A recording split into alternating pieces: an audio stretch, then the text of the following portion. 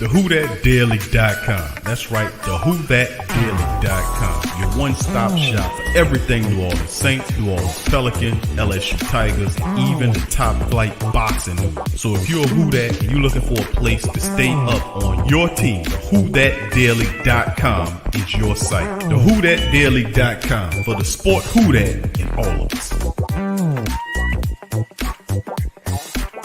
What's up, fam? This is Big Q from the Sports Coma. Much love to the family members. Appreciate y'all. The PRO Media Network is back at it again. Last year, we gave away several PS4s and games. So this year, we're raffling off a PS5. To enter for your chance to win, simply click the link below and fill out all the necessary information to be eligible. Sign up for the raffle. It's $25 to enter. You gain an opportunity to win a system, the PS5 system. Like I said, it's a one remote and everything in it that goes with the full system. These things are hard to come by. It could be yours. Into the raffle today, $25 get you in. There's also a deal when you buy more than one ticket that up your chances of winning. Jump in there. It also benefits the platform as well. So feel free to sign up for the first annual PS5 raffle from the Pro Media Network. Thank you for participating and much love. Big ups to you.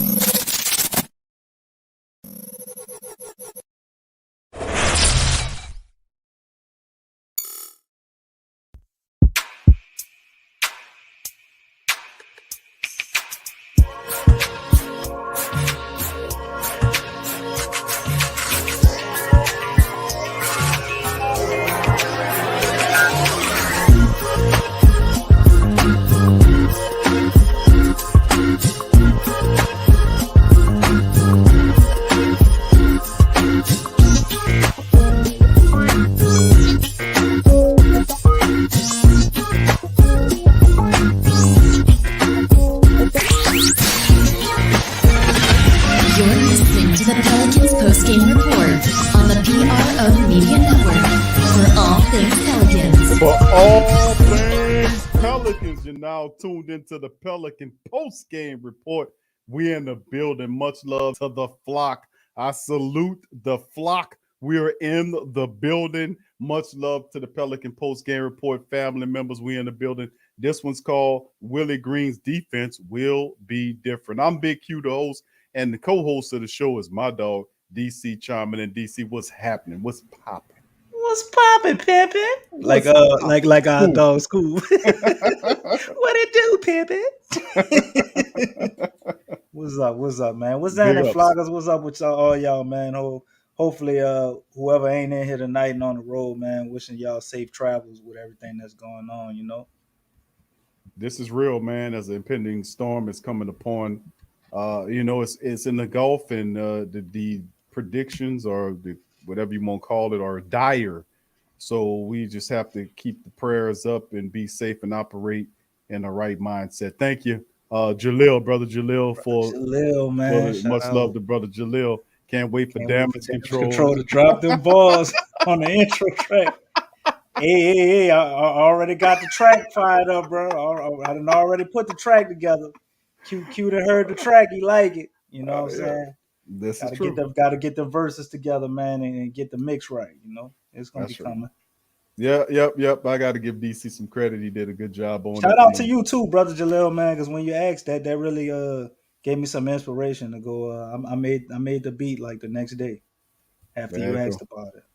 Yep, there it is. Much love to the rest of the family. Thank you, Jalil, once again for your super chat, my brother. All right. Big ups to the rest of the family members as we go down the line. We got some news to cover with you, but in this rendition of the Pelican Post-Game Report, we're going to be opening up the chat for the family members to chime in on the panel. And, of course, we'll cover some news notes and topics before we get on there. So big ups to the family. Brother Dre says, can't wait to see Willie Green's defensive love doctrine. Go Pels. Go Pels to Brother Dre. Lonnie, go Pels. Let's see. Big ups to the films. T. Loomfield. Go Pels to you, my friend. Appreciate you. Pelican Nola, go Pels. Devin C, go Pels. What's up, Flockers? Brandon, what's up, Brandon? Go Pels. VB Saints and Pels, lady. Go Pels. All right, Bad Ace. It's a new to the channel. Love the last. Thank you. Thank you, Much brother. love. Appreciate you for being here, and much love to you. I appreciate you. We really appreciate the new family members jumping in the stream. Please feel free to hit the like button, family. Hit the subscribe button if you're not a subscriber, and feel free to share the show's link on your social media feed. It helps us out. So thank you as the flock continues to go. What's up, Juju? Much love, family. Yes, we will be opening up the chat lines a little later on in the broadcast for the family members to get on the Juju up in here early today, boy. I see you, brother. Slade, go Pels to you. Go Pels to Jasper as well. Go Pels to Juju. Go Pels to Bad Ace. Much love to all y'all, man. Appreciate y'all. Brother Jabari, go Pels to you, my friend. 340. Stephanie, go Pels. Baby, much love. Greg, go Pels. Brother Jonathan, go Pels. Brother Austin, go Pels. 985J in the building. Go Pels. Brother Jerry, go Pels. What's up, Mose? Go Pels. All right, Kai, the great 84, go Pels. You fly high, baby. Much love. We got VP James in the building. Go Pels. Swag Fan, go Pels. DD, go Pels. Big Pab, what's happening, Big Pab? Go Pels. Once again, Brother Jalil, thank you, fam. Go Pels. All right, let's who else we got in this piece as well. What's up, Brother Kendall? Go Pels. Trey Joseph, go Pels. Matt Moe, go Pels. Big ups to the fam. Brother John, go Pels as well. All right, who else we got? Larry, go Pels. What's up, Brother Larry? Who that? Go Pels. Darwin, go Pels. Jay Black, go Pels. What's happening, baby? All right, thank you, Bad Ace. Like to subscribe. Much love and appreciate you. Thank you. All right, Joe, what's happening, fam? Go Pels. All right, Joe? Saints Pelicans Nation, go Pels. Much love to the fam. Appreciate all y'all for being here. What's up, Benny? Go Pels as well. Swagged out entertainment. Go Pels. Shout out to the great human beings. Got our dog Greg CTC. To all great human beings. Go Pels. All right. We did. Greg. I gave Greg a shout out too. Right. Much love. All right. Go Jameis. Go Jameis. All right. All right. So with that being said, family, we're gonna open it up and get right on into it because we want to hear from the Pelicans, man. And we're gonna go. This will be the name of the show. Is Willie Green's defense will be different. I thought the name of the show is "This is a House of Defensive Love." No, and I've learned. No, that's what it should have been, huh? All right. So let's see. Let's get it, fam. All right. So this is the one new, and we're gonna cover this one. It's coming from the Pelican Debrief, covered by Kellen Strauss, dropping the knowledge. Another year, another new coach for the Pelicans who will be tested when improving the team's defense. Can Coach Willie Green turn it around? Now, DC, to be honest with you, the reality of it is for the Pelicans to have success coming into this season, and for us to win the 48 to 50 plus games that a lot of the flockers say that we should be winning, the reality is the defense has to be a main holding point in this thing. We can't be flawed like we were over the last several years doing what we did, scoring 125 points and giving 127 up. I mean, we got to change that trend. So let's look into the article and we'll make sure we'll cover this. Hold on. Let me kind of see if I can get a little. There you go. Maybe that's a little better. All right. So the Pelicans were 23rd in defensive rating last season under Stan Van Gundy. A slight improvement from the year before, but still not enough to get the Pelicans into the playoffs. Willie Green will have a much different roster to work with around Zion Williamson and Brandon Ingram, two guys who are not known for their defense. Can Coach Willie Green manage to build a quality defense that can propel the Pelicans into the playoffs? He's got the resume. Let's veer into it. All right, Willie Green and Phoenix Suns defense. Willie was the assistant in charge of defense for the Phoenix Suns last year under Coach Monty Williams. The Suns have never been a team known for their defense, but Williams and Green changed that last season as the Suns were one of the best defensive teams in the NBA. They ended up sixth in defensive rating and were a top 5 in several key categories, which is one of the reasons they were able to make a deep run in the playoffs last season. Mm-hmm. Now, this was partially due to some key veteran additions, specifically Chris Paul, Jay Crowder, whose experience in quality team defense helped make everyone else better on that end. Now, Coach Willie Green was also a big part of the improvement, so he can do the same thing for the Pelicans, can he? Here are some ways the defense should be different. Communication, the love doctrine, baby.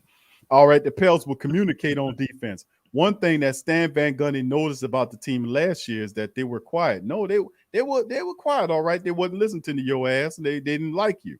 There are two-star players, their two-star players are not outspoken leaders yet, and the Pelicans lack the strong veteran presence to vocally lead them on that defensive end. That was not the case in Phoenix, who had Chris Paul shouting out instructions and switches. You can see and hear their work as they kept forcing the Celtic stars into tough shots that were always contested. We already got a peek at how the Pelicans might be different through their undefeated run in Summer League. If you watch the games, the Pels were communicating much better, especially Najee Marshall, who was not only vocal on the floor, but also from the bench. Green stressed communication on the defensive end and will use guys like Marshall and Josh Hart to lead the team defensively, call out switches, and keep the team motivated. The Pelicans have much more of a positionless roster that should be more versatile and dynamic defensively, and Coach Green will have them talking. I agree about that. Willie Green will have the Pelicans defending the three-point shot. Remember how drastic of a problem that was. The three-point shot has become a lot more common over the past decade, and now just about every team is following analytics that says you should shoot them more. Some teams, namely the Bucks, have decided to let teams shoot them and to double down on stopping the easier shots in the interior. This worked for the Bucks, who were one of the league's best defenses, but they also had Giannis as well, an outer-worldly defender who makes any strategy looks good. Van Gundy tried the same strategy with the Pelicans, doubling down on the interior defense and daring other teams to shoot, and they did, and they knocked the Pelicans lights out. We had Steven Adams, otherworldly slow-motion defender. Right. The Pelicans were 26th in the NBA in opponents' three-point percentage, which is one of the many reasons their defense was terrible last year. They allowed way too many wide-open three-point shots, and the rebounds they were able to rack up did not offset the damage, right, other teams were doing from behind the arc. The Phoenix Suns were third in the NBA in opponents' three-point percentage and were much better at defending the perimeter and closing out on shooters. The Suns also have better individual defenders, so it wasn't all just strategy, but Coach Willie Green had the Pelicans much more focused on stopping the three ball or at least making it more difficult. The Pelicans are a younger team than they were last season, and it will likely take some time for them to gel defensively. But let's hope that over the course of the season with Green and the love doctrine, can they get them playing harder and smarter on that end? So as you can see, this was called How Coach Willie Green, how's Green defense will be different for the Pelicans. Let's delve into it, DC. We know Willie Green's very defensively, he's very good in that end. Also, the article alluded from talking about Coach Collins, who is really kind of given that title as a defensive coordinator, who did a lot of good stuff for Golden State as well. So you had Willie Green along with Coach Collins, and you have an interesting mix of mindset there. And these guys are pretty good communicators. So let's get into that. What do you think about that? I think it's amazing, man. It's a breath of fresh air, exactly what we needed. We tried to follow Milwaukee's blueprint and do a strategy where we gave up three-pointers. But, like the article said, they got Giannis Antetokounmpo, and Brook Lopez is a pretty good interior defender, especially guarding people on the block. So I don't think we had the, personnel probably to make that work as efficiently as we could. And you're seeing a lot of teams actually go more to a Willie Green type of style of defense, of actually running guys off the three-point line, forcing them into the mid-range shot, and guarding the paint. So maybe we'll see a little bit more two-pointers being taken right inside the three-point line and not giving up that three-point shot. I mean, people shot 38% on us last year, and we all sat back and watched, man. The three ball was a major killer against the Pelicans.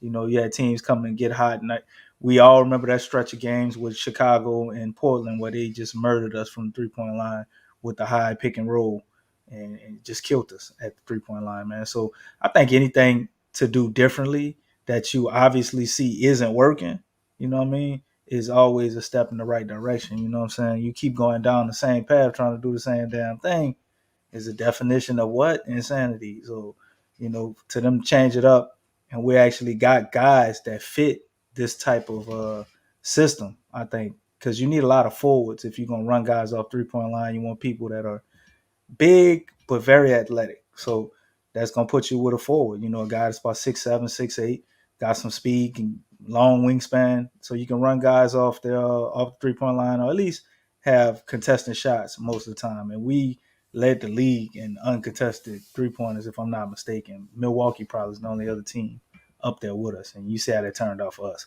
Milwaukee got in the championship, but unfortunately, we didn't even get in the damn plan. So going in this direction with Willie Green and Collins, both guys who were a part of top 10 defensive units, because I think Collins' unit was 5th and Willie Green's was 6th. So them putting their heads together can't do anything but help us. But the number one thing when we started off in the beginning of the article that I love about this, and what I noticed from the summer league, was the communication, man. Stan Van Gundy tried to get him to communicate, but I'm guessing that they tried to communicate with him off the court. And as soon as he started talking, it was like, oh shit, we can't talk to him. His breast thing. So, they ain't really work out. But in the summer league, Willie Green got these dudes ready to talk. They from the bench, man. That was shocking to me to hear guys yelling from the bench. Yep. Encouraging players, telling them what was coming, telling them what they needed to do. That's huge, man, because we haven't had that. Yeah, Willie Green, man, is and that's one of the things that they talked about Willie Green. One of his great traits is the fact that he has the ability to, basically adjust to whoever he's dealing with. He's a very easy person to speak to. He's really good at communicating to different people. He's respected. He's a player's coach, but at the same time, he can get guys to work for him and buy into what he's doing. He has an impeccable resume, DC, with all of the stuff that he did as an assistant coach, but also the fact that he put together a pretty decent squad of people to help him win and turn things around.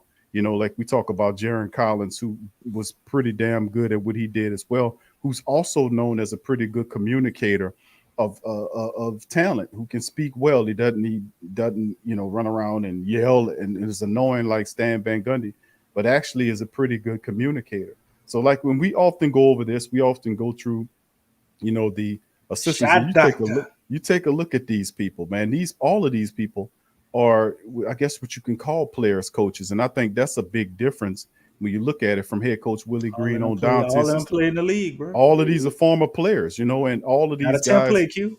Right, and that's what it is. Shout out to her, man. Yeah. Hall of Fame. Teaspoon. Teaspoon made it to the Hall of Fame, man. Congratulations. So, there it is. So I mean, this is a wonderful wealth of coaching that speaks well. So I mean, I think they have what it takes to kind of make it work. And the early fruits of the summer league was also very positive. They didn't take these guys with no experience and put them together, and then they go undefeated, and they were actually doing a hell of a job out there. So I got to give them credit for that. So I think Willie Green, it's interesting to see, because we had the talent to play well last year. Like I said, it was just these guys just lost a lot of confidence in what was going on with Stan Van Gundy, DC. So, it's good to see Willie Green here, and I could feel the love already from the Love Doctor. You feel that love and energy, huh? No doubt. Willie, Coach Willie was here the other day, and on Wednesday, he let that love shine upon all of us. Yes. What's up, Till? What's up, bro? What's up? What's Till? My dog Till, go Pels. All right, Jamal, go Pels. Rob, right. What's up, brother Rob? Go Pels. Melanin God 504, go Pels. King Buckets, go Pels. Carlton, go Pels. Big ups to you. Kai the Great, Carlton. 84, go Pels. Go Pels to the fam. Appreciate y'all being there. True Louisiana. What's up, big dog? Go Pels. All right, so with that being said, fam, let's move into the next subject right here. And of course, this one is a less pleasant subject to broach, as it is Jaxson Hayes right here, fam. We go over this video right here that we were talking about. Now, we covered the whole show on this, and this was some time ago, DC. But this article has come full circle once again, my friend, as Jaxson Hayes arrested. It's the full body cam footage that was released by the officers covering Jaxson Hayes. Now, we'll play it here on the stream as well. And, of course, they have the 911, the 911 audio and a few other things. You can see the pictures from what happened. So let's cover it. Let's read over it, and then we'll play the video here. Jaxson Hayes arrest shoved police officer into wall, body cam footage released. Now TMZ Sports covered it as obtained LAPD body camera footage of Jaxson Hayes' arrest, and the NBA hooper appears to have shoved the police officer, sending him careening into a wall. The video starts with cops approaching the 6'11", 220-pound Hayes outside of his girlfriend's LA house after a woman called 911 or 911 claiming she received disturbing texts from her cousin who claimed Hayes was getting loud and violent, adding she was scared and couldn't call the police herself. All right, so let's listen to the 911. Well, let me finish it up and then we'll listen to the play audio. the 911 audio and then play the video. That's probably the best way to do Yeah, it. let me finish reading it, then we'll go to the audio then. Once on the scene, cops told 21-year-old Hayes they had to enter the home to make sure everyone was safe, but Hayes objected. Hayes eventually attempted to retreat inside, but officers blocked his path. Police attempt to cuff Hayes, and that's when the situation turned violent. Hayes appeared to forcefully shove an officer, sending him slamming to the exterior wall of the home. Police later said officer was injured during the incident and required medical treatment. Officers then wrestled Hayes, who was struggling with the cops, to the ground. He's heard on the video saying, "I can't breathe." Moments later, after repeatedly ordering Hayes to comply, an officer tases him. Jaxson Hayes appears to have been tased twice. Cops eventually were able to get Hayes in handcuffs. Jaxson is later heard telling police to take it easy on his arm because he feared they were going to break it. As we previously reported, Hayes was arrested following the July 28 incident with cops and was booked on resisting arrest charge. At the time, the LAPD launched an internal use of force investigation to determine whether appropriate force was used after Hayes allegedly couldn't breathe during the arrest. A large police unit that represents the LAPD officers has called on the NBA and the New Orleans Pelicans to suspend Hayes for pushing the officer and repeatedly using the N-word during the arrest. The criminal case against Hayes is still active, as is the use of force investigation. Jaxson has not been punished by the NBA. So, as you can see the pictures right here of Jaxson Hayes, his arm, and the other picture right here of the police having him pinned on the ground, holding him, and you can see the taser is in his stomach or look like near his kidney. But anyway, let's listen to the audio here. And hold on, let me make sure the family members, I don't know if they can even hear this. Give me a second, fam. Let me get the audio and make sure you guys can hear the audio for this. Give me just a second. Let me make sure we can get the audio for this to work here. Give me just a second here, fam. We'll get it going. All right, now you guys can hear the audio. Put one on the chat. Los Angeles Police Department, Operator 6.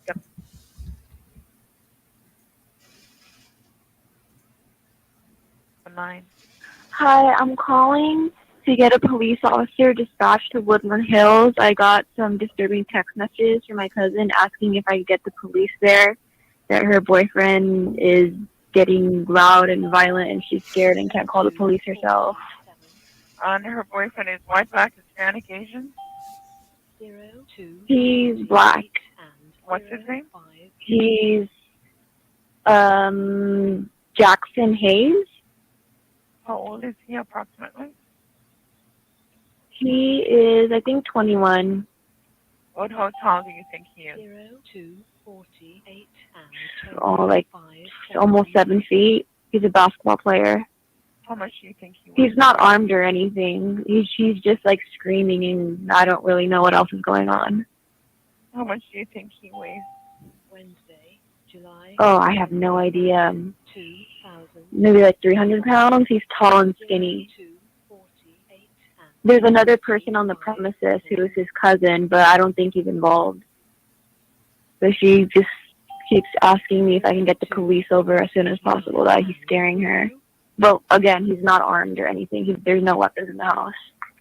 She's already on the phone with his family trying to calm him down, but I don't think it's working. Is he under the influence of drugs or alcohol? I have no idea. Okay, and you said she's your cousin? Yeah, she's my cousin. Okay, thank you so much. Ma'am, you said he's a basketball player, like a college basketball player? No, NBA. So he's really tall. Oh, okay. Okay. We'll have an officer response. Okay. Thank you. Okay, thank you so much. All right, that's the audio, the 911 audio. Now, let's get in there, and I'm gonna play for the family members the actual video of Jaxson Hayes of the incident that they're talking about. We did this the previous show when we broke this down. So just give me a second, fam. I want to make sure you guys hear the audio on this. Here, it's interesting to say the least, man. But give me just a second. I'm gonna get that tuned up for the family members. Y'all put one in the chat when y'all can hear this, fam. Here we go.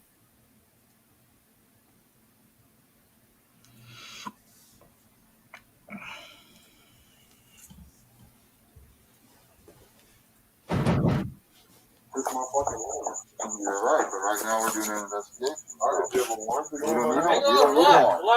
Hey, stop. You don't need a warrant. You do need a warrant. No, I don't. You gotta come to the warrant scene and tell them everything's okay. You guys need a warrant to get no, I don't. I know my laws.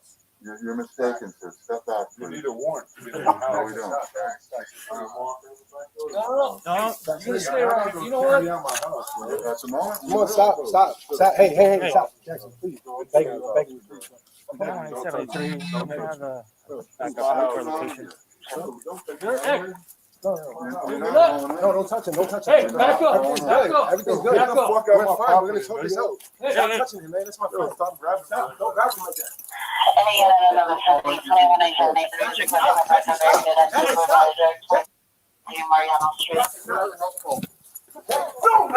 No, stop. Put it down.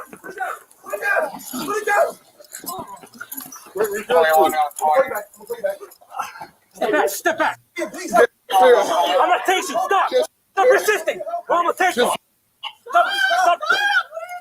Hey, quit resisting. Stop resisting. Quit resisting. Stop resisting. I'm gonna take you. Stop resisting. I'm gonna take you. Get your knee up. Hey, stop. Yo, I'm missing so. Hey, give me your fucking badge numbers.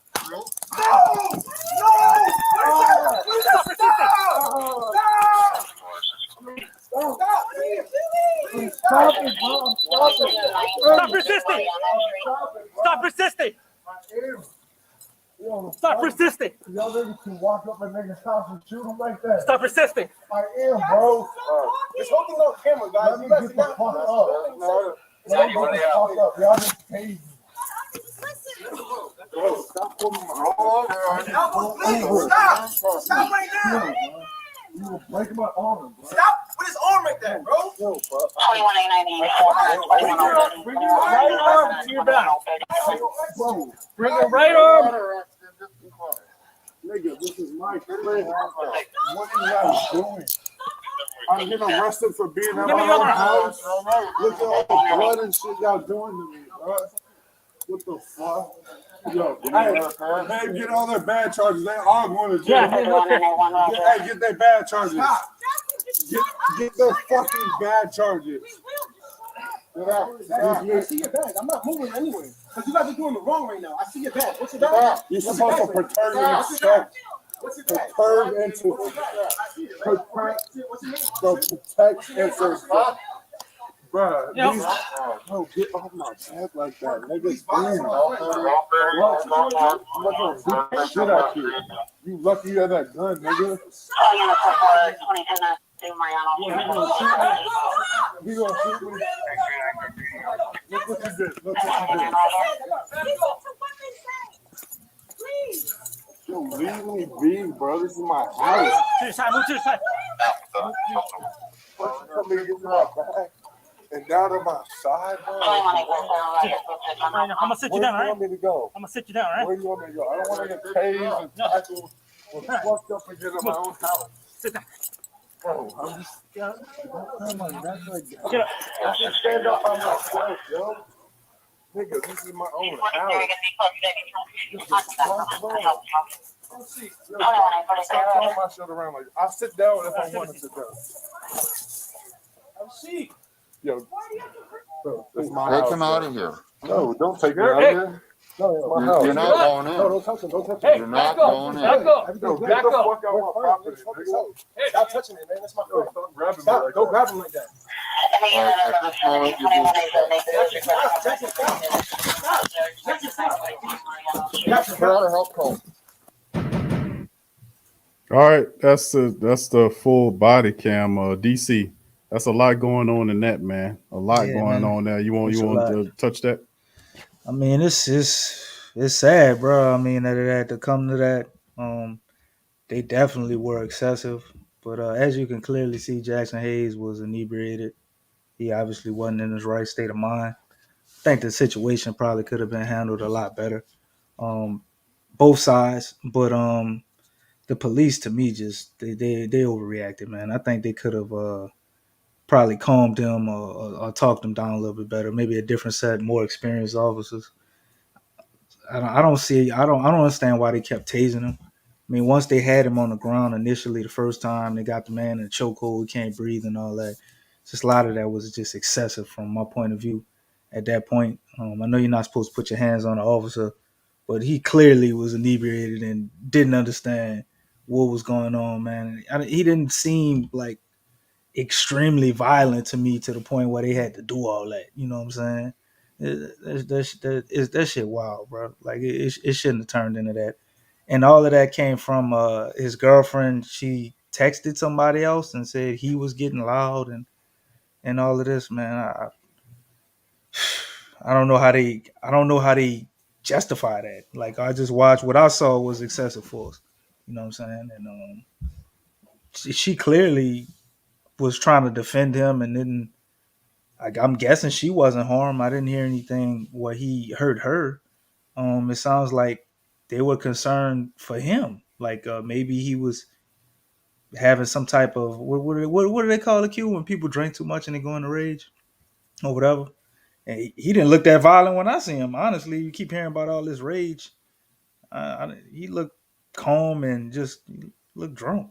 You know what I'm saying? He was talking, couldn't say protect and serve and stuff. But man, it just turned my stomach to see how they did him, and he actually was, he was toasted, bro. Anybody who been around somebody that's drunk before knows that you could clearly see the dude is wasted, man, and it's a way better way you can handle it. Like I think you could have actually talked to him and reasoned some stuff out if they would have had some patience. They just looked like they didn't care and they was dead set on doing shit they way or whatever about whatever code or book they done made up. Because it just seemed to me like if you'd have had a conversation with him and explained some stuff, maybe a couple of times, it would have finally got through to him that once they talked to the young lady and made sure stuff was okay, they'd have been on their way. So hopefully Jaxson Hayes don't get charged with anything, because I think it definitely on their part they messed up. So I don't see how they're gonna charge him with resisting arrest after they used excessive force the way they did, and already having a man basically restrained and subdued, and he was kind of pretty much not putting up a fight anymore, and then you just tase him out the blue because of something he said. Dude was wild, Q. Yeah, that's a very ugly incident. It could have went a lot worse than that. Yeah, it could have. But it's a way to handle all things, man, and we got to understand that, man. It's a certain way to handle all things, and got to be smarter. We got to be smarter, more under control than that. And I agree, if you can't help it, handle your own problems. If you can help it, don't get the police involved, because 9 times out of 10 it ain't gonna turn out right. I'm not saying that they're bad, but you hear the kind of stuff that's going on, and sometimes it works, sometimes it doesn't. Depends on who's coming to your house, So I mean, we got to be, if you're, it don't matter if you're an athlete or whoever you are, we got to be a lot smarter in our circumstances, our situations than doing this, because this could have really been this could have really got a lot worse than what it actually was. So sad seeing that. Bad. But I feel sorry for him and just a young lady, bro, for her to even, I don't know, man, that's a big pet peeve for me. If I'm dealing with somebody, me, you know my family. If I'm living with you or a situation like that, you got to know some of my friends, different people. Like call them. Like what you gonna call the police for? You know, far as me from his situation, it looked like he had a little bit too much to drink. I'm assuming he didn't put his hands on a young lady. But it's like there's so many other people you could call, man, to de-escalate that situation. To call the police, especially for a black man, bro, with the way things go down, like it don't never end well. And I say a black man, and to be honest with you, you know, some of our Caucasian brothers, they get it too. You know, it's just they're supposed to be there to protect and to serve, but a lot of them, especially at them hours of the night, man. I don't know if that's the rookies or you just put people on there who don't give a shit. You know what I'm saying? But late at night, man, when the police called out, they usually don't never go well. Yeah, brother Jonathan, who is a police officer, is in the chat, and he's one of the good ones. I'm gonna be honest with you, but he said the That's right. police should never be called. You know, we gotta handle our own business, man. You know, so you know it is I what it agree with is, that, fam. brother So we're Jonathan. gonna, yep, brother John. Thank you, brother Jonathan. Big ups. So let's move on to the next one, DC. And this was predicting the stats for Zion Williamson and Brandon Ingram. Let's get into this one. This article is also from the Pelican Brief. The Pelicans have two of the best young players in the league, Zion Williamson and Brandon Ingram. They both had great seasons last year. Through Ingram's was largely overlooked, and he was subbed for his second All-Star appearance, but Zion made his first. It's not Uh-oh. surprising he was snubbed. It's I not know. surprising as the team wasn't very good last season. And the Western Conference is loaded at the forward position, so the Pelicans will have to have more team success if they want Ingram. If Ingram wants to take home some individual hardware. The Pelicans have improved in some areas and probably taken a step back in others, so it's possible they will be better next season, especially if they have their two stars can find that next level. Now the Pelicans will Zion Williamson and Ingram carry even more of the load. Pelicans got rid of three starters in Ball, Bledsoe, and Adams, replacing them with Graham and Valanciunas. While I think new players will be better fits, they still have to replace the points, shots, assists, rebounds provided by those three. Graham and Valanciunas will take care of it, as Graham puts up similar numbers to Lonzo, and Valanciunas is much better than Adams. Good to hear him say it. Trey Murphy III should make up the loss of Bledsoe, but with such a young team, the Pelicans will need their two stars to shoulder even more of the burden on the offensive end. I think this will lead to some huge seasons for both BI and Zion. So let's look into the stats predictions here. Ingram will improve next season. Ingram has been the model of consistency over the last 2 years for the Pelicans. In both previous 2 seasons, Ingram's averaged almost 24 points a game, so you can't get much more consistent than that. His rebounds dipped slightly from 6.1 in 2019 and 2020 to almost 5 in 2020 and 2021. His assists rose from 4.2 to 4.9 in that time, so Ingram has put up two very similar seasons in a row. I think he will improve in a couple of areas this season because of the loss of Lonzo Ball. Ball may not have been the point guard, but he had the ball in his hands a lot. In fact, Lonzo led the team in touches, something his fans always fail to mention when they're blaming everyone else for Lonzo's lack of production last season. I think Willie Green will change up the offense from being so ISO dependent and that everyone is going to touch the ball more this season. That should lead to increased assists for Ingram, who is an underrated playmaker. I also think Ingram will benefit from the increased space the Pelicans offense will have this year, which should lead to more open looks from long range. I expect the 3-point percentage to improve and predict he will hit more than 40% of them for the first time in his career. All of this will lead to a stat line of 25 points per game, 6.1 on the assists, 6.5 on the rebounds for Ingram, which should get him back to the All-Star game in the West. How about Zion? Oh, All right, Williamson had a breakout season in year 2 and cemented himself as the most dominant post player in the NBA.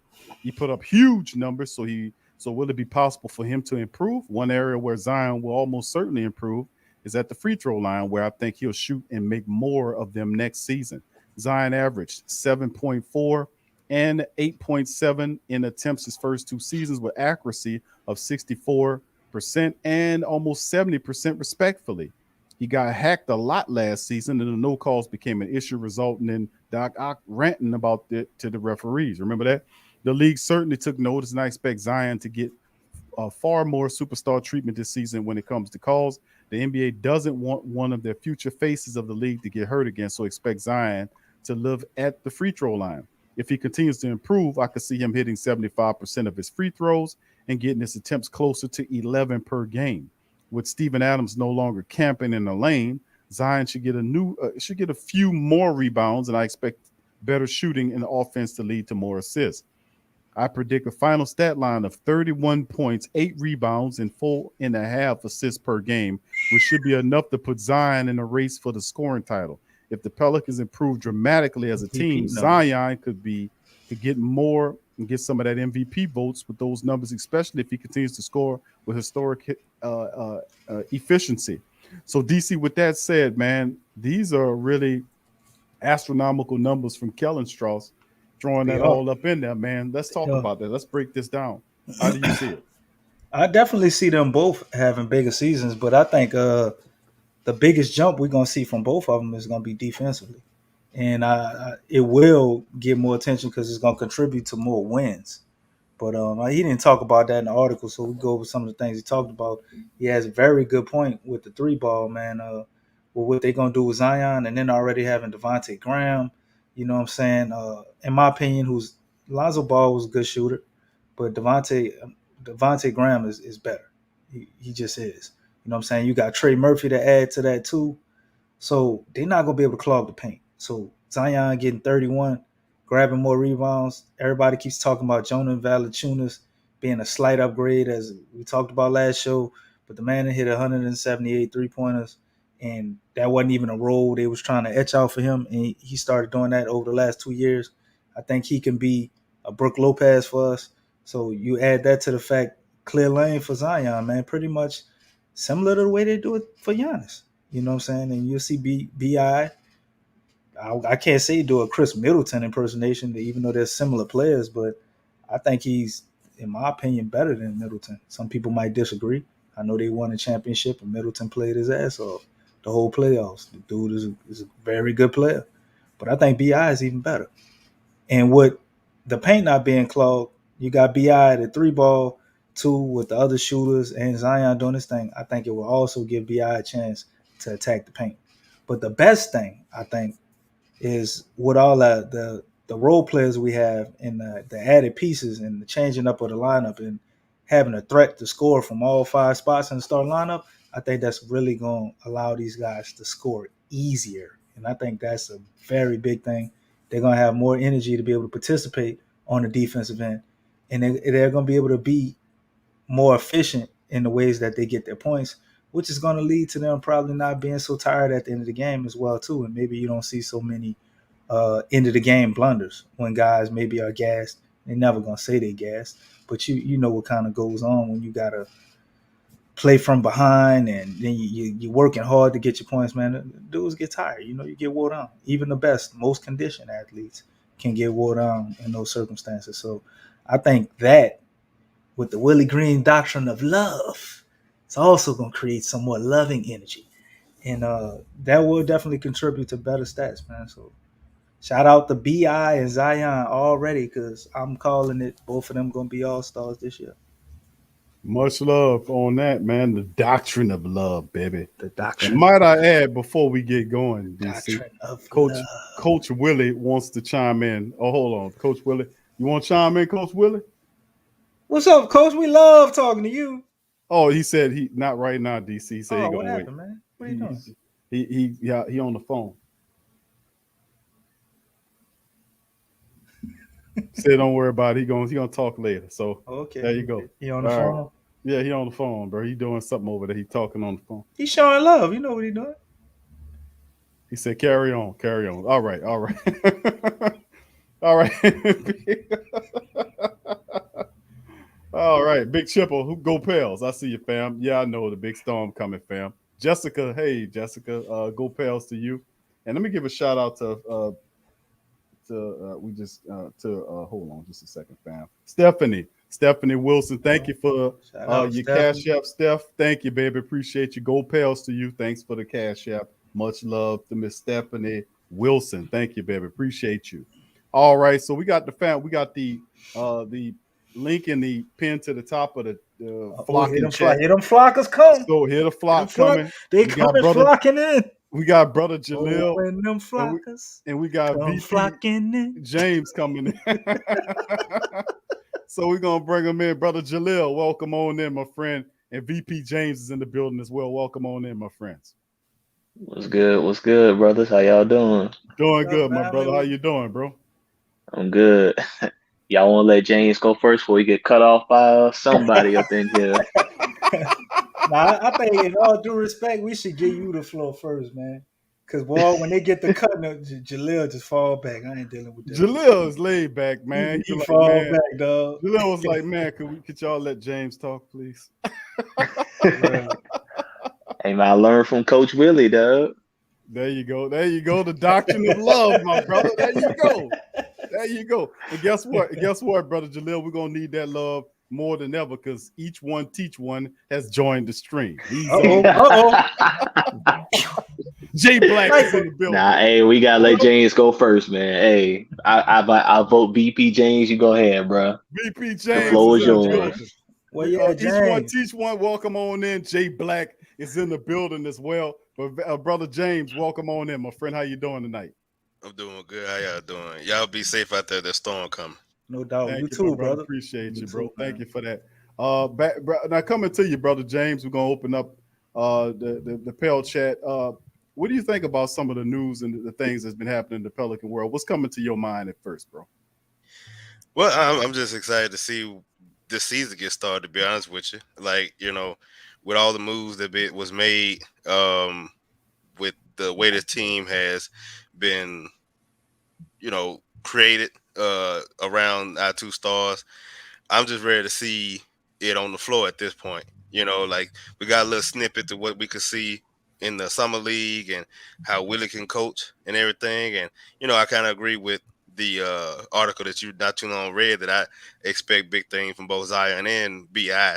Like, I'm not sure if BI numbers going to jump up a whole lot more. Same thing with Zion, like probably another extra 2 points per game if he does better with his free throws. But I like DC said, defensively is where I see the biggest leap when it comes to those two. And if they can get that down, then ain't no telling how we'll do this year.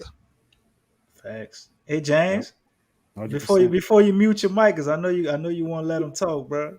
It was chopping you up, but we gotta give you flowers, man. You gotta go ahead at their neck, bro. Lauren Markner got traded to Cleveland. Hey, why you instigating DC? Hey, I saw it today, and I'm like, you know what? I ain't gonna say that. I'm just gonna sit back. He showed packed and shipped his ass to Cleveland. But hold on, am I mistaken? Isn't that in the same division as them? Is the Bulls in the same? I think Cleveland. Yeah, Cleveland. So if they don't see James, you how do you trade a guy in the same division? They see that guy as not a threat at all. Got a first and a second Q. But I'm gonna tell you what was funny. The only person that lost that trade was Cleveland. Like that. Do they still have a Love there? Is he still there? Well, they probably go buy him out. They probably go buy him out. But they got Larry Nance gone. But that's why everybody said that it don't make sense because you drafted Evan Mobley. Then after you drafted him, you signed Jared Allen to $100 million contract. Yeah. And then you just traded for another shooting big. And it's like, well, we obviously Kevin Love not gonna be there for too long. But it's like, why would you do that? Like, why would you do that? And like I said, then you trade Larry Nance, which is probably your second best player on your team, to Portland, and then Chicago ends up getting an athletic forward. Like I said, the only person that lost this seems to be Cleveland because I don't know how you trade and then you end up getting a first. Like that was wild to me. So it's like, hey, 7-foot small forward, James. That's all. Hey, I'm about to say they gonna have like 3 7-foot dudes on the squad. So you know, they obviously ain't planning on winning too many games this year. So, that was awful. Yeah. But it is what it is. That's why like when people cut up about the Pelicans and the move we made, I'm like, there's still Cleveland's out there now. Don't try to come for us. This is like we didn't do nothing like that. We didn't overpay for a dude or somebody like who you know, we didn't give up. Everybody looked at our move when we traded for Devontae Graham, and you know, we gave up that first. But this was way worse than anything that we could have done this year. So I'm not even mad at all. 65 million.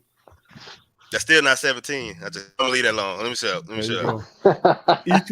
Each one, you're in the building. Then after that, we go to Jay Black and back around to Brother Jalil. Each one, are you in the building, sir? Yes, sir. Can you hear me? Yes, sir. I can also hear that scope you're loading up. Feel free to talk anytime you're ready, sir. Listen, I was just putting in the hollow tips for I know, I heard it. Because I'm about to click up right now. My vest on, man. Listen. James, you know, you said, and you said DC, you talking about, let me give him his flowers. James said nobody was gonna give Larry Marketing $67 million. That's what he said. Now, Larry, he said you can get Larry Marketing for about $5 million. That's what he said. He said nobody's gonna give him that kind of money. Well, Cleveland just entered the chat. So let's get that straight. How much they gave him each one? They gave him like 65. What was it? What they read for a Q? 65? I'm gonna put it on. I think it was 63. I think it was It averaged out about like 16 something a year. I know. Right. That. I'm gonna get it on stream. Go ahead, my brother. So it wound up being the part that I was trying to tell y'all that y'all was misinformed that the reason that deal never happened with the Pelicans was because of the first round pick that was involved. Right. See, Cleveland got up off of that, but it wasn't Cleveland, it was Portland. Portland gave them that for Larry Nance because they trying to convince Dame or whatever. So that's what happened with that whole situation. Grip was playing hardball. Cleveland just jumped ahead of the Pelicans and said, look, we're going to try to go ahead and bring him in for whatever reason they doing that. I don't know what they got going on. But Portland took Larry Nance with it because they wanted to try to show Dame they can get some more players in there. But he still signed for $60-something million with me, and your boy was trying to tell y'all, you paid for shooting and you pay for potential, and he got it. Whether you know anybody agree with it or not, he still got it because that's what he said in the interview. He said, "I'm glad I got the deal." He said because you know it was ultimately what I wanted. He said if I wouldn't have got it, I would have just looked crazy. That's what he said in the interview when he answered. Lord Marketing said that, so he got his deal. So it went like we said. The Pelicans just didn't want to give up that first because they was looking stupid. Because guess what? David Griffin had that made a mess that he had to clean up using some more first. He had to turn back around and use the first for Devontae Graham. And he went out there fat mouthing to, you know, the world talking about he going after Kyle Lowry. And that's how he played himself. Because the article that you read the other day where they were saying that, you know, he got big time, that's true. Because you went out there fat mouthing about going to get Kyle Lowry, which I don't even know why you even thought you could have. And CP3, and it ultimately led to you messing up the deal with Lonzo where you could have got Marketing and put in there, because that deal was that was given to you by the trade deadline, and then you turned around and inquired about him. So it ultimately, like, I can just agree with what he said as far as we didn't make no horrible deals. As far as the year, everything looked on the up and up. I honestly, just yesterday, I was saying to myself, and it's just being real, I was like, if I were them, and I can understand what James them was saying, he's not somewhat, you would say he's not worth it, but you were willing to give it to Lonzo. And Lonzo's he's a good player, but for when you look at Lord Marketing, he's never averaged under like 15 points. You see what I'm saying? Or 14 a game. And that's crazy. So he should be getting that kind of money. If Lonzo getting it, but I don't think. No, I'm sorry. No. I ain't mean to interrupt. Okay, but let me finish because Jay Black, he got his love fest for Lonzo. So I ain't gonna even start with that. But listen, the whole situation is that I was thinking about last night that they should do, and I think that they can't just rest on their laurels and just go into the off season like this, because the media they're gonna grill you into just some bad meat. That's what they're gonna do, and they're gonna make it a smear campaign to get him out of here, to make it like, look, they can't get you no help. Just like it was showing on a letter that was posted, that the reason we getting so much hate is because that most of these outlets and big markets are ran by the Knicks, which are ESPN and CAA. shit like that. Yeah, so that's why they doing it. And so you got to show the kid you can get him some help. And whether you pay for B talent with A potential, you're gonna have to pay somebody sooner or later. And what me and your boy was telling y'all was in the trade, you got to get somebody that's gonna want to come here. That's the big difference now today. It's not like 1995 like it used to be, where you could just trade for a player and they come and play hard regardless. It's not like that no more. Now with all of this player movement, player empowerment is different. I was just thinking, I was like, well, maybe if I were them in this situation now, I would trade maybe Josh Hart to Sacramento for Marvin Bagley and put him on that bench next to Actually, we can't trade Josh Hart for I think 3 months excuse or me, something like that. excuse me. Well, not I think Jay Black got something to say about that. regardless of Josh Hart, you make a trade for him. I was just saying that regardless because they just gave him the money, and I know they were saying something about when they were giving him the money that they were gonna try to get him under the exemption. But go ahead, Black. Go ahead. Nah. Marvin Bagley though. Come on, stop. You can keep going. Black, tell me somebody you gonna get. Get Paul Millsap, just like you was going to get a veteran. You think Paul Millsap gonna pick the Pelicans over the Lakers and the Nets right now? I think so. I think he would. I think he would. Everybody ain't like them dudes that signed to them, man. But that's what I'm saying. About, let me interject on Millsap because we covered this on the show. Millsap wants above.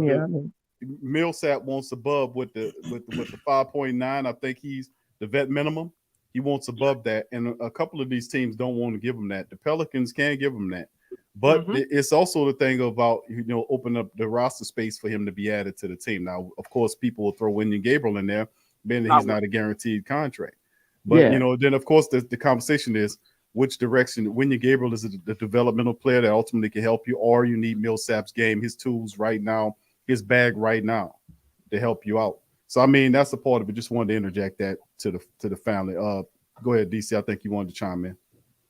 No, I just was commenting on Millsap not being like the other dudes. You basically said it, man. That man stated he wanted above the vet minimum, which 5.3 to indicate to you that he not about to just go ring chase like everybody else and take the least amount of money he can to go play basketball. So I think he will wind up, even if he don't sign with the Pelicans, I don't think he's gonna wind up signing with like the Nets or the Lakers or nothing like that.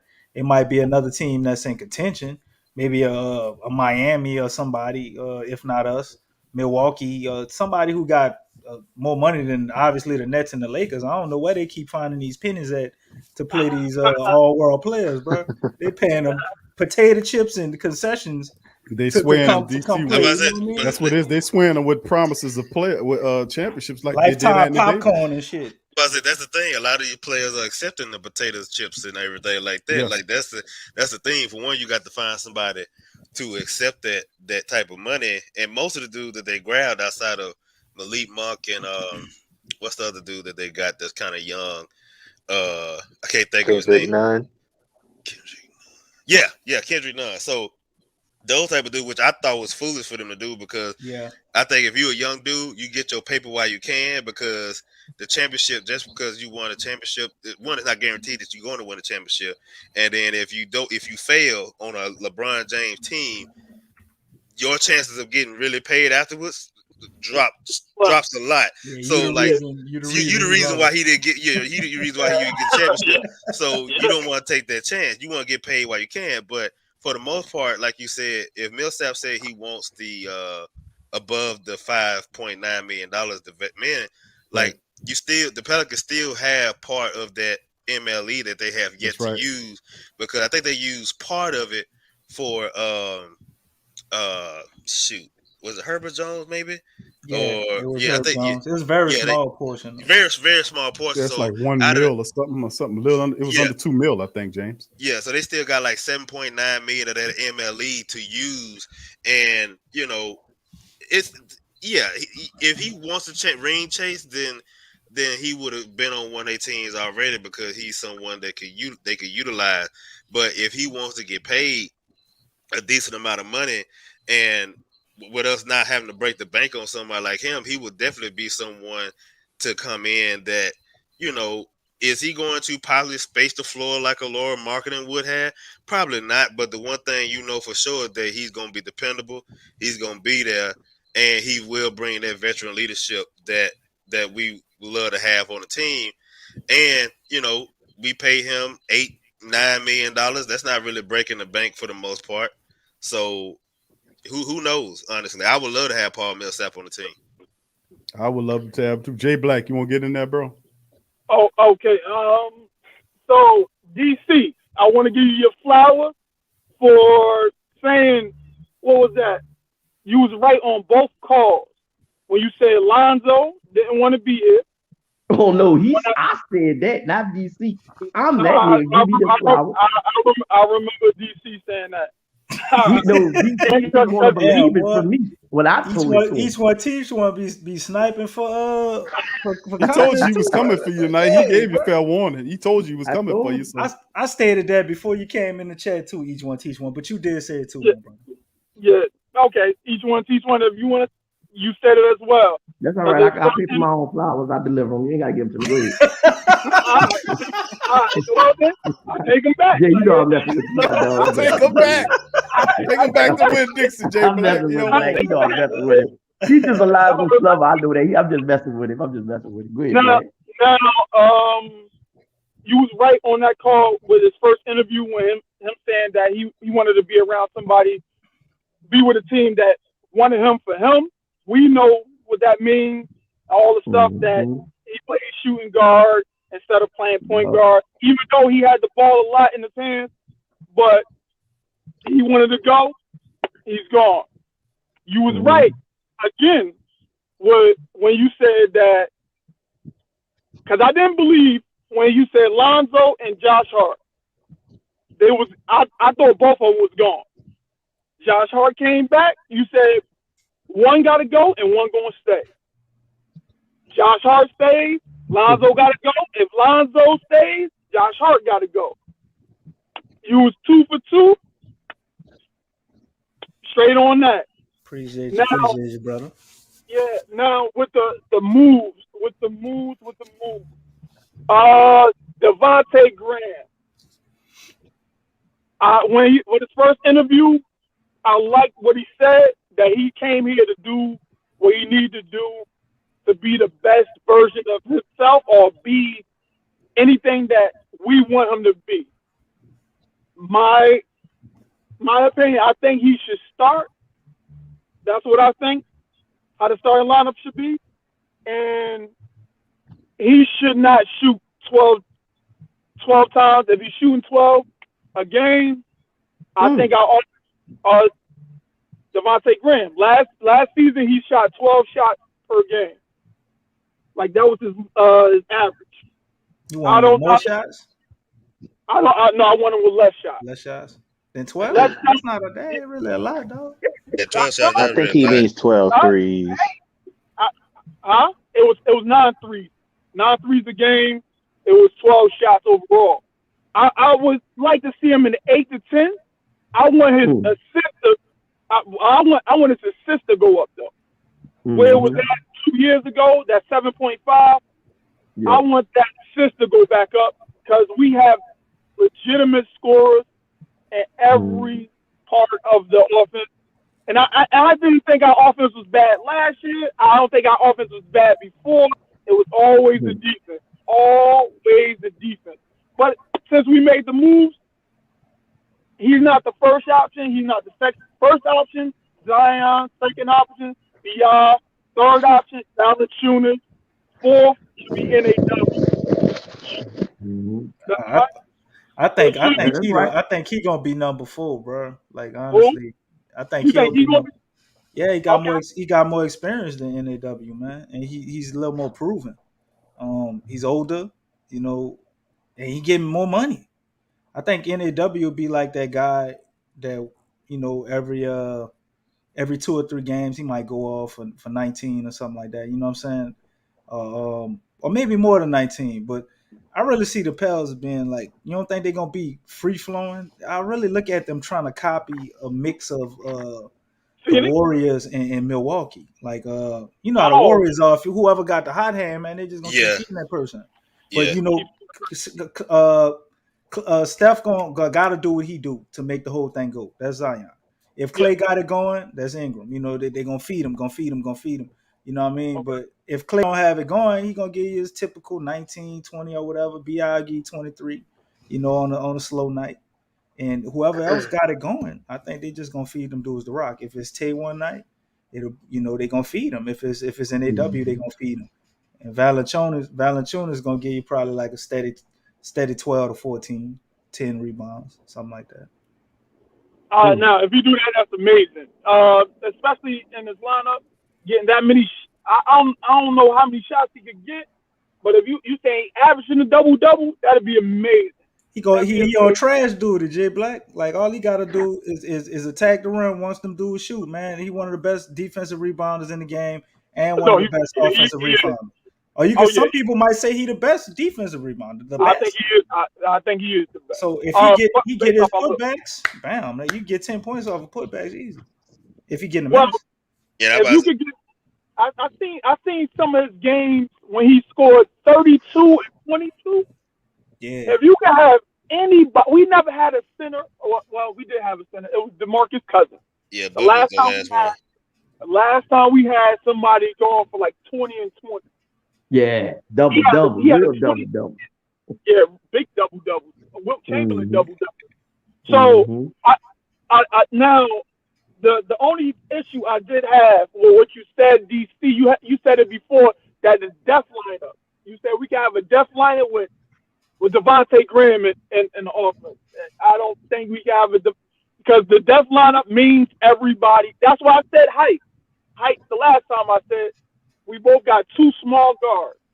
So if we're gonna have like the death lineup is Steph 6'4", Clay 6'7", Andre Iguodala 6'8", KD and Draymond.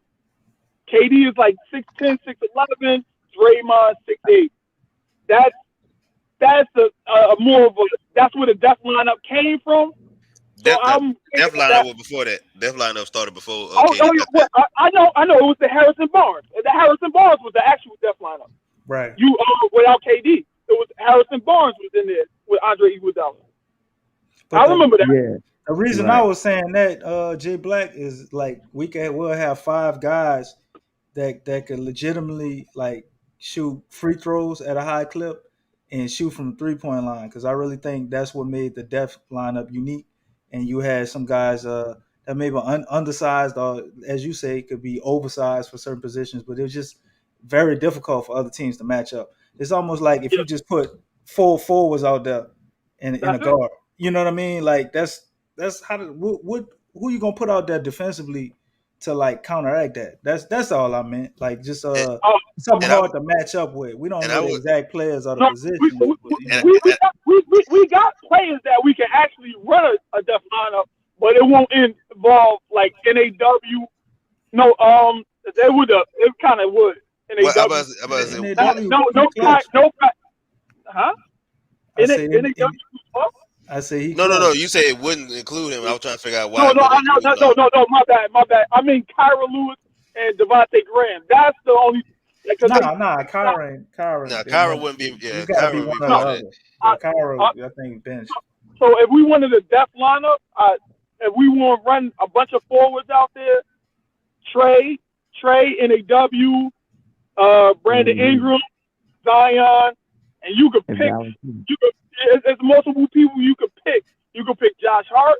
You could pick if you want Jaxson Hayes. You could pick Valanciunas if you want to put him at center. You could put Najee Marshall. Anybody to fill that last spot. We got a lot of combinations that we can actually throw a depth lineup through most of the game. I don't think Valanciunas would be part of that depth lineup, because the thing about the depth lineup was you had all of them could handle the ball, and I don't think Valanciunas is there. So that's the thing. One, like, for one thing, here's the thing: a lot of people didn't understand too much about the depth lineup, that the depth lineup that they used was like their probably fourth most used lineup that they had. Like it was just they only did it in spurts. They didn't do it like a whole long time period. No, So they did it in 4 quarters. Right. So in that sense, is that I think that you could have Devontae Graham out there. It wouldn't necessarily be a bad thing because you can have, because at that point Zion would be your Draymond Green. He would be what Draymond Green was in the depth lineup was, because he was the facilitator. The difference was Draymond wasn't an offensive threat like Zion is, and but on the defensive side, Draymond is a lot better defensively. So you would go get killed on the defensive side of the ball as much. So if Zion can improve, not to the point of Draymond, because Draymond is an elite defender. That's just a whole other level. So I'm not going to put that on him. But if he can just improve to the point where he's half of that, then you have that situation, because you have Trey Murphy, who's obviously a defensive hound. If Brandon Ingram can improve defensively, you still have that. You have Nickeil Alexander-Walker, who he can't really stay in front of people one-on-one, but he's a real good team defender in a sense. Like I thought he was a good individual. Well, I'm saying like he's better than that. No. What I'm saying is like he's slow of foot defensively when it comes to that. That's what I mean. Like if you watch him, like we ain't gonna go that far into it because but either way, he's good enough defensively where he could guard tall, long dude, and then you have, you know, the only person that should be a defensive liability on that would be just like how Steph was the defensive liability on the war. Steph Curry was not in. Let's be real. They picked on Steph Curry when it came to the other side of the ball. No. He gets steals, Jay Black. Don't confuse them steals with him. No. I'm not talking about. He's not as bad a defender as you have to. You attack somebody like that because he's gonna kill you on the offensive end. So you attack him to take his legs away. They attacked him because he was the weak link in the defense.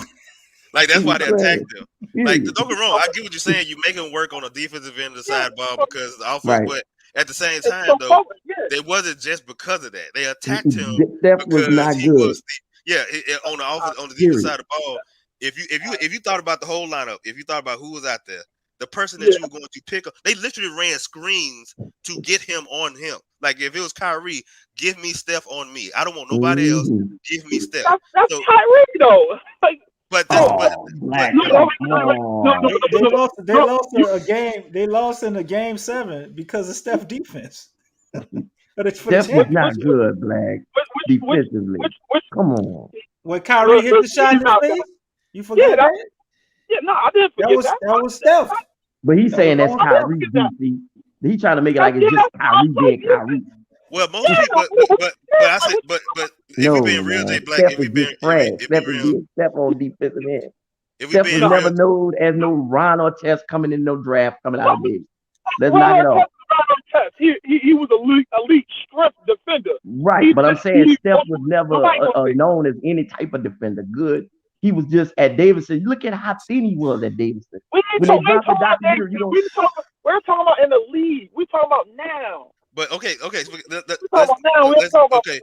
it comes to Steph Curry, it's not a situation of his lack of trying. He tries on defense, but at the same time, he is no matter who it. Like if you have any uniquely like decent guard, like if you got a decent guard, like let's say, let's prime example. If you have someone that is terrible on offense, that is who you're going to put Steph on because it's like he can't kill us, so Steph guard this man. Unless he's like 7 foot, that's different, right? But you stay like, for instance, let me give you an example. Black, they put him on PJ Tucker. They'll stick him in the corner on PJ Tucker. There you go. Yeah. That's exactly what they do. That's how they hide him. They put him on PJ Tucker, right? Because so that's how you hide him. So in a situation with us, I don't think Devontae Graham would be that much of I get what you're saying. You want a lineup that can defend at the same time, but that lineup wasn't necessarily meant to defend. It would run you out the gym. So wait. The death lineup was to switch everybody. You could switch it was that too, but it was screen and rolls. I mean, it was able to switch, but at the same time, that def lineup, they ran you out the gym.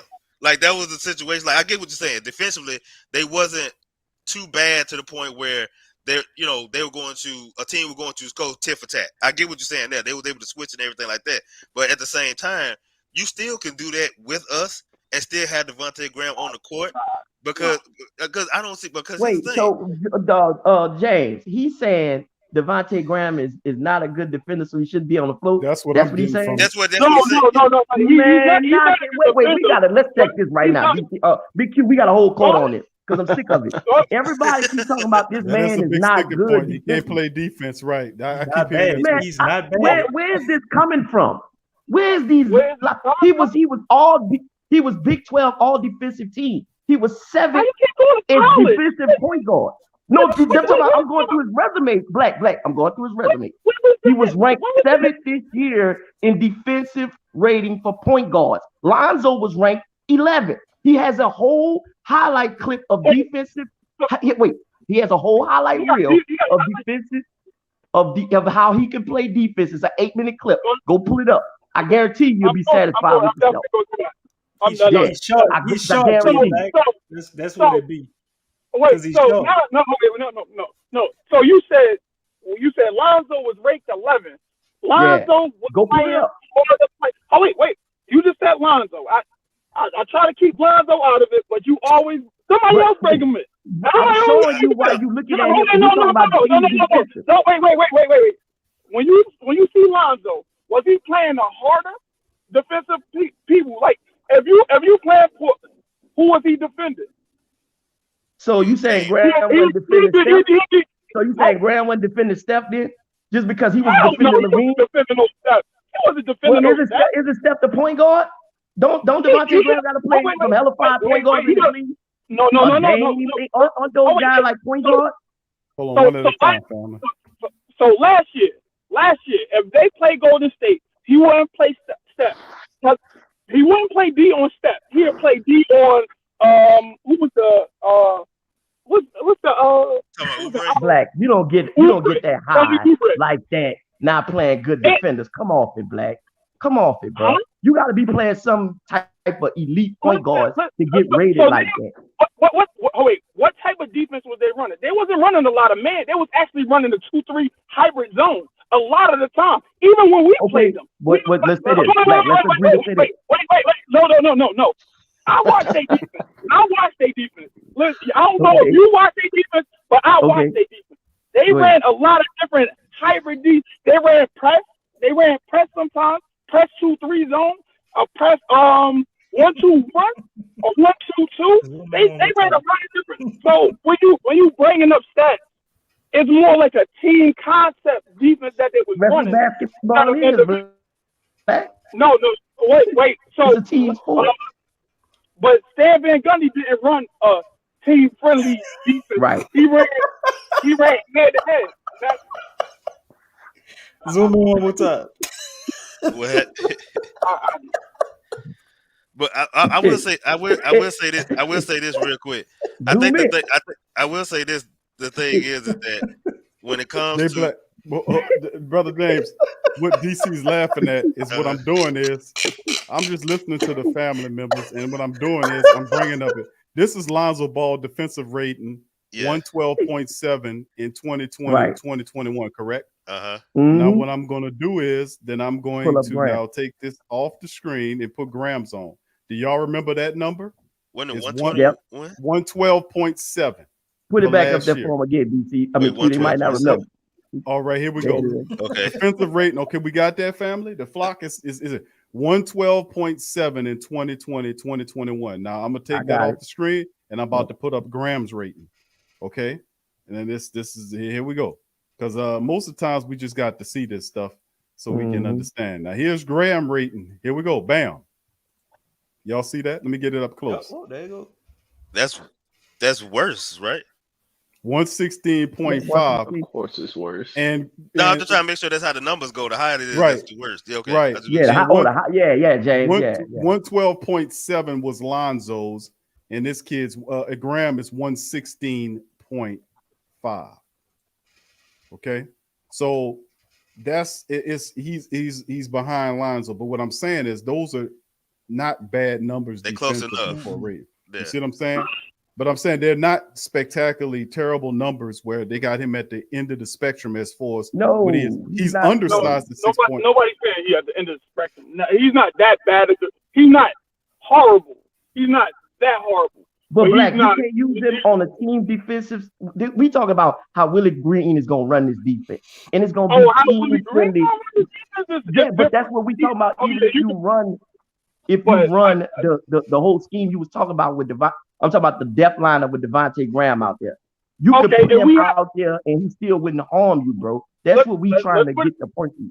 All right, so let's put some teams that we could possibly play. All right, who do you defend against the Lakers? Oh, one of them bums, either Malik Monk or one of them bums. You said, wait. Start lineup. Stop. Start lineup. It's going to either be Russell Westbrook, Malik Monk, somebody else. It's going to be. You probably put him on THT. I mean, you think THT starting? We don't know who they starting point guard gonna be. It's gonna be Russ. The starting point guard gonna be Russ, and then the question is who's gonna be the starting two guard. That's what I said. It's gonna be Monk. He said THT. Monk. Yeah, so he's gonna be guarding Monk. I think you can handle that. Oh, yeah, it's gonna be Monk. So Monk. But at the same time, yeah. So other than that, like, I get what you're saying for who he gonna defend defensively, but like at the same time, it's not like if we face one of these point guards, right, that are like the Dame Lillard, he gonna cook. Like it is what it is. Like it's not. I know, like you said, I was with you when a lot of people try to clown Lonzo about Dame going off. I'm like, bro, I get we was used to Drew Holiday shutting him down, but that shit don't happen. Like that hardly ever happened. So, but it wasn't just Dame. Now Zach LaVine was going off on him. Everybody was taking a week with him. Zach LaVine Bradley Beal, they were taking ring around the road on Lonzo. Wait. You say that Bradley Beal? One at a time. I guess you got. I ain't get a chance to finish. Oh, let me get that before you go. Oh, wait. Black, I'm messing with you, B. I'm messing with you. I go down that Bradley Beal game because Lonzo got hurt at last halftime, and Bradley Beal only had 11. That's true. But we had it in that game, This is fair. He had damn near 50. Yeah, after he got that game. He got hurt at halftime, and he had 11 at halftime. But it seemed like every time Zach LaVine played him, it just seemed like Lonzo. I'm not saying he did it. Zach LaVine did that to everybody this year. But hold up. You can teach one the Zach LaVine game and the Dame Lillard game because we covered this on the show.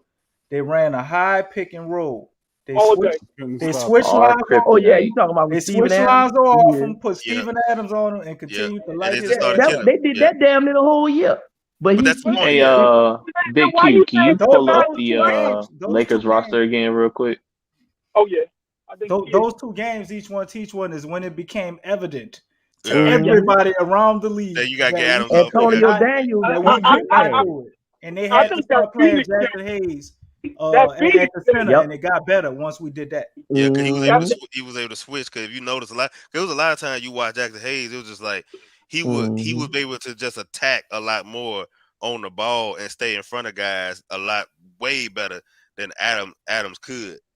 So Adams was slow. I forgot all about way 8 or 10. Yeah, he may start too. Yeah, true. Okay. But yeah. So wait, Black. So you saying Russell Westbrook gonna post up Devontae Graham? That's what you telling me? You don't have to. Is that what you're saying? Wait.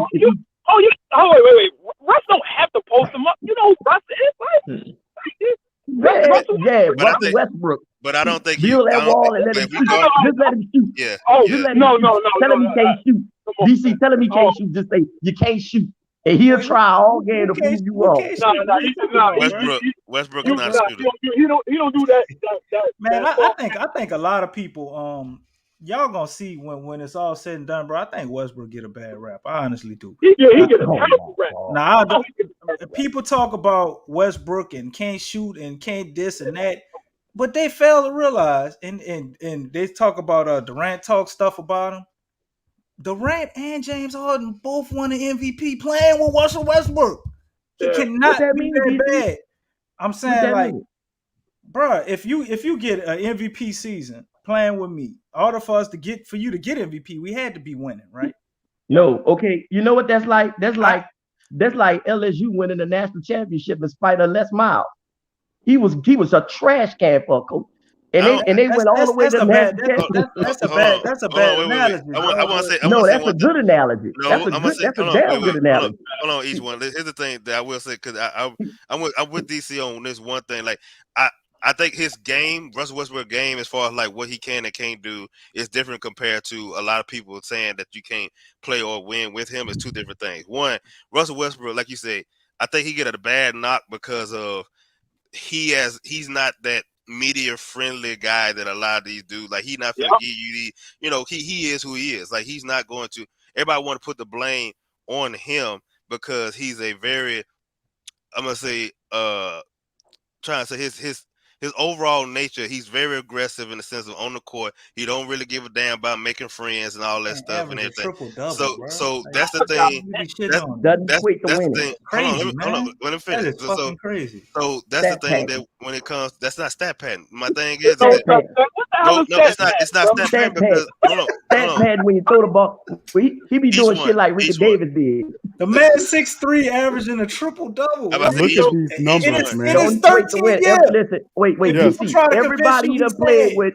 Everybody done played with. Saying, I don't want to play with him no more. That's not true. That's not true. No.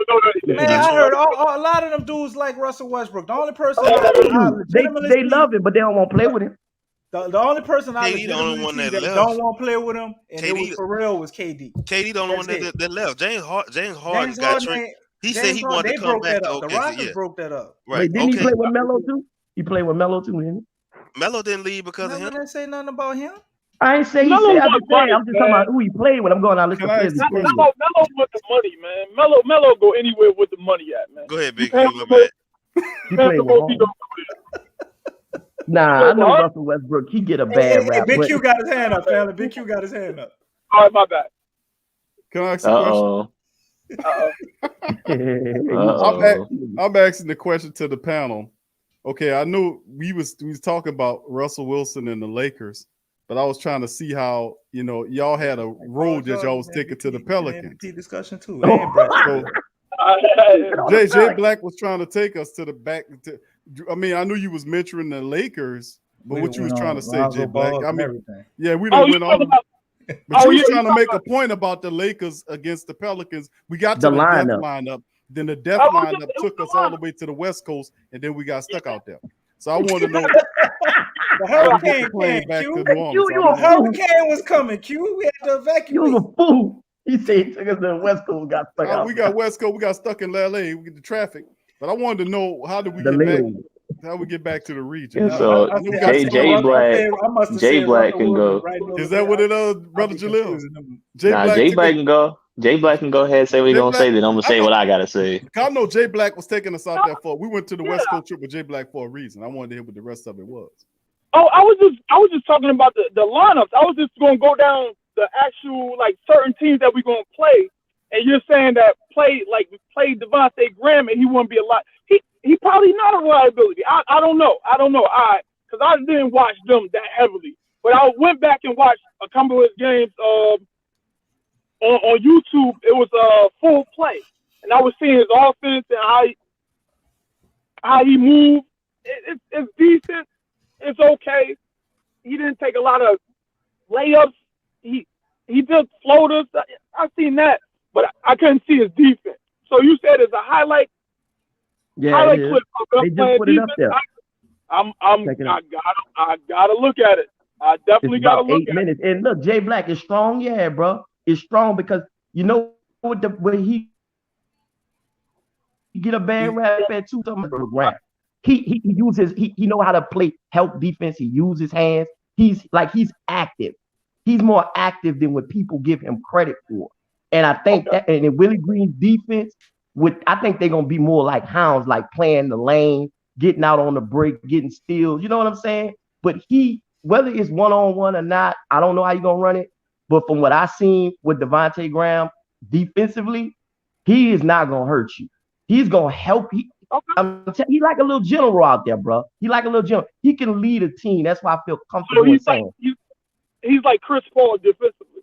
Yeah, I ain't gonna go because Chris was something else. Chris was a house, but Yeah, he no, ain't I'm that. talking about He a that. Carolina Right. boy. I'll put it to you like that. He a true Carolina boy. He like Chris in some way. Yeah, he a general. He gonna make plays, winning plays. He's not gonna hurt you. He's gonna be in there in there fighting for stripping the ball from a big man down low, stuff like that. When you see his defensive highlight tape, you're gonna see what I'm saying. You're gonna be like, he is way better. Yeah, You might be right. You might be right. I have to see it. But J Black, I want to remind you of one thing, brother, and think about this. We had the best perimeter defender at the guard position in the whole league, and we won how many games? True. What you talking about, Drew? Yeah. Yeah. How many games we won? Yeah. Yeah. You talking about with him that at league? With Drew, Zion, and Ingram, and how many games we won? I think it was 30 something. We won like one more. We won like one more game this year than we did the year before. So it was like 30 games. It was like 31. Yeah, 31, there it is right there. There it is, Black. You see it? You see it on the screen? So my point in saying that, brother, is unless you running an all man system and you ain't switching nothing, you know what I'm saying? It's gonna be all about team defense and scheme. And to have a good team defense, everybody ain't gotta be Drew Holiday. Yeah, everybody ain't gotta be Kawhi, everybody ain't gotta be Draymond. No, nobody is Drew Holiday. Drew Holiday is Drew Holiday, and Draymond is Draymond. Right. But Devontae Graham is Devontae Graham, though. That's what I'm saying. Like, Devontae Graham is Devontae Graham. If y'all saying he's a good defender, I gotta see it. I'm skeptic right now. I'm skeptic right now about his defense. That's all. Well, I don't think. Well, I'm sorry. Go ahead, Jaleel. We waiting. Yeah, go ahead. Well, I'm gonna just keep it brief. You know what I'm saying? I'm on the Devontae train, heavy as hell. Like, that's gonna be my guy. I already got my jersey on the way. I ain't playing with it. Man, you got your jersey. I got a booth, dog. I'm sleeping in the bed on that train. But yeah, I just gotta say a couple things. For one, it's all gonna be about the team defense and the schemes that we're gonna run with Jaron Collins in the helm leading the charge on that. You know what I'm saying? Willie and Jaron, hey, they made the Golden State, you know what I'm saying, Warriors from, you know what I'm saying, they were probably mediocre on defense. They got some defensive players, but they didn't have too many. Took them to like the top 5 defense, you know what I'm saying, that they had. Willie's first year in Phoenix take them from like, they're a decent defensive team. I admit they had Jay Cotter and Chris Paul, but then turned them into like a really great defensive team. Like, I think they was like, again, in the top 5 because they actually cut off those 3-pointers and made them more difficult. So, the potential is there. You know what I'm saying? BI, he has the tools to be a disruptor. You know what I'm saying? Defensively, a little too frail. So maybe he's going to get back down and, things of that nature. But we'll see. He has the tools to be a decent defender, pretty decent defender. Zion going to Zion. He has the potential to be a great defender. JB, a little slow-footed. You know what I'm saying? Probably about, I wouldn't say the same as Adams, maybe a little bit less, but has much more of an offensive arsenal to really space it out just a little bit. Mid-range, long range, in close. Graham, I've been watching those defensive highlights. I really watched his game. I don't think he'd be as bad as the defenders everybody say he's going to be, which I think is, ridiculous. And of course, whoever starts is going to be Hart or Nah. Both of them are known as pretty damn decent defenders. So it's like we have a team full of somewhat decent defenders. You know what I'm saying? It just all depends on the switchability, the communication, which hopefully Willie preaches, and defense will probably be all right. Like, I think by mid-season we'll be like in the top 10, maybe like 11th to 12th in defense, and by the end of the season we'll probably be in the top 10. That's my prediction with that. And offense, I don't think we got to worry about too much because even when we got terrible players, we still find a way to put up 122 points on any given night, which I think is ridiculous. Even when we playing these good teams, we always play them real close in defense and offense. We play them. I noticed that all throughout last year. When we played the good teams, we always played them close. Well, for the most part. When we played the bad teams, we sucked. That crap used to get on my goddamn nerves, bro. Yeah. Yep. Playing the Timberwolves, thinking we finna blow these mugs out, and they just whoop us by 20 points. Yep. And we just like, how in the hell? So, hey, and hopefully Willie can. It always happened when we was getting ready to go on a run too. Like we were like, oh, we ran 3 in a row, and we got the Timberwolves. Yeah, and it's like, okay, well, we could go and chunk that up to 5 because we got the Timberwolves, and then we lose, and then we go on a 3-game losing streak. Yes. Yep. He's a break my heart. Couldn't beat the Timberwolves. I mean, we couldn't beat them to save our lives. Couldn't beat the Timberwolves, and they've missed D'Angelo Russell every damn thing. Can't beat them. We didn't play good on TV though. We didn't have no good television games. Not a good television record. Well, we had the Milwaukee game, the second Phoenix game, both Clippers games. I want to say, and then because we almost won the one that we were missing everybody. Nickeil Alexander went off for like 30-something points. I think they lost that they lost that one. But then we blew out the Clippers one game. We blew out the Suns on national TV one game. Yep. We beat the Bucks. We beat the Bucks and almost beat them again. That was a TV game. I don't remember. Which one? The when we beat the Bucks. I remember. No. Yeah. That was the first one. That was the first one. That was the first time we played them on TV, and then we beat Denver on TV and Jazz. We beat the Jazz on TV. All against these good teams, we do pretty well. Wait. That because we played the Boston game too. That's right, Jazz. No, it was the third Jazz game. Oh, you talking about the third? That back to back, we got beat by them badly. Yeah, I remember that. Yeah. Well, that was the third TV game we beat them. But see, a lot of that's great points right there. But the Flock family in the panel is that the Pelicans had the talent to hang with the best in the NBA. I mean, the Boston matchup was excellent. We beat Boston, we beat the Bucks, all these guys. Then we lay an egg to these garbage time teams like Minnesota. We should have been beating the brakes off of garbage time squads like that.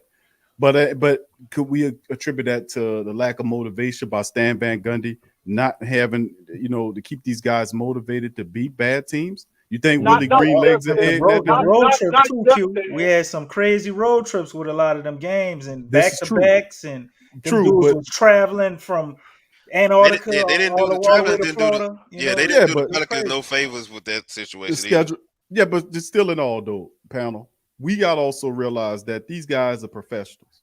At the end of the day, I'm not putting all that on Stan Van Gundy. The players have a say in the matter as well. But does Willie Green make that same mistake that Van Gundy made? You have a schedule. The schedule's not as crazy as what it was last year because you had these adverse situations that was going on with the C-19 and all this madness was going on, and everything was kind of messed up.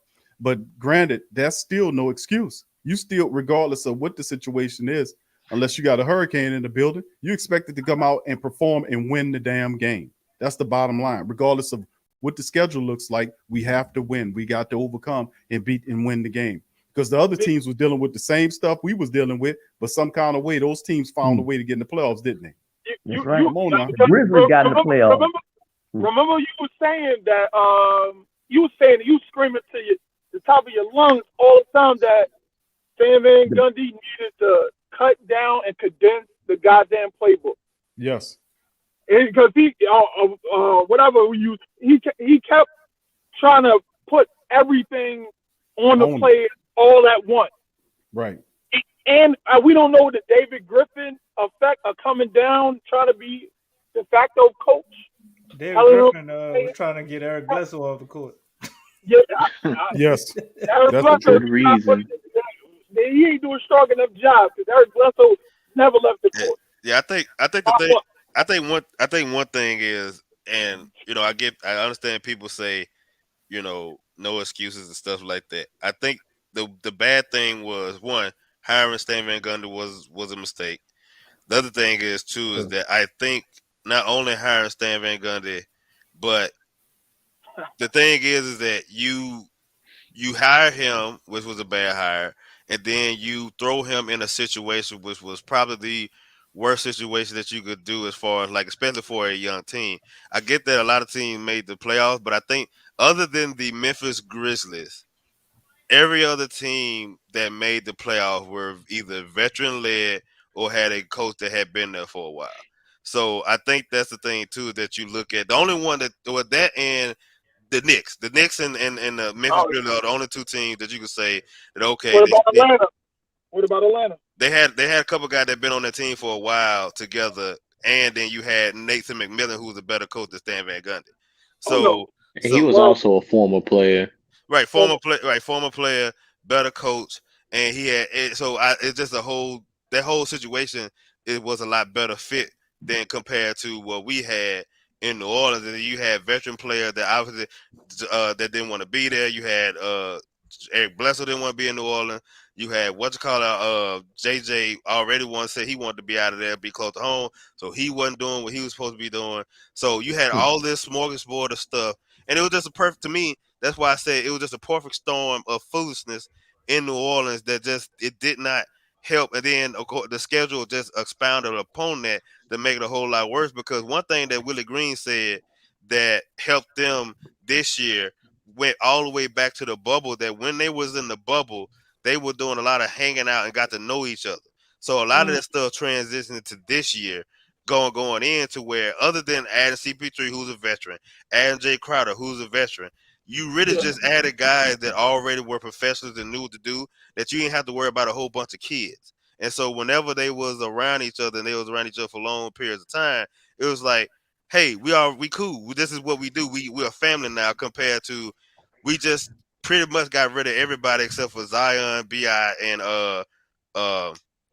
Nickeil Alexander-Walker and stuff. Yeah, Josh Hart. Like a lot of these dudes still didn't even get a chance to spend too much of a time together last year. Cause think about all these people that we traded from the LA, the Lakers and all that stuff. They was on the team, but then the year ended that way. Then you turn around this year, you got the same situation. Like most of them were talking about healing and trying to get healthy, and then you got everybody trying to get their salary and contract stuff. It was a bad situation altogether. That's why I think this year going in, I feel a lot better this year because of. Despite I know everybody's, he tried to go after Kyle Lowry, tried to go after CP3, and I don't blame him for doing Fat that. mouth. He went into that wrong. He went into that fat mouth and he didn't get it like that. But either way, forget all that. Either way, I don't blame him for going after them. The thing is that I feel we still rebounded good enough where we didn't necessarily panic too much. A lot of people said we could have panicked and overpaid dudes that wasn't worth being overpaid. We didn't do that. We got Devontae Graham, who to me, and I think everybody would agree to this. Not only does he fit better on this team for the most part, because unlike Lonzo, where a lot of people say, put the ball in his hand and so he can really cook.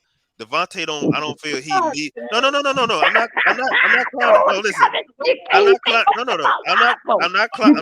Each one got the crackhead laugh. I'm not clowning Lonzo. I'm not. I'm just saying, as far don't matter when you say that name, it just something about it. It does something to black. I'm about to say, like that. Well, I'm not saying anything negative about Lonzo. I'm just saying you ain't gotta say that. Well, James, once again, you okay. gotta say that. Forget Lonzo. Yeah, right. Devontae Graham by himself. Devontae Graham, because I wasn't saying nothing negative about him, but Devontae Graham, one, does not need the ball necessarily in his hand to cook. And at the same time, if you look at a lot of his James, you can't say nothing about Lonzo, bro. You know that. You're right. Positive or negative. You're right. If you're right, because I'm gonna get killed either way. That's right. There you go. If you watch Devontae Graham, his range is so crazy. Like, not only is his range is crazy, but like he will kill you, shoot you in the face. Also, like there's really nothing you can really do to be in his face to really like deter him from making that shot. And we haven't had nobody on our team. Like, we thought JJ Redick was supposed to be the person. That wasn't JJ. He wasn't it. We haven't had a person that had the range like Devontae Graham on this team from the 3-point line, the threat like he is on this team ever. I don't think I want to say like I'm gonna say since Page and Stojakovic. You had Mirotic. But Nico Mirotic to shoot that thing. hold Been a long time. I got you. Wait, brother hold up. Jay Black, what we saying Been a while. wrong, bro? Huh? What we saying wrong, Jay Black? You saying Devontae Graham is a better fit than Lon? God damn. No, bro. No, Okay. man. Oh my God. We said they're a better shooter. I told you. Oh my God. Okay, hold on. Let me finish my point. Hold on. You know what? Let me finish my point. He ain't a better shooter than Lonzo. But hold on. Let brother James finish. Let brother James finish his thought. Go ahead. I'm not going to because I'm see. I'll try to lead the Devontae the Lonzo thing alone, but because you thought I was trying to clown him, I'm not. I'm saying obviously he said you agree with DC because he even said it himself. That wasn't the role that he wanted to be in. He accepted it and he played it, but obviously that is not the role that he wanted to be in. A lot of his fans Pelicans never had him in their hold on, let me finish. plans, Hold on, wait. Forget all that. What I'm saying is that that's also the role that a lot of his fans believe that he is not best suited in. He need to have the ball in his hands to do whatever, right? Okay, for whether you agree with that or not, forget that. That's what the situation is. I'm saying that Devontae Graham is a better fit because you don't have to worry about that with him. He is 100% okay with just being out there and shooting the ball. If you want him to run the offense, cool, but he don't have to. You could get the ball to B.I. and Zion and let them cook and let Devontae Graham work off of him. That's why I'm saying that he could be a better fit than Lonzo, because I get everybody, the relationship with Lonzo and Zion, beautiful. They had the whole, throwing the lob and all that stuff. I'm not saying that was not a good fit. I'm saying that based off the team that they're trying to build now, that Devontae Graham adds something that Lonzo did not have. I'm not saying that's better or good. I'm just saying the unlimited range. Like the one thing is unlimited range. Unlimited range. That what's the disagreement with that? That's true. I'm just saying. You saying that Lonzo can shoot the same way Devontae Graham can shoot. Ain't that what you said, Black? Go ahead, baby. Shooters. No, he said they ain't. That's what Black said. Go ahead, Black. That's what you said. That's exactly what I said. I don't agree with that because here's the thing. Here's the thing. If you watch, I want you to go watch both videos with Lonzo Ball and Devontae Graham at them shooting threes. The percentages are the same, but the type of shot that they took, they are. Lonzo shot 37%, Devontae Graham shot 37% from the 3-point line at the same number of clips. But what I'm saying is that if you look at the type of shots that they took, if you actually watch the volume, not just the stats, the volume. No, the volume the same. The volume about no. Devontae shot 9, Lonzo shot 8. That's the same, bro. That's the same. Okay. Willie, you lay it alone. We got you. Okay, go ahead, James. Get him, James. Okay. But what I'm saying is that if you look at actual film and you watch how they shoot the ball, Lonzo Ball, a lot of his shots came off a catch and shoot with a huge distance between him and his defender. Every now and then he'll shit a shot in somebody's face. I'm not saying that he couldn't hit shots, but if you watch Devontae Graham shots came off catch and shoot. It came off him going around screens and pulling up as soon as he go around the screen. It came off him pulling up off a fast break and just hitting the three. Like he hit multiple different fadeaways. He hit multiple different types of 3-point shooters and more riskier shots, I say, than what you saw Lonzo. Because Lonzo's shot was he had to get his feet right. He had to sit there and point and get the hand, all that stuff. It wasn't just a quick like, okay, I'm gonna pull up in your face. I had to pull up in your face. So and again, I'm not trying to clown Lonzo, but it's just like we is. No, I'm not. No, you can't clown him each one. I'm not trying to clown Lonzo. Lonzo. Brother's good, man. But what I'm saying is that from like there's a different level of comfort when it comes to the shot. Cause don't wrong. Like I said, Lonzo is comfortable in his shot, but we saw games too where if Lonzo missed the first 2 or 3, we know what type of game it was. If he hit the first 2 or 3, we knew what type of game it was. With Devontae Graham, it did not matter. He was going to snipe you regardless. Now he may go 1 for 5. He may go. But guess what? He had had multiple games of 1 for 5. But guess what? No, no matter of fact, it wasn't 1 for 5. It was 1 for 6. Wait. I see Big Q looking up a game breakdown. But Black. Go ahead. Keep going. But my point is that if you shooters are going to have those type. Hell, Steph Curry, when we played them, hold on, let me finish. When we played Steph Curry, that second Warriors game, and at the halftime, after them lights went off, did this man not go 1 for 10? Are you going to go for Steph? I'm not saying. I'm not. Hold on. So let the church say amen, Black. Did he or did he not go 1 for 9? Steph Curry, let the church say amen. I'm saying shooters. What I'm saying is shooters. Okay, church say amen. Go ahead, James. Go ahead, Pastor. My point is that if you are a shooter, you're going to have games like that. This is what it is. What I'm saying is that the different types is that if Devontae Graham went 0 for 2, it's not a situation where you knew for a fact that he was going to probably go 20% from 3-point line that day. He'll probably still hit the next 3. What I'm saying if you saw Lonzo and he went 0 for 2 or 0 for 3, he was going 1 for 6. His confidence is shot. That's my point. I'm not sitting there saying that the averages, yeah, they played out. And then again, the defense have played Lonzo a lot differently the way they played Devontae Graham. All right, Devontae Graham can shoot off the dribble too, Black. He can shoot off the dribble. So when have I seen highlights of Lonzo doing that? Give it to me. Come on. And I want Black. I want you to completely understand this one thing. Here's the thing. I am not killing Lonzo because I was one of the ones that wanted Lonzo back. I was one of the ones, if you always heard me on here, I was always defending Lonzo Ball. But at the same time, I understand what makes them different. Again, I'm not saying that Lonzo Ball is better than Devontae Graham. I'm not saying Devontae Graham better than Lonzo. I'm saying that currently what we have on this team is that you have a guy that if you run a screen around, if you run him with a screen, he's going to pull up because all he needs is a glimpse to see the goal, and he's going to shoot it. That is a different type of 3-point shooter.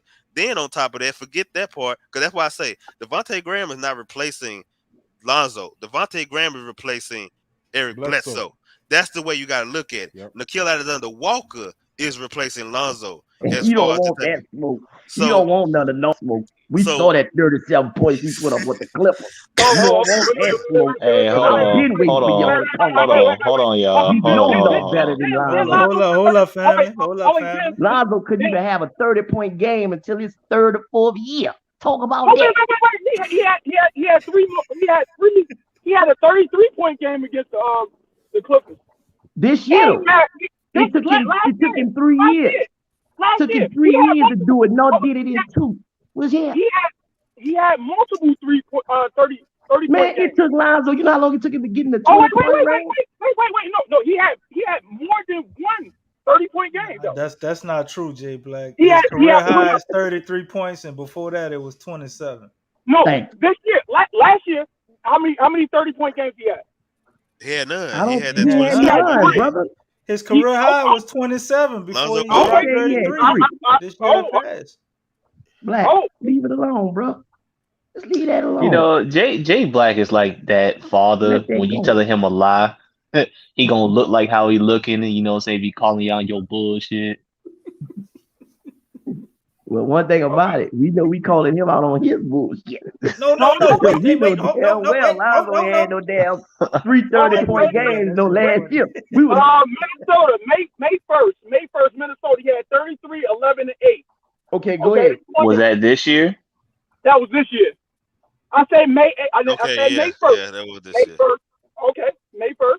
You said last year, Black, meaning Alvin Gentry year. That's what you talking about. I'm talking about last year, this whole new year. No, don't make a fun, James. No way. I'm just saying it's a new year now. You always got coming down. May 4th, he had a 33, 6, and 4. That's 2. That's his career high. That's his career high. But he had two. He had 2 30. What are the 30-point game, man? You looking? We waiting, Black. I want to see the other one. Let's put Jay Black on full screen. Hold on. That was career high before he dropped 33. As far as I knew, his career high was 27. My brother studying over there. Black. You got the screen, Jay Black. You ain't froze, are you? Nah, He he got on a his froze phone up. looking up data. He said he was getting out of the Jay game. Black about to find it, boy. But It I can't guess be a summer league game, Jay Black. you stupid. Right. That's Go ahead, James. stupid. But no, I was just saying for the most part is that based He off fit how better, James. We know yeah, that. he fit better. And then if you look at Nickeil Alexander-Walker, because I ain't gonna lie, you know, I wasn't, and I'm still not necessarily too high on the Nickeil Alexander-Walker train, but I do. He's a I'm star. not saying, yeah, He's I a think he go. superstar. I ain't gonna say all that. I just think I that he see go. it. I'm gonna see it. That's good for you. Hey, hold But up, I'm saying, Jay Black came back, y'all. go ahead. No, hold on. Let James Oh, finish his no. thought. I was looking it up. He No, had Okay, two you found it? 30-point games. Did you Hold on. find it? He had two 30-point games. How many Right. Nickeil Alexander-Walker had? What's the other No, it 30 had point 3 game this year. other than the No, it 30? had a 37, 31, and 33. What you talking? This year. Go look it up. What are other 30 Yeah, he point did. games? 37 against the Clippers, 31 against He had Dallas, two. and 33 against Orlando. Go look it up. Devontae Graham dropped like 40. Go look it up. 37 against the Clippers, 31 against Dallas, 33 against Orlando. Look it up. It might be backwards with the Dallas and Orlando, but yeah, you get the point. Go ahead. I don't remember Dallas. I remember Clippers and I remember Orlando. He up there. He got 37. He got a 37, a 33, and I think a 31. Yeah, you see it.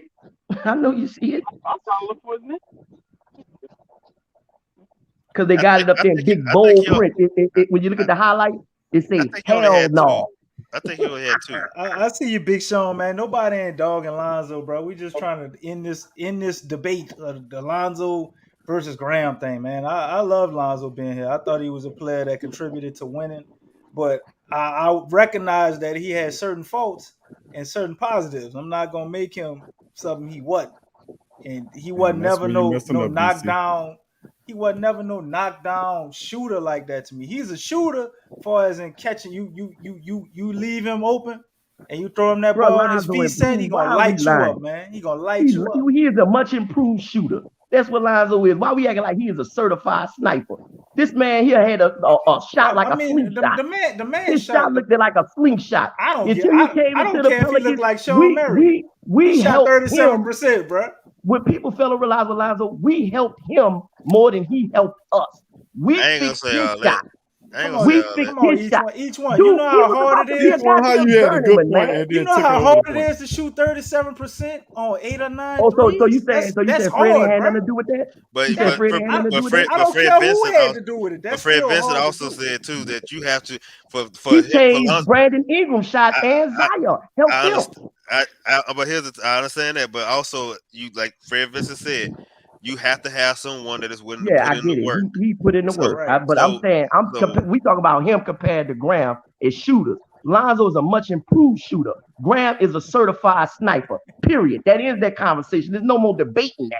He could shoot off the dribble and catch and shoot. Lonzo was never doing that. We talking about a man shot look like a slingshot.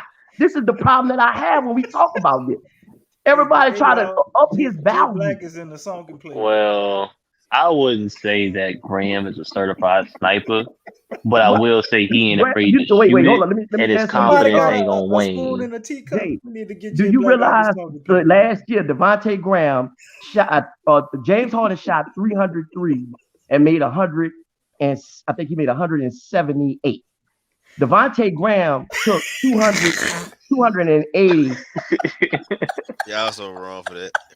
Yo, y'all goofy. But hey, each one teach one. I get where you're going. I get where you're going. 280.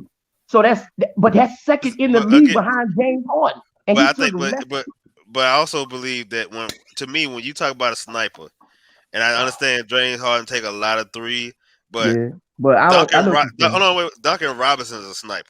Like they're special. Well, how if they're not unimpressed? Like if you Steph look Curry at if we looking at what I was just talking about, and I was saying last year, not this year.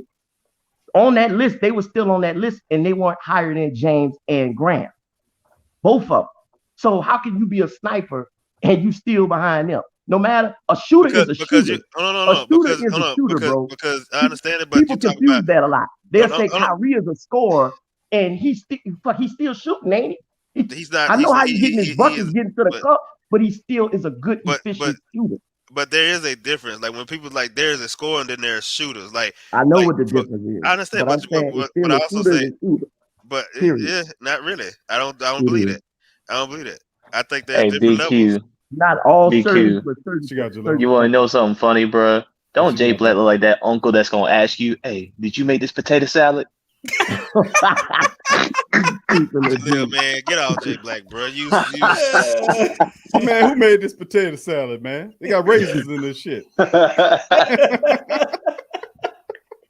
Put raisins in no damn potato salad. How many times I have to tell y'all, don't put no, how many times I gotta tell y'all not to put no goddamn raisins in the potato salad? Who made this potato salad? They got mayonnaise in it. Who the hell made potato? Jaleel, you wrong for Hey, that. hey, Q, I it's want to all ask you a love, Jay question. Black. Jay Black, if you hearing this, it's all love, bro. Like we talking Jay Black, about where with you the at, team bro? lead. Where you at, Jay Man, Black? he's still looking for that 30-point game, man. Jay Black, you gonna be looking for that. The show gonna be over. You still gonna be looking. It don't exist, brother. I'm trying to tell you. I love Lonzo, dog, but it ain't there. Man, It Lonzo was is a 20. It much was improved 27. shooter. He was But 3 points off. yeah, If yeah. you want to round up, then we could call that 30. We just go ahead and let you round up. But if Let we him have the being, summer league in that DC.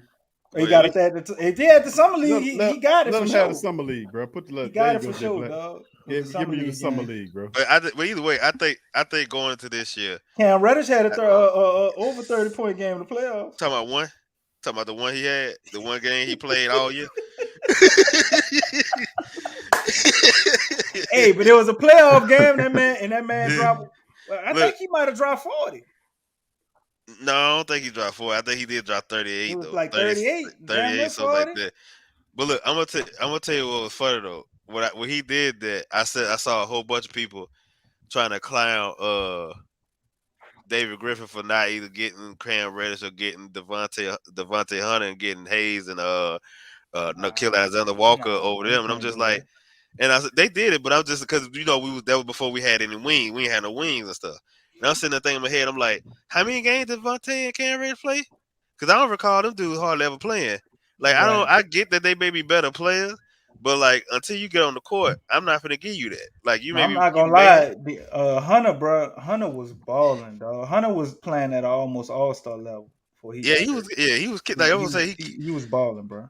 He was killing it, but I don't see like it wasn't like we had drafted who that the Knicks and you had know it just hurt cut. me to say that because I was rooting for Cam Reddish.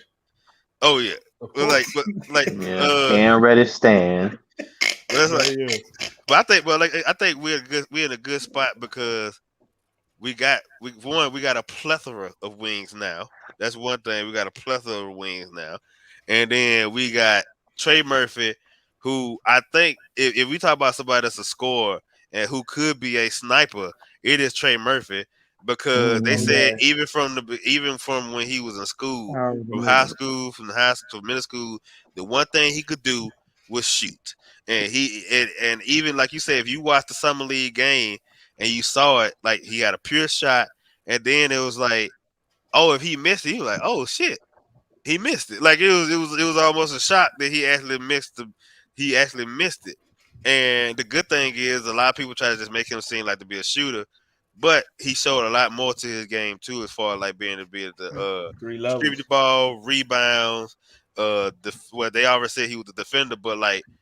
Obviously, when you came away from it, like I mean, I didn't watch all the other summer league games, but I don't think I saw nobody defend as well as him that entire summer league those games. I didn't see nobody else do. He don't make what about Straight Jacket Jones? Okay, you know what? You're right. Straight Jacket. I forgot about here. I would say that's crazy though. Who would you say the better defender between the two? Between Trey and Jones? Yeah. Because I feel they were close. I get it. It's kind of a toss up, man. I won't say. I'm gonna lean towards Trey. Trey closed out better. He got to close. I mean, he got to close out on the flash, like just what we seen in the summer league. But when we just talking about like all around defense, I was highly impressed with Jones. Man, he was doing everything, bro.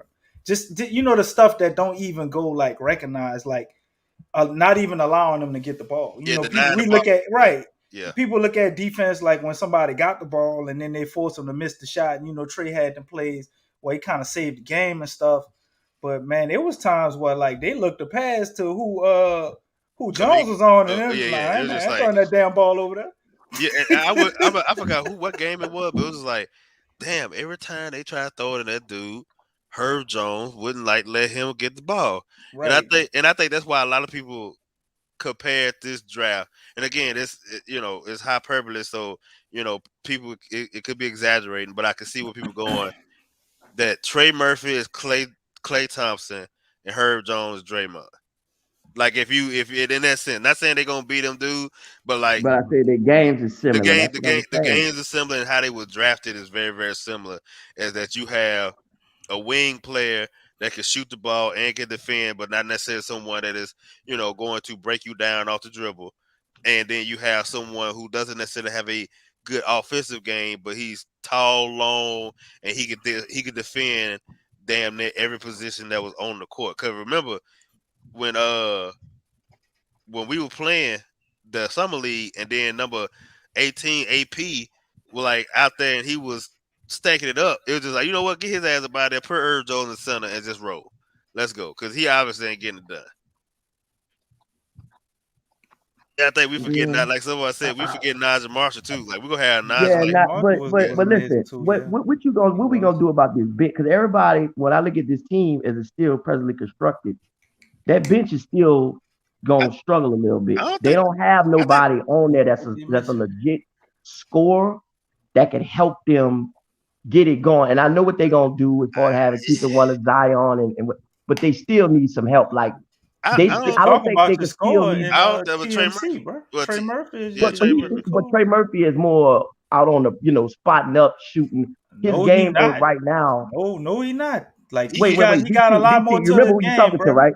DC, you remember? I'm the one who GM to this game. I need you to tell me that. I already knew that. He got more to it. What you getting at? But I know this, but he is not. I'm saying they're not going to run him off of screens and everything like that. As far as running everything for him, they still need somebody. Jay Black is unimpressed. Each one. He's stupid. They still need someone else. I don't think the bench is as bad as we. It's not bad, but they still need someone. You sleeping on Kyra and Najee too, man. I'm not. I'm saying to help grow with them. To help. I'm saying this is what I'm saying, DC. I'm saying to help grow with them. I think it would be they got enough young players to talk about growing. What you mean? No, wait. Listen to what I'm saying, bro. You got Saturansky too, bro. Like, listen. Can you listen to me? Go ahead. Those guys aren't certified scorers. Kyra can play, and he can do a little bit of everything. But I'm talking about how everybody was trying to push Naw to the bench so you can have that impact of scoring. Right. You don't have that right now. It's Jaxson Hayes, Trey Murphy, Kyra Lewis, and we guessing Josh Hart probably, or not Najee or whatever. But I think they still need another backup power forward. I think that they still need to go out there and get somebody else. Let me point something out to you, bro. Look at the teams in the playoffs, and then we can look at their benches and point out the certified scorers, as you call them, on each one of these teams. But wait. Most of them teams are top heavy. That's a big difference with you and them. You can't compare you to them. You don't have but you don't have the talent to compare to them yet, like all the way around. The one problem I see the Pelicans having was defense. We not gonna have a problem scoring, bro. And our problem with our bench was with our defense too. Like it's when our starters went out, the bench we had problems scoring too. But the way that we staggered the offense and all of that, we were fine. And I think you can still do a variation of that. Some type of staggering without staggering Ingram or Zion. You can stagger Valanciunas Jr. You can stagger Devontae Graham. You can stagger NAW. A way to get their minutes and have a scorer out there. Like we got to look at how they're gonna run the lineups. And Kyra to me is better than people anticipating. Whether we go to him, Saturansky is also a little underrated. I don't think people familiar with his game. That dude could score, man. He could get you buckets. You was go get traded. Mind if I chime in just a tad bit? Shout out to Pale Spot because I watch Raphael Rattler and G Money Rattler too. This ain't 2K. You're not gonna switch out all 5 of your starters and then put in all 5 bench players. I just said that. I know one of them is gonna play. I didn't say that. That's what you missed. I said I know one of them is gonna lay over, but it's still. I'm saying, okay, let me ask you this: when you look at all the other teams in the West or whatever, do you think right now, as presently constructed, this team is a team where you're gonna have Zion happy going into next season? Answer that question for me. I don't think there was nothing you could have done other than that. Like, so I don't really see. Like, if he wanted to be a contender for a championship this year, there was nothing going to make him happy. So I don't want. So my thing that's is the that, argument coming from his folks and all that right now. I'm with you, James. I'm not saying it's fair, unfair. But the Pelicans have made it this way by the foolish mistakes that they've done with last year with David Griffin, hiring Stan Van Gundy. And this is the point that I kept making to everybody, but y'all think I'm crazy. You didn't have all that time with this kid. When he came out, they wanted him prime time. They want him in the playoff. They want him to be a face. And the Pelicans' track record of being, since we've had this team, we could count on one hand how many times they have been in the playoff. But let's be real. Yeah. Come on, man. I mean, let's stick to the Zion thing. And then when you really look at that, like, you could look at Kevin Durant, you can go look at Michael Jordan, you can look at a lot of people, man, I know and look at they the didn't success. win their first 2 seasons. I know that. No, LeBron wasn't in the playoffs his first 2 seasons. They wasn't trying to move him out of Cleveland. That's not the era. This is what I'm saying. See, with him and the family, that's not the era we in no more. These kids don't want sick and sit around no more like that. They figure you wasting their time. They could be in a bigger market. They could be doing other things. That's the way that they is. Whether it's fair or unfair. Who is Damian Lillard? Who is Damian Lillard? Damian Lillard from hold on, let me answer that. Damian Lillard is from the town. He's from the hood, which is Oakland. So his loyalty is way different. His loyalty is way different. He speak on. When did Zion say he won't leave? I'm still waiting for somebody to show me this article where Zion said all this. That's the same thing you said about Lonzo too. You muted, Q. What the family alluding to is the fact that they had the report coming out that his family members were upset. But there's smoke, there's fire, bro. We didn't do that. But this is the thing, though, family, is that they don't tell you exactly who they are. True. It could be a step uncle somewhere. Right. Why hasn't Zion came out and said anything and refuted it like that? He's not going to do that. Yeah, he's not going to do that. I know why. I know why. You know why? Like, it just makes it because it makes it worse. There's nothing you can do. I know you keep your foot on the neck. You want to keep their foot on the organization that can keep building right. That's a smart thing to do. But we talked about this the other show. Remember we read the article when we talked about the agendas driven. Who's to say that was actually true? Who's to say that just wasn't a story that was put out by the powers that be to create dissension? If that's the case, and you love New Orleans like you say you do, I mean, but we know the man that said he loved Wait. Let me ask you a question. Let me show you a couple of examples. Bradley Beal said he fine where he at. De'Aaron Fox just came out a couple of weeks ago and said, I'm good here. He ain't sniffed the playoffs. What about Giannis?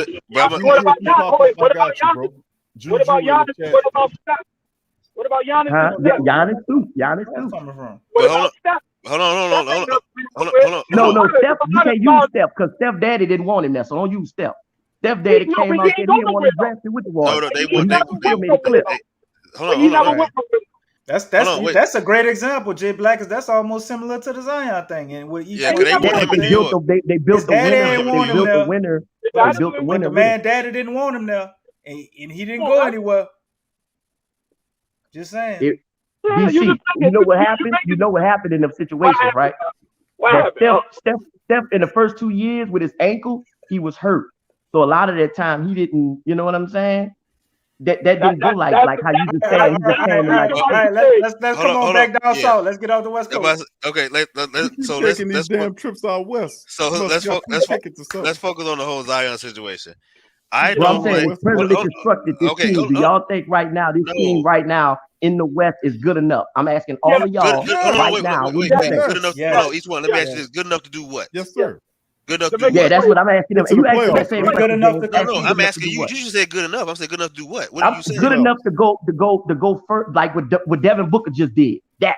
Go to the championship. No. Well, let me use a better example, like Trey Young, something like that. Could we have seen the Suns doing what they did based let's off their use all Trae Young. season We last use year? Trae Young. Let's use Trae Young. Let's use Trae Young. We But, can use him. Nobody use Trae Young. Hold nobody on, would hold have on. seen that with Trae Young. Because We'll guess use what? Trae Nobody Young. saw We that use Trae last Young. year. Okay, we We'll use we Trae Young. use Trae Young. If we being real, other than the Knicks, other than them beating the Knicks, nobody saw them getting as far as they did. The only series that they had the Hawks winning was beating the Knicks. They end up beating the 76ers. That was a lot of people blame that on more. They look more at the 76ers than they look at the Hawks being good enough to beat them because they said Ben Simmons. Because a lot of people said that 76 team was too talented. That game shouldn't have went no further than 6 games. But what happened is that's why I say a lot of the focus is on them. Then you come to they caught somebody that really wasn't gonna fall behind like that, and they got their ass sent home. So here's the situation that the Hawks are in right now. As talented that they are, do you see them going back to these conference championship? They could. Yeah, they're gonna be No. tough. No. I don't know what it's gonna be. I don't know how it's gonna shake. So let me ask you this. Okay, I don't know. You don't know either, James. You were the 14. Each one. Let me finish. No, but just check this out. Go ahead, James. Oh, what I'm saying real quick. Even with them going to the Eastern Conference Finals last year, which a lot of people did not see, and it happened. This is what ends up happening now. Now you got a whole different situation than you had last year.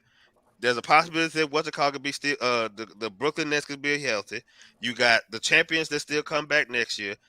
You got teams that also have gotten better in the East. The Celtics have gotten better than they were. So you got a lot of teams that have gotten better. So what happens is that you overachieved last year. If you do not get past the first round, you got Chicago, they've gotten better. Let's say they lose in the first round. Now they overachieved. They hadn't made the playoff 2 straight years. Last year was the first year they had made the playoffs in like 5-6 years, and then they went all the way to the East Coast championship. If they get put out in the first round, everybody's going to deem that a failure, even though it shouldn't be because they shouldn't have been in the East Coast championship the year before. That's the one I'm saying. They're going to you going to the playoffs though. Yeah, the playoffs. But no. There's a different. Hold on. Stop. J Black. Let me finish. You talk about they're going to. No. You say they're going to the playoffs. Everybody. No. Okay, you're going to the playoffs. What's the difference talk now that they're talking to Luka now? Luka been to the playoffs 2 years in a row. If he get put out again, guess what they're gonna say? It's a failure. Because so Jay Black, you ride with me. I see what you're saying. You understand what I'm saying now. Oh wait, everybody that don't win the championship is a failure. No. But there's different. Hold on. What I'm saying is, hold on. What I'm saying is, Lakers wasn't a failure. So Lakers last year was a failure because they were going to win a championship. Boston was a failure too. Exactly. Was a failure that didn't No. You're a failure. Hold on. What I'm saying is, let me finish. Jay Black, let me finish. Let me finish.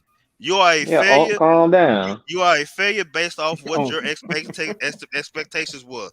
The Lakers the Lakers are trying to win championship. So if you fall short, let's say you go to the finals and you lose.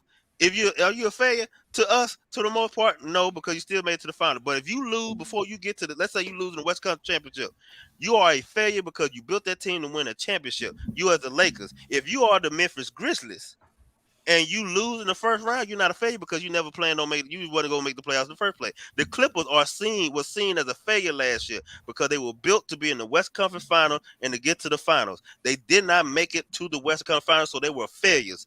This year, a lot of people still try to say they were failures, even though they made it to the West Conference final. But guess what? They still made it. That's it. The Brooklyn Nets are seen as failures because they did not make it to the Eastern Conference Finals, neither the final, because that team was built to win a championship. They didn't even make it to the East Conference Final. Now, for whatever reason, because of injuries and all that stuff, you can say all that. But there are different expectations. The Celtics are teams that they said you got 2 All-Stars, and you had a team that, for the most part, you spent this dude giving him $800 million, and you were seen to be a team that should be competing in the Eastern Conference Final that you had done 2 straight years, and you missed. You got put out. You was an 8 seed and you got put out in the first round. That is a failure. So it depends on who you are. If you are for in this sense, if you're the Pelicans and the last 2 years you missed the playoffs, and this year you make the playoffs, If you lose in the first round, to me, that's not fair because your expectation not a championship. Your But expectation that's is what they're trying to explain to you about Zion, James. They trying to say you giving him a loser attitude. That's That is what that- you, but- everybody else don't want to understand. Lord have They mercy, want yeah, him let in them a big finish. market, dude. They want him in a big market. You going all the way around the world, and what you ain't understanding I is understand okay. quite Look, clear. okay, I let me say understand this. quite clearly. Let me say I this. understand quite Let me say clearly. this, James. Let me say this. What the difference is, and what Trey Young and what I'm trying to say to you about Zion and the whole situation is, okay, I understand what you're saying. Him getting in the playoffs, and if they go out in the first round, they made some noise, but it was just, they kind of had low expectations, but it turned out great overall because they went to the playoffs. That was their overall end-all goal. Well, not end-all goal. They wanted to win the championship, of course, but they set the ball where they knew they could, possibly lose in the first round. My point is with the media is what I'm trying to explain to you with him. This is the only thing I'm trying to explain. I understand completely. You're not telling me nothing I Okay, don't can you let me understand. finish? I'll let you finish. You Let me didn't, finish. but go ahead. You didn't let me finish, but go Okay, ahead. well, whatever then. Listen, they want the dude to be in a bigger market where he's competing for championship. And how many years have the Pelicans, since they've been in existence, done that? Tell me. Competing for a championship? It's Yeah. zero. Okay, so they Well, showed realistically, There's only actual two team. teams, man. Don't. Yeah, but You know what I'm saying? You got the Boston Celtics and the Lakers. Other than that, every other team we seen compete for championships, they when they built it first or from they the second ground one, up. They right? built it from the ground up and built their own dynasty. There's the one exception Warriors to and that the rule. Spurs are that exception. There's Who else? one exception to that rule. No, they built that from the ground up. I Even know when they that's what I'm got saying. I No, said Kevin the Durant, Warriors and the it's Spurs are the three. there's one exception. I said, who exception else? I can remember that is kind of a dynasty, but I mean they did go 2 for 2. You want to say the Miami Heat? Other than That that, was a super what other team that team was in created by LeBron But that's the only in the big exception to market. that rule of going to a team that's competing for championships. Prior You to can't that, use the Miami Heat. only had one championship. But what DC what DC saying though is that the only teams that have, if you think about it, have won multiple I championships. know that theory. It's been the same usual teams, bro. You ain't. But I'm No, trying to no. get. What, you you're missing not the letting me point. you ain't letting me finish. Let him What, finish. what we're saying is okay. All these, so let's think about all these teams. There's always been super team, but let's think about the super team that came together by the players. How many of those teams have actually could you consider a dynasty? None of How them. many? Like I can't. Miami. They won 2 out of. But that's not a dynasty. Dynasty is 3 and more. That's not a dynasty. What the hell is that? All right, dynasty 3 more. Every dynasty Every dynasty every had dynasty three. has won at least 3. The Lakers in the 80s. I The kind Celtics of gave in it the to 80s. Miami because they won one. The Then Lakers LeBron in came there and they the won Lakers in the 2. 2000s. The Bulls in the 90s. The Warriors in the least they won 3 out of the 5. So like every dynasty have won in any sport. A dynasty is 3 or more within a certain span. So The Spurs won 5 in what 10 years? That's a No, dynasty. every other year. They won it every other year. It was like 2000. It's a dynasty. They ain't have to do it back to back. It don't have to be. They a dynasty because it don't have to be back to back. Yeah, they're a dynasty. So other than that, the only team that has won that created a super team. Now you can the Warriors. You can say that they added KD. So then I guess you may could put that in that situation. But most of their players were people that they drafted. Steph they drafted, Draymond they drafted, Clay they drafted. Everybody else they brought in after that fact. But as far as like these guys selected to come, hey, guess what? We're gonna choose this team and we're gonna all go there. We're gonna win. We're gonna be a dynasty. The Miami Heat, you can say if you want to say they went there 4 straight years, then okay, maybe you can count that. But they won 2. Most of what I've always heard was a dynasty. You won 3 or more within a certain time frame. That's what happened. So other than that, every other team, like you said, for the most part, DC was teams that were built from the ground up. Now each one, I completely understand exactly where you're coming from. I totally 100% agree that also like they are trying to get him out of New Orleans. They're gonna ground this team into fucking sturdy. They're gonna ride the certified shit. You go into this off season with this team perfectly constructed like it is, and he lose. They gonna run him out of here. Period. But what I'm just saying, like they did though. Period. But what I'm saying, the Lonzo's a different story. But he got 2 more years on it. Yeah, I thought about that. I think he got 2 more. But the way the media is doing it, I think they're gonna do it. But what I'm saying, my point that I'm ahead. saying is, I agree with you in the sense that David Griffin's decisions the last 2 years did not help the situation. That's what I'm. But hold on, let me finish. But what I'm saying is that at the same time, I don't think it would have mattered because of the fact that from day one, they was trying to get him out of New Orleans. From day one, when they found out that the number 1 seed, it was the number 1 seed, the number 1 draft pick went to New Orleans. They were talking about how he didn't look happy, even though that was a lie. Because if you watch the video, he was laughing with R.J. Barrett. Jason Williams said that stuff, and also the woman that they just fired said that same thing too. She ride for us, though. No, she did eventually. But if you go back to that first night, they said she was one of the first ones. Just what Jay Will said, he looked like he got hit with a truck, like he got hit by the truck. He looked but like that ain't got nothing against New Orleans. I understand. That's how they spend. But that's how it started off. And then, like I say, then you got every time with the whole stuff. And again, if you look at every other situation, nobody's looking at everybody looking at Zion because Zion is the star. Like you can't compare Zion to the Steph Curry. But they're not doing it to cat. Let me guys finish, like brother, that. They doing it to us. Brother, let me finish. What I'm saying is that if you look at Steph Curry did not come out with the same stardom that Zion did. He didn't.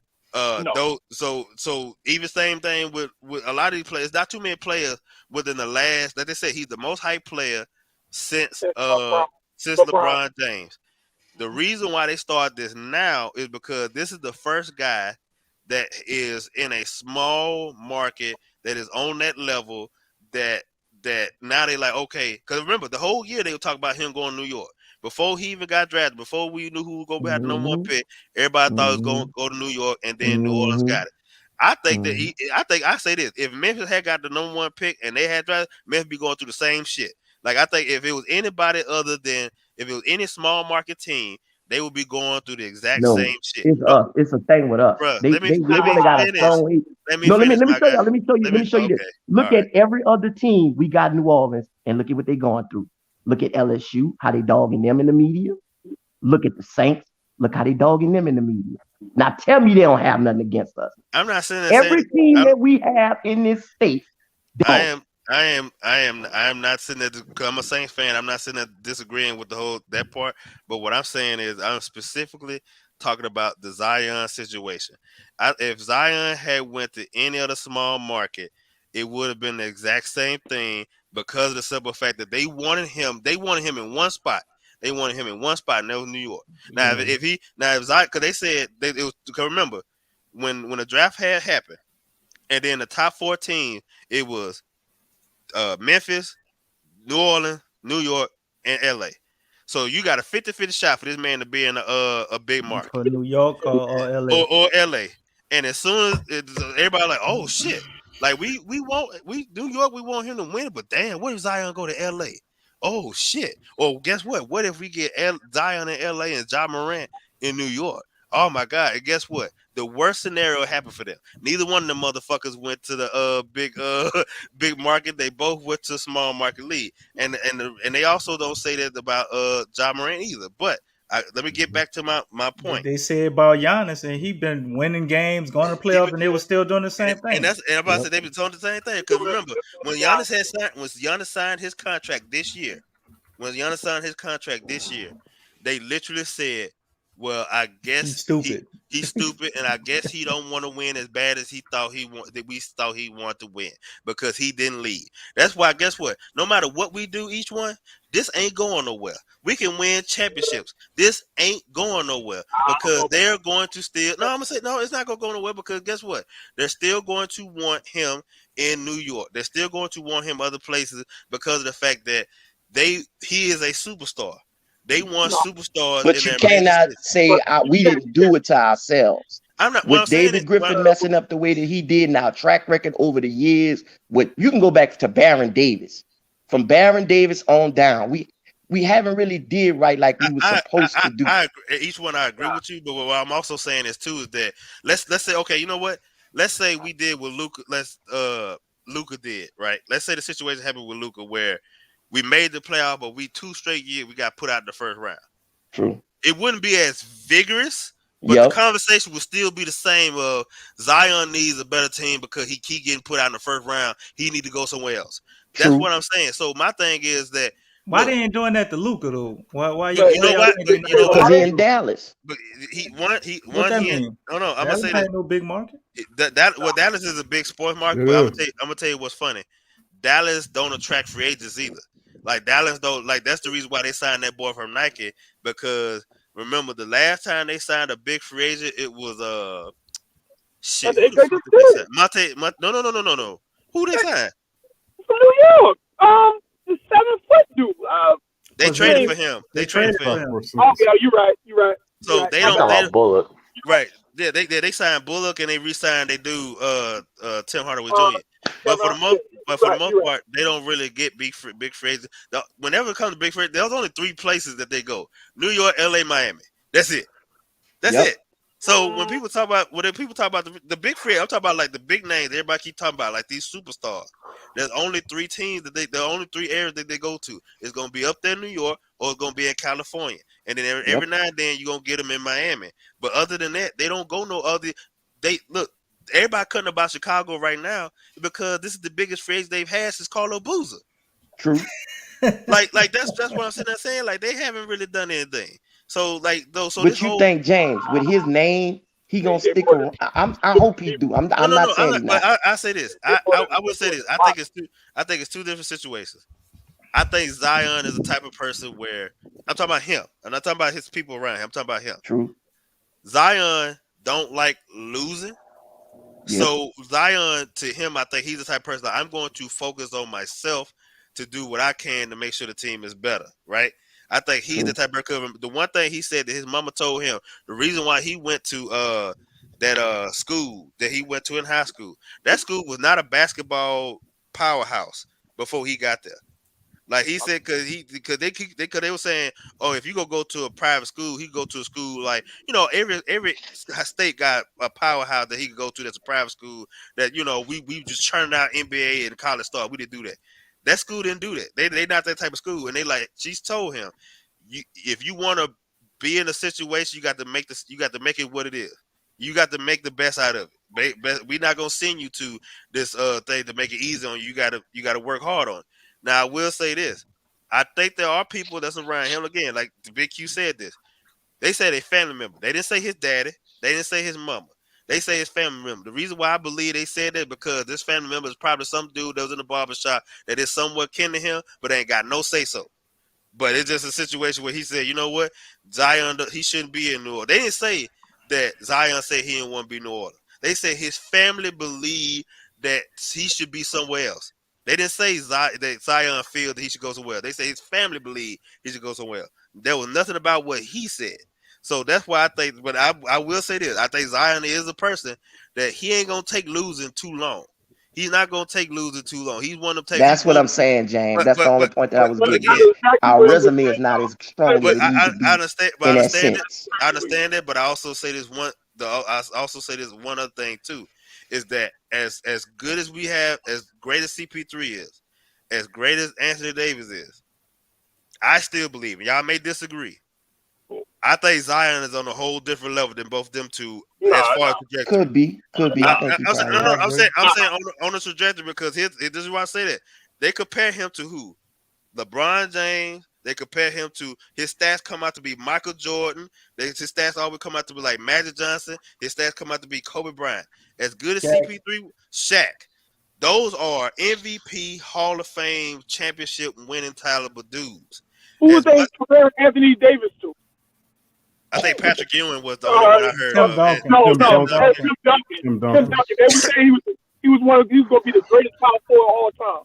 I understand it, but I understand that. But I'm gonna say this: as good as he is, the skill sets is too different. Where Zion, AD needed somebody to take over.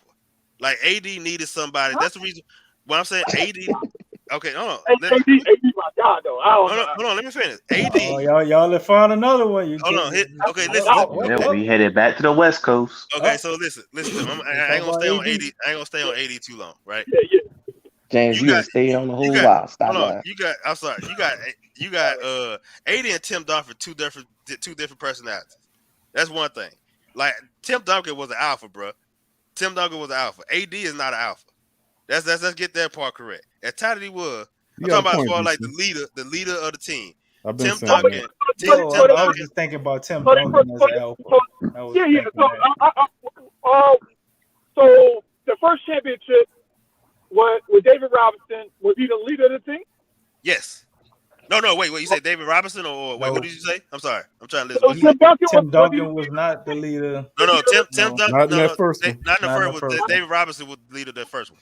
The second one he was. His second one he was. But around that third or fourth one, Tony Parker took over. But see, Tony Parker took over. Tony Parker took over, but the leader of that team was still Tim Duncan. That's the thing. Like Tony Parker was a player that came up and was doing real good, and prior to somebody what made him an alpha? What made him the alpha was the fact that if you listen to the conversation that they always said when it comes to him and Greg Popovich, they had a great conversation where everything pretty much flowed through him. If Greg Popovich went at Tim Duncan, everybody followed in line with Tim. They didn't feel like Steven Jackson said it. If Greg Popovich got on Tim Duncan, he was like, "How can I say something to Greg Popovich when the leader of our team is also taking the handle and going out there and playing hard?" He got up on all the top players. He got up on but I understand it. But I understand it. But that's what I'm saying. He set the example so everybody else followed. That isn't an alpha. Like everybody followed his lead. So Popovich was the alpha then. He is a alpha. Yes. So he was the alpha. Juju.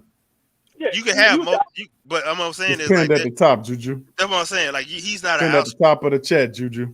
Go ahead, James. Oh, my bad. But like what I'm saying is that Tim Duncan was not outspoken. You have different types. You don't have to be outspoken to be a leader. Is what I'm sitting there saying. But what I'm saying in that sense is that Tim Duncan, as far as the player, was the alpha and the leader of that team. If you have a good coach like a Greg Popovich, you still had it. The same thing with the Lakers in the 2000s. Like the alpha of that team was Shaq, but the leader was who?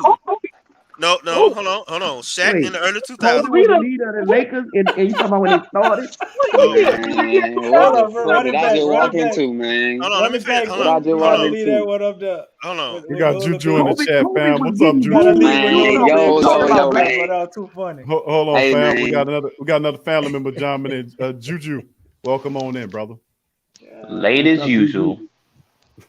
Hey man, yo, it's the big Jew, aka Juju knows hoops in his mud, man. You already know how we coming, man. Hey, look, Willie Green, I'll address. Wait, hold on. This shit tripping. Hello, can y'all hear me? Yo, yeah, I can hear you, bro. Yeah, we loud and clear. Yo, hello, man. I swear, StreamYard be tripping, man. Hey, but look.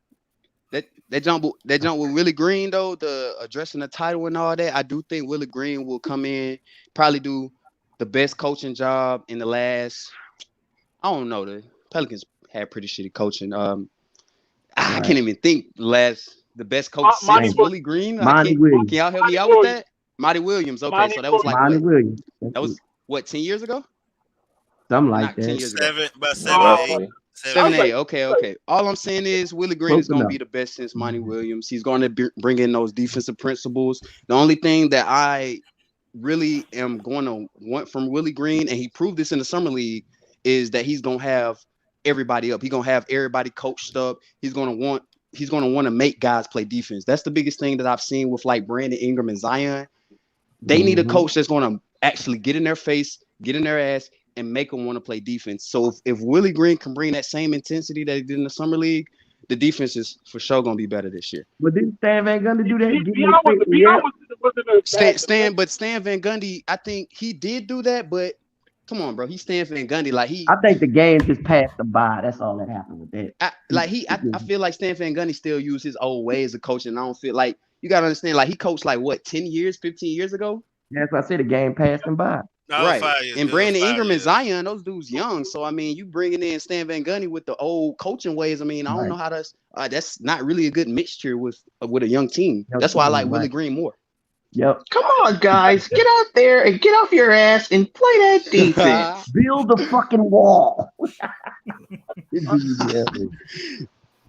I think it's communication skills. Right. His coaching wasn't the problem. It was his communication skills. And I'm still thinking about that week we had when Zion and B.I. went down all at the same time when we was on a stretch. And we just lost a couple games in that week when we was chasing for the playoffs.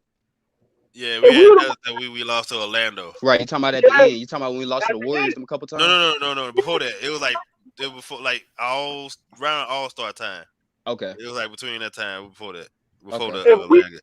If they would have played that week, we would have went to the playoffs, or we would have been a higher seed in like the play-in tournament or something like that. Ninth or eighth, I believe. I just think we just had some rash of injuries at the wrong time. I don't think the team we had bad stretches, but it was a combination of injuries and the blown game. How many? They said we had like 20 blown games. Nah, it was 14. 14 blown leads. 14 blown leads? Yeah, 14. But that's still too much. That's way way too much. Yeah. For a team trying to make the playoffs, that's way too much. If you cut it in half, we go to the playoffs. Yeah. And we just had 7 blown leads. They did that, didn't they? They showed where they cut it in half. If we'd have won those games, how many games we'd have been up by? We were 38 and 34. I want to say it would be.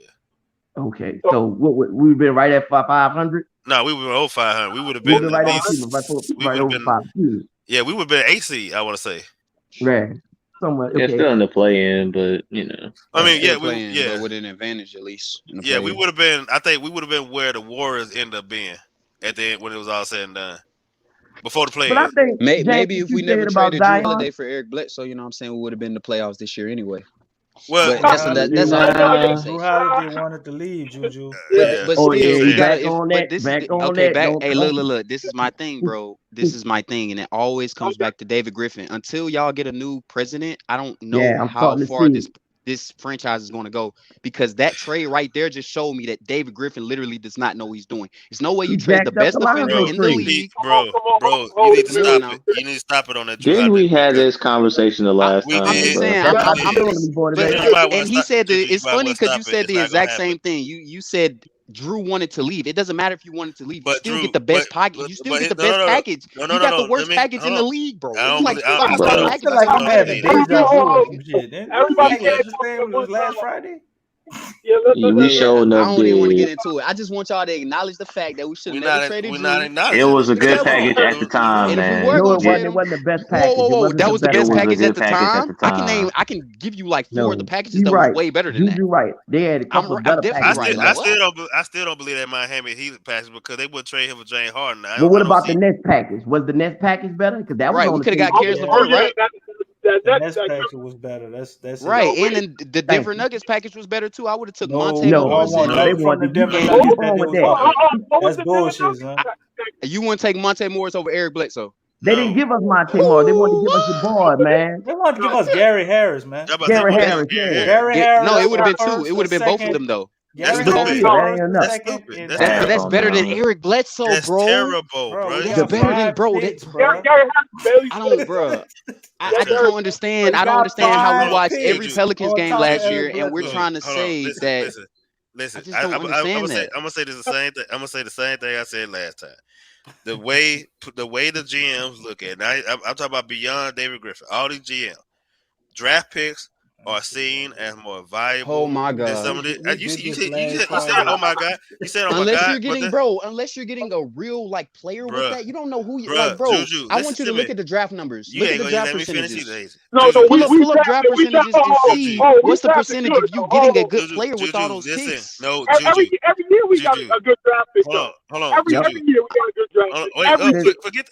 But look. We're not talking about the future. We're talking about last year. We're literally talking about we didn't make the playoffs last year because he made that listen, dumbass trade. Let's be honest. Listen. Juju, man, you making some valid points. Hold on, each one. This is you what can't I'm trying tell to me, bro. Look, you Jesus. can't tell me it wasn't a better deal out there, bro. We would have what y'all misunderstanding is Frazier Langdon handled one part and David Griffin handled the other. That's how it's been negotiated. Frazier Langdon is doing the drafting. No, bro. Frazier Langdon is doing the No, drafting. you tripping. David Griffin, literally, did you see the reports last year with David Griffin? Trajan Landon is handling the draft. Trajan Landon is handling the draft. No, but I'm not you talking. think David Griffin get drafted? You out your mind. So hold on. Wait, can you repeat what you said? I can't even hear what you said, bro. Can I ask all y'all the question? I'm gonna just say this much, and I want all y'all to come to an agreement. We can agree that David Griffin has made some fucked up moves. Right. You can't say 100%. Hold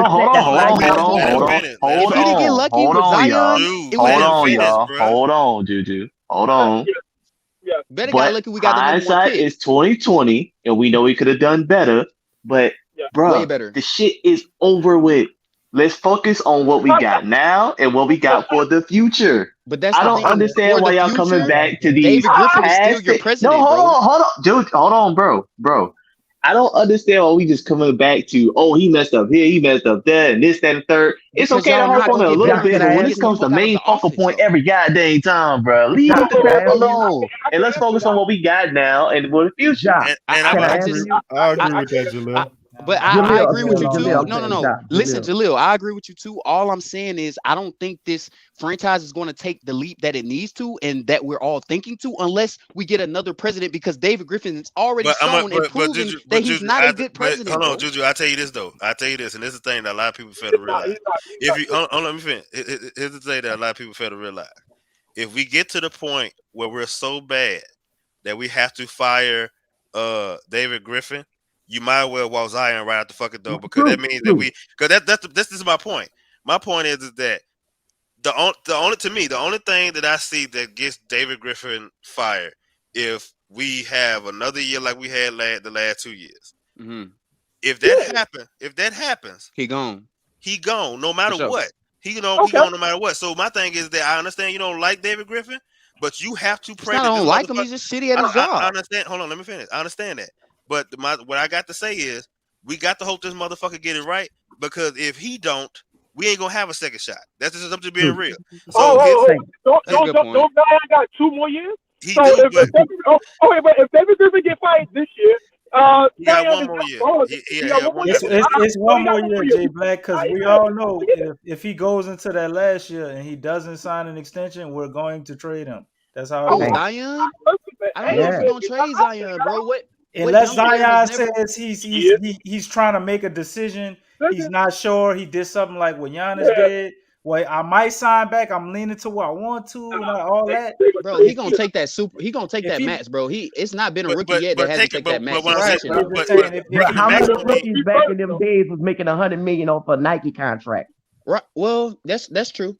That's true. Yeah, I know. That's true, but still, all I'm saying is he's going to want that money, my nigga. Like that, he's going to want the money. But here's the thing: he can still. Here's the thing: he can still extend and still get traded. Like that's just because he extends. I mean, that's how they doing it now, James. That's the thing that's the part that you fair to realize. Like he's not going to turn down. Who's going to trade Zion? He should be even if he wants to get traded. I'm still not going to trade him, bro. Nah, that ain't how the NBA works. Bro, people have. That's how the NBA works. They just soft. But you keep saying that. Okay, let's go back. Forget that. Let's go back. You keep saying that, but it is what it is. But let's go back to the other stuff. You saying that we shouldn't have traded Drew Holiday. Oh my God! Can I rephrase that? Can I rephrase that? Okay. Can I rephrase that? I'm not saying that we should have traded or shouldn't have. I think we should. It was like 4 or 5 better deals that could have had us in the playoffs last year instead of trading them for Eric Bledsoe and Steven Adams. I give you one. We downgraded our team. But here's the thing: I give you one, but I also say this too. And those picks better be good. So, bro, here's the thing. You're talking in the sense that we're keeping the picks. We're not keeping the picks. You don't trade. You don't get those picks to keep them, to use them. So you're going to trade them for a superstar? You either that or you trade them. But what superstar is going to want to come to New Orleans? Now, Juju, that's the point that I've been trying to make to James for a while. I'm glad you brought that up. If you let me finish, If you let me go finish. Ahead, Juju. I saw where you're going though, but okay. what I'm saying is this. What I'm saying, because if you look at OKC got 30-some draft picks. Right. They cannot use all of them draft picks. Right. They cannot draft all of those players. The Right. reason why you did that is so you can trade for somebody. Now you Right. can't worry about for the moment. So the reason why you say the superstar may not want to come here, all that stuff. They won't. That's fine. You're right. What superstars came here ever? But let me finish. What I'm saying is that you have your superstar in Zion and Bi. Your point is that enough in the West? Let me finish. That's what I've been trying to tell him. That's what I've been trying to tell him, Juju. My God, that's not enough in the West. My guy, can I finish? Bro, let James Can I finish, finish? man. Please, for the fucking sake, can I finish? What I'm saying, what I'm trying to say is that currently, right now, yes, it is not enough to win a championship because guess what? Maybe not even the playoffs, too. Motherfucker, I can't. All right, man. I'm a mute, bro. James, you kind of long-winded though, James. And bro, you talking for like 30 minutes, bro. Like, get on with it. You talk a long time. We don't be getting cut off. Y'all let him run, and he talk, and other people be trying to interject. Go ahead. I ain't gonna say nothing else. Go ahead. But he right. Juju is right. He came in off of piggyback when I was saying. Look. That's what I'm saying. That's what I'm saying though. You're saying that we already have our superstars, but that's not enough to maybe even make the top 7 seed. We still might be a play-in seed. So we need another.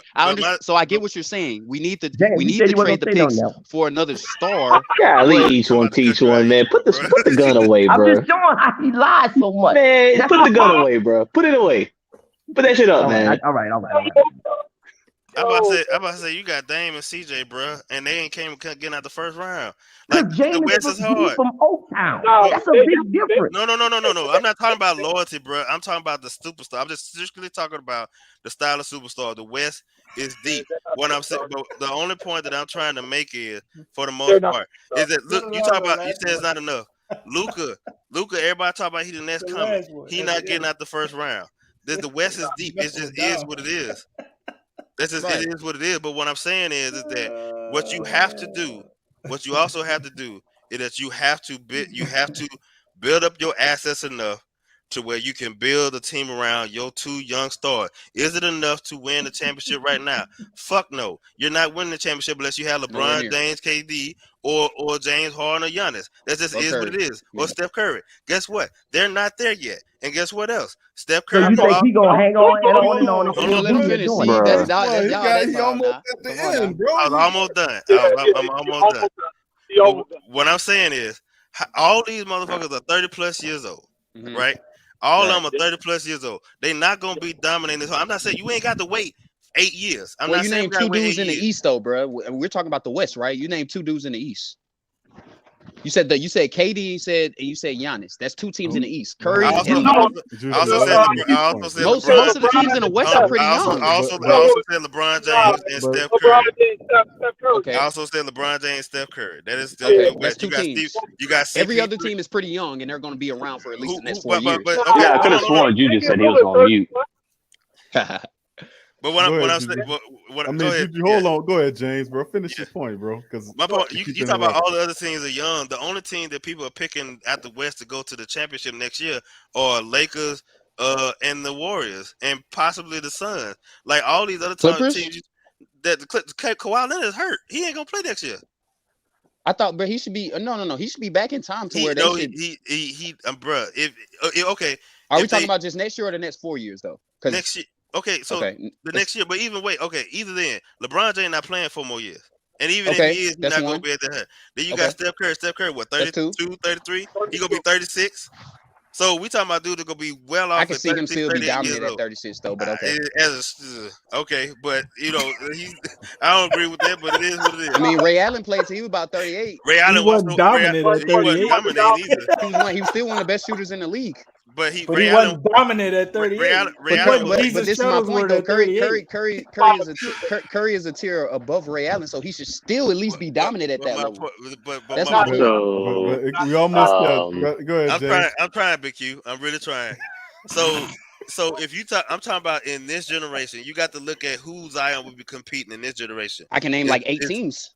All right. Okay. All right, Can go ahead. Man, look, Juju, hold on, bro. All I'm saying, Y'all gotta let the man finish, bro, so he can get I'm his trying to point let him through. finish, but all I'm saying, Nah, but everything Juju. he's saying is he's not really like everything he's saying. He's not really. It's not adding up to anything. You're trying to say.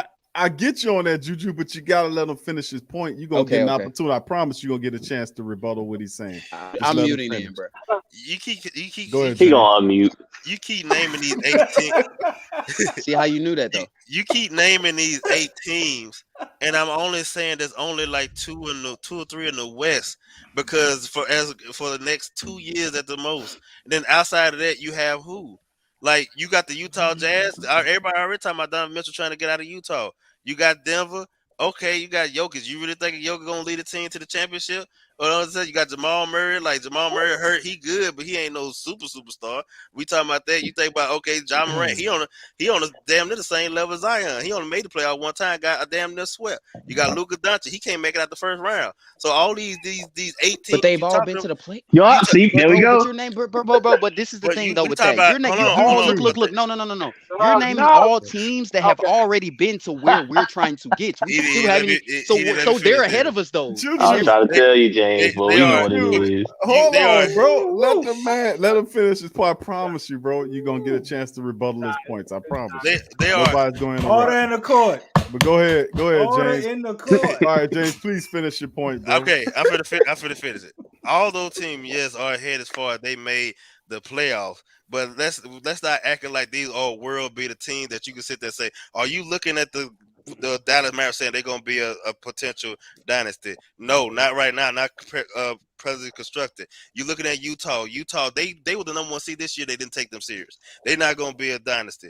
You looking at the Denver Nuggets. They're not going to be a dynasty. You looking at the Memphis Grizzlies. Like they could be our biggest competition because of Ja Morant along with Luka and Dallas, but nobody's seeing them being a dynasty. What I'm saying is that you are at least set up with the assets to make moves. If the Zion and B.I. who we think they can be, you already are ahead of Memphis in that sense because again, I get you. How are you ahead of them? But how are they ahead of them? Hold They've been to the Let me finish. What I'm saying is, bro. the reason why I'm gonna give you prime example. The reason why Memphis made the deals that they made this year is because they realized we still need to find Ja Morant another running buddy because Jaren Johnson Jr. or Joe, I can't. I fucked his name up. Jaren Jackson Jr. Thank you. I'm sorry, Jaren Jackson Jr. He can't stay healthy. He can't stay healthy. As good as he is, he can't stay healthy. You can't say that, dude. You can say the same thing about Zion. All right, I'm good. Right, bro, don't worry about Big Q. I'm done. Big Q, I'm done. Go ahead. I'm done. Thank you. Just stop, bro, because you're not. Honestly, I'm trying to listen to every single word. You won't let me fucking finish. You're really confusing me, bro. Okay. Everything that you're saying. Who these 18? Who are these 18 that you just go dominate the next 5-10 years? Tell me who the 18 is. First off, man, each one teach one, man. I never said the next 10 years. I said the next 4 years. Okay, next 4 years. Who these teams? Okay, I could very easily. Yes, I am. Each one teach one. Florida boys is how we do it. Bro, listen.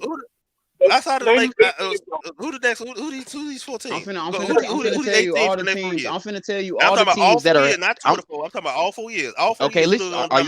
Are you gonna listen to what I'm? Because I'm not gonna be taking 45 minutes to say my point. I just say it in like 30 seconds and then you got it. So I'm not gonna take long like you. So just I'm gonna shut up and let you look. Go ahead. Because I'm gonna tell you all the teams in the league that also have really good young talent and have pieces and have also been in the playoffs before that I can see in the next 4 years being, if not better than the Pelicans, or just as good if we don't get our shit together.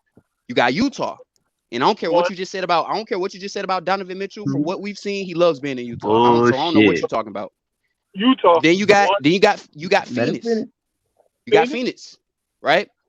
Right. They have 2 of their best players are still like 25. Then you got the Clippers. Okay. Kawhi. You was on the road. Yeah, you was on the road to say Clippers. Go ahead. Wait. I'm trying to understand what's wrong with the Clippers. Can I said the next 10 years. I didn't say 10 years. I didn't say 10 years. I said 3 to 4 years. 3 to 4 years. You said 3 to 4. 3 to 4. Listen, Dallas. And then you got Memphis. Memphis, yeah, they set up. Hello. It's lagging. You got Memphis. We got Memphis. You got Minnesota. That's 5. You got Minnesota. No, you can't put them in there. Do y'all think Minnesota can be good in the next couple years? Not better than. Well, they ain't been to the playoffs like the Pelicans, so you can't put them in there. Minnesota. Okay. Golden State. Yeah, you on the road. Go ahead, Gigi. I got the back. Go ahead. Okay. And then Come on, bring it home, baby. Bring it home. Anybody that opposed James, well, you got they back. We got Portland. That's the point. Anybody that opposed James, yeah, man, I got some help today. I'll be like, damn, bro. Y'all be liking it. Y'all let James run off with his talk, and he just talk. If you go back and listen to this whole stream, James long with it. He talked the whole stream, and I understand what you saying. We be getting what he be saying an hour ago. But he owning y'all, let him. Y'all encourage him. Y'all put that wise in his back. Go ahead, James. Go ahead. I'm saying, listen, bro. He VP James dog for a reason, bro. He be spitting James facts. be dropping it, bro. But I'm No, saying, he don't. James is fucking 1-4. James be speaking facts, bro. James, aren't you the same dude that said trading Drew Holiday? Okay. All y'all have said is subjective truth. What facts have y'all stated?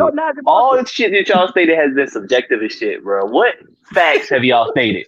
Juju, all you saying is opinions right now about teams that can be I'm good. not saying for the next 4 opinions. years. No. I'm not saying opinions based off the fact that every team that I named has, other than Minnesota, has been in the playoffs, bro, before us, and they still have young talent. So it's not saying you can't say they can't get better. They're already better than us now, and they still can get better. Minnesota?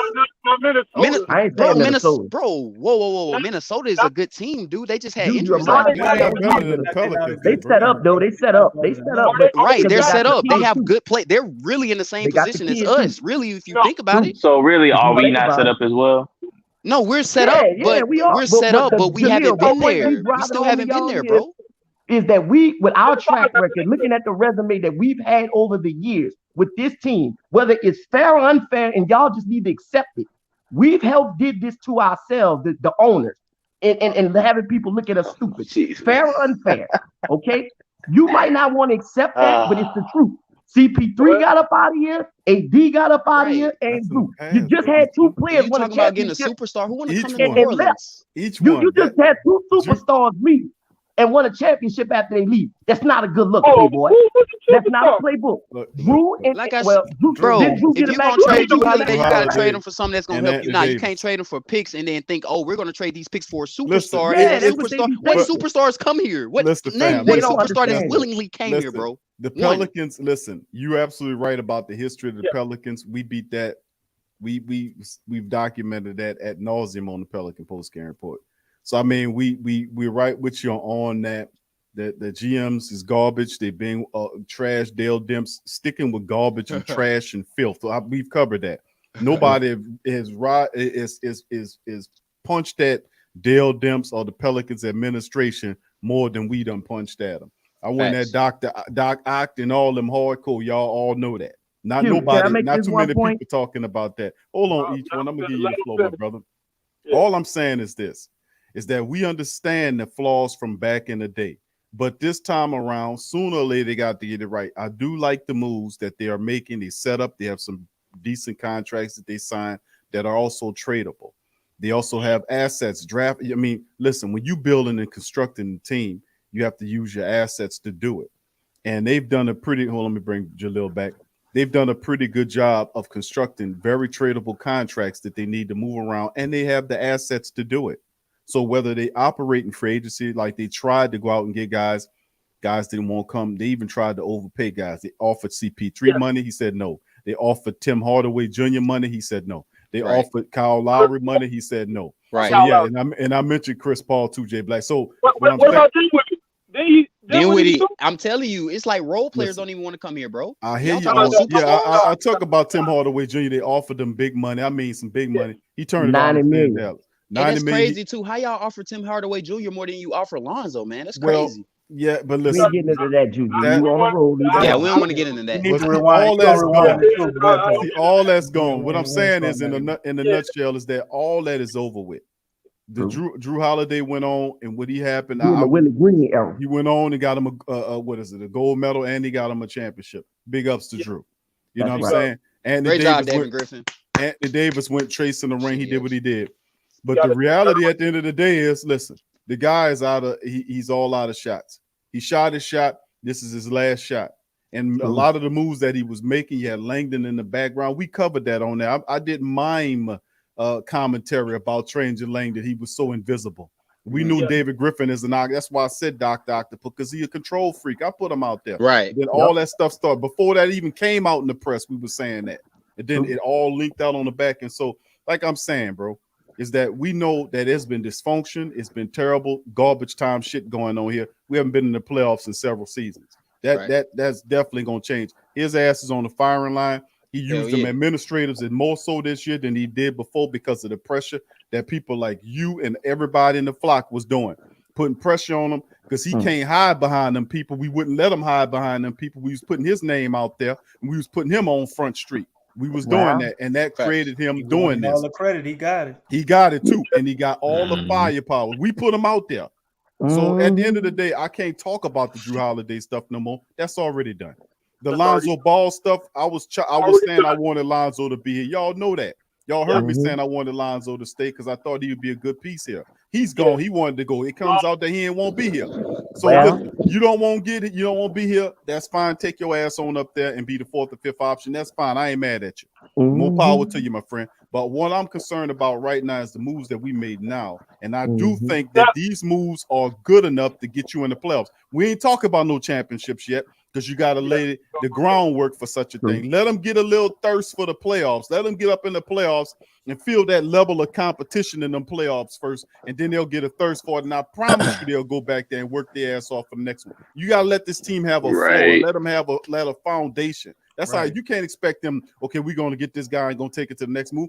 All them damn players out there that don't want to come to New Orleans, give us a couple years. I promise you them assholes will be trying to run down here and take cheap products. That's how it works. Let me ask feel like we've been saying that for 5 years though, but all right. But bro, I can't say nothing about that though, Juju. That's all in the past. You can't tell me that right now at the precipice of where the Pelicans are at right now, they've done a good job drafting. They've added young personnel to the team, and they W is good. KLJ is good. These guys are good players. Bad contracts. Right. I didn't say they did a great job at drafting, but I do think in terms of David Griffin, I just think he really got lucky by getting the number one pick. I'm telling you, if we didn't have Zion, if we never got the number one pick, it would be looking way horrible right now if we didn't have Zion. Let's be honest. That's woulda, coulda, shoulda. That's woulda, coulda, shoulda, bro. We don't deal with that. Listen, that's over with. We got the pick. We got Zion, and they put players with them. They got Jackson. They put Jackson with him, bro. Listen, bro. Bledsoe is gone, fam. Let me ask this real. Let me say this real quick. What big time free agent did Milwaukee get? Jesus Christ! This is bad. I'm so sick of you, James. I'm sick of you because you just did quick. You come back up and you fight again, dude. What did I say? Hold on. What did I say wrong? What did I say wrong? Hello. I heard you say I just feel like y'all been a little bit too positive, man. And y'all not looking at what I'm looking at. Nah, they could be positive. How bad the perfect time for that. Bro, you're wrong, Juju. You're wrong. I'm balanced here, bro. You gotta look at it. How am I wrong? How am I wrong for saying that David Griffin is a shitty president and this franchise will never get anywhere with him in the front office? And I'm breaking every point down from the past. How am I wrong? I'm telling you everything. You're talking about drafting. He's also made very bad deals, bro. You don't trade Drew Holiday, the best defensive backcourt player in the league, for fucking Eric Bledsoe and expect to go to the playoffs, bro. Like that's a thrown away season. That is a thrown away season because of that trade. Let's be honest. We shouldn't have been in the playoffs, bro. What are we supposed to do about it now? Bro, the only thing we can do about it now is get David Griffin out the fucking front office, just like how we got Gentry out the coaching office. Just like we got Dale Demps out the. We need to. I'm just saying. That's not realistic, bro. That's not realistic right now. Hold on, each one. Hold on, bro. Hold on. Let's stop the madness for a second. Listen, you absolutely right. David Griffin has been absolutely. Listen, the Pelican post game report, man. We ride hard. We ride hard on David Griffin. I cussed that David Griffin. I mean, y'all know, y'all go back around. I don't know too many people that gave David Griffin the business besides. That's why they got Stan Van Gundy out there because of Q. Listen, bro. We was if we was a part of the mixture, bro. And It's that family people was pointing that out. Is that I was telling these people to their face, and I'm telling you, we're in that building. Them people, we'll get up on here and we'll talk our stuff, and then a week or two later, them people doing moves like that. You come on now. You can't. We're going in the right direction, baby. I promise. That's what I'm saying. We are going in the right direction, and I agree with that. You can't keep looking at the Drew Holiday trade or whatever. And then Drew, I know what you're saying. We should have gave him up for little or nothing, but at the same time, it's over, man. It's over. It's over. So all you need, Juju, what you need to focus on, bro, because you're a little bit too negative in your commentary, bro. And just take it to me, and I'm a hardcore dude, bro. I be going at these goddamn guys' heads. I'm gonna keep you real on that. Right. But at the end of the day, it wouldn't be logical on my point to keep going at Dr. Octopus, as I termed him, and I gave him that term because he always got his damn hands all up in the mixture. Right. But listen, I'm telling you that these guys have done a good job with these levels of moves. Getting Graham here and getting Valanciunas here. They did a good drafting with Trey Murphy and Herb Jones. Lewis. KLJ, NAW, Jackson Hayes to go along with Zion. BI has become an all-star here. So what I'm saying is we traded for Jonas Valanciunas. Don't forget that. I understand that I'm being negative, but all I'm saying is my negativity comes from the past and the deals that I've seen in the past. That's the only reason I'm being negative about the future, because what I've seen in the past, what I've seen from the last 2 seasons has been fucking shitty. So if he's going to continue to be in the front, this offseason, I give him credit. This offseason, he did a very good job by getting Graham. He got Valanciunas. He did a great job. I'm not saying I'm just looking at the past, and I just can't be positive about the future with him in the office. Looking at the last 2 seasons, you got to be. Only reason I'm positive is because we got Zion. That's the only reason. You got to be. You got to see it first. It's not just Zion. It's other things. Listen, Willie Green is a guy that comes in. Listen, the Pelicans blew over 12 games last year. They blew these big leads, 12 or 14 games last year. You win half of those games, you're in the playoffs. The Pelicans had the talent last year. It was about they were laying down and playing incomplete. They'd be beating these teams, and then later on in the second half, team come back and beat them. Now that was a pattern that we seen. Like they have the talent. We had talent, but we didn't have shooting though, bro. Like. Bro, hold on, bro. No, bro. You right. Whoa. So wait. I got no. Last year we had Lonzo. Last year we had Lonzo, who since he came in the league, he's a good shooter now, but he's not really a shooter. Eric Bledsoe is not a shooter. Zion is not a shooter. Steven Adams is not a shooter.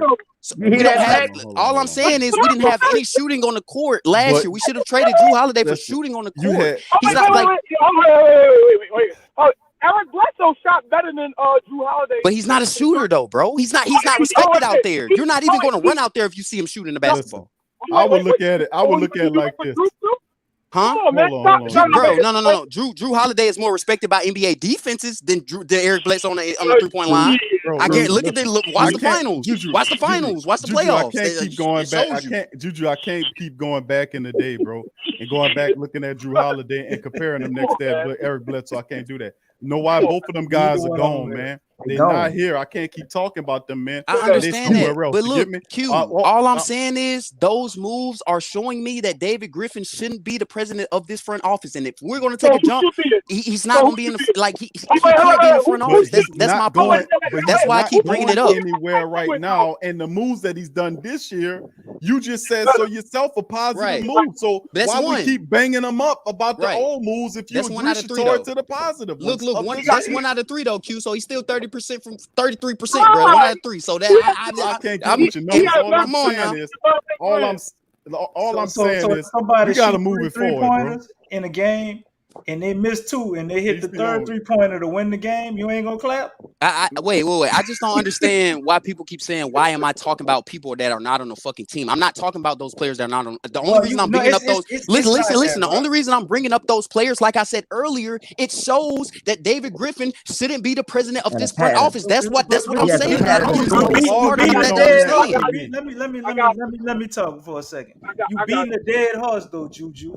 Because what we saying is we agree about the David. You're Griffin. right. We agree. Right. Oh, But okay. at the same Okay, time, that's all I wanted to know. we know Okay. David Griffin not going nowhere. He ain't going nowhere right now. And what we've seen David Griffin do recently shows that maybe there's a possibility he could turn over a new leaf and let people do their damn job, because we have some good people in the front office. And all the moves that we've made this offseason, they batting about 8 for 10, bro. They might have had 2 where they messed up, but they got 8 right.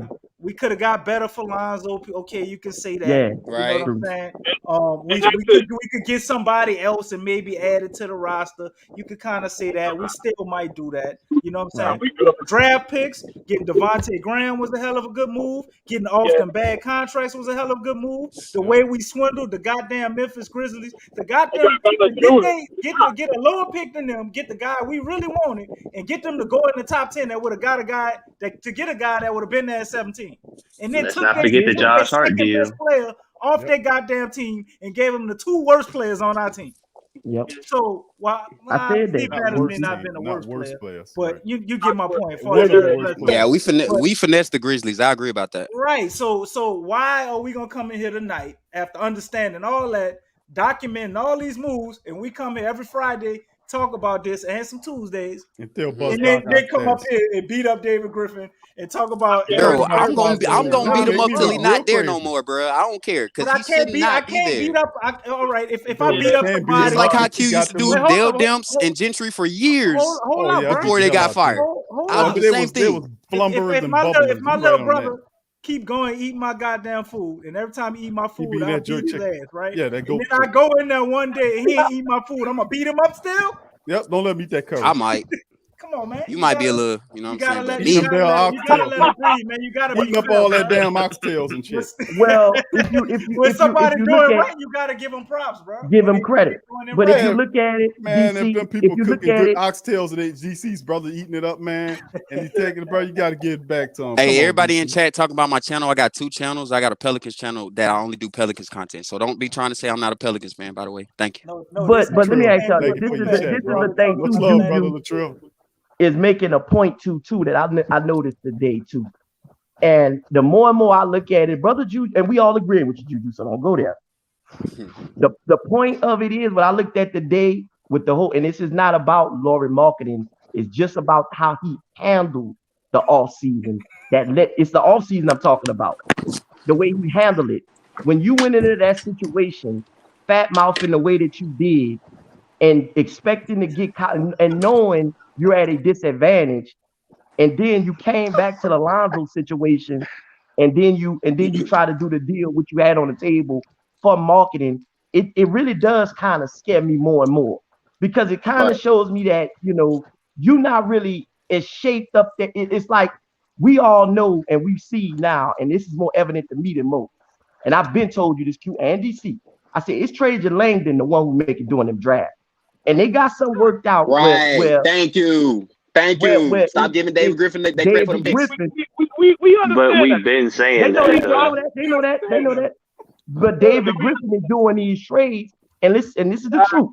He comes out on top. This is the thing. The problem with David Griffin isn't that he can't make the right move. The problem with David Griffin is he like one of the people that won't add an extra ingredient to a plate, and it messes the whole thing up. That's what he does. Yeah, he comes in lemon juice and red beans. Yeah, extra spice on your curry.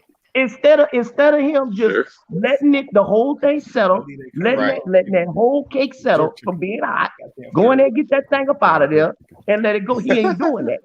He want to add on his. Making me hungry, bro. But listen, the thing is, he good with numbers. He got the Pelicans from out of all of those how many bad contracts they had, he got them from out of there. Right. So he's good with numbers. That's the one thing you got to understand. Okay. And Miss Benson ain't letting him go on. I give you that. That was a very good point. If we could just get to the point where in the trades, somebody could come up there and talk him down and say, look, Griff, this is how we could do this. We'll let you observe the players with us, but somebody else will do the overhead picking on them, because we see that, you kind of a little off with making these trades. You're making trades that are they're not working. And the worst part about, like I said, you go into situations fat mouthing. You should have played way harder ball with the deal with Lonzo than you did. You could have gotten way more, but you thought your players were better. You thought you can do it your way. See, that's the problem we all brought up about him. David Griffin problem is he wants to make it about him. And that's what we get to. That's the problem. And that's from the LeBron days too, by the way. Each one that is, you said it, and I agree with you 100%. You hit Okay, that. I agree with that. Great point. Each one did a great job on that, and he closed He it ain't up. cut nobody off. Nope, he didn't. I'm proud of myself, G. I'm proud of myself. Did a great job on that, bro. Because that's Yeah, I agree with you I 1,000% on that. I'm working, Excellent. Julian. Well said.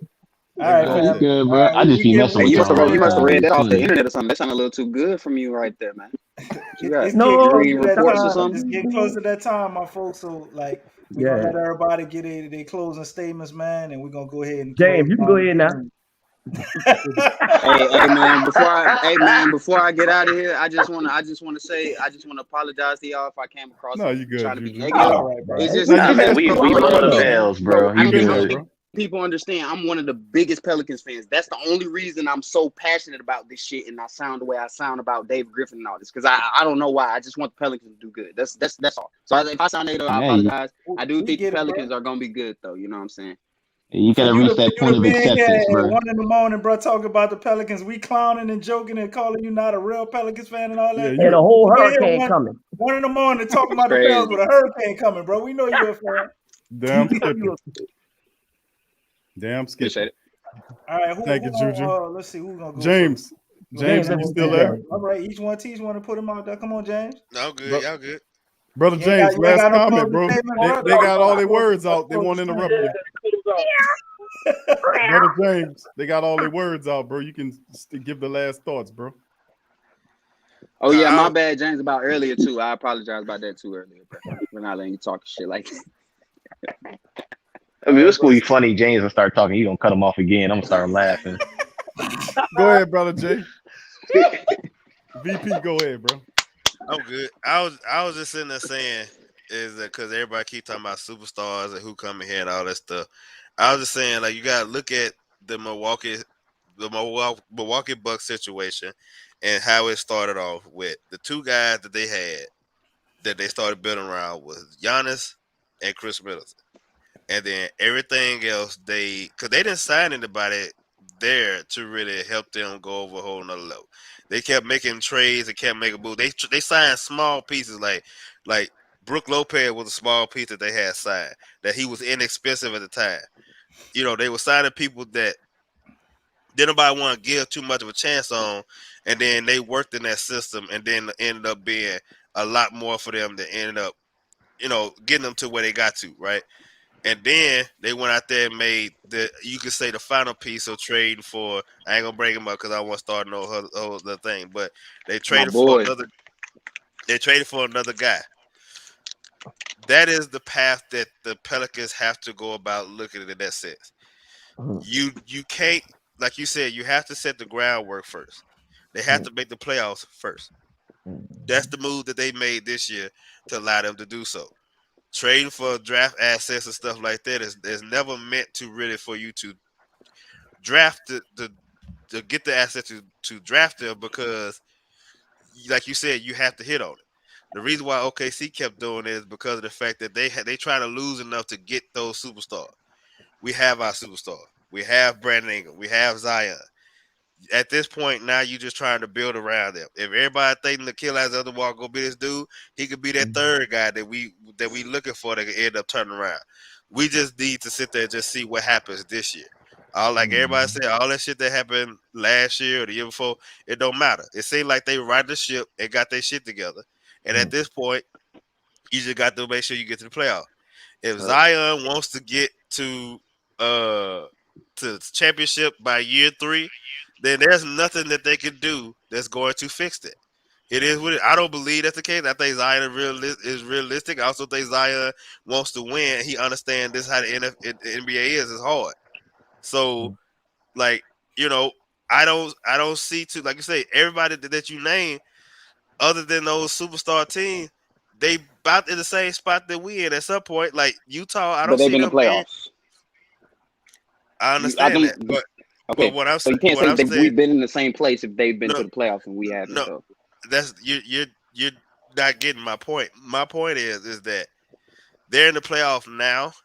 Their future don't look too bright. If you brought up the Timberwolves.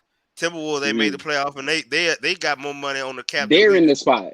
Right, they're in the same tier. Like to me, like we're in that tier of like we have talent, but we haven't made the playoffs. Every other team that I name has made the playoffs, and they have talent. I understand that, but what I'm also saying is that shout out to Latrell, man, appreciate that $10.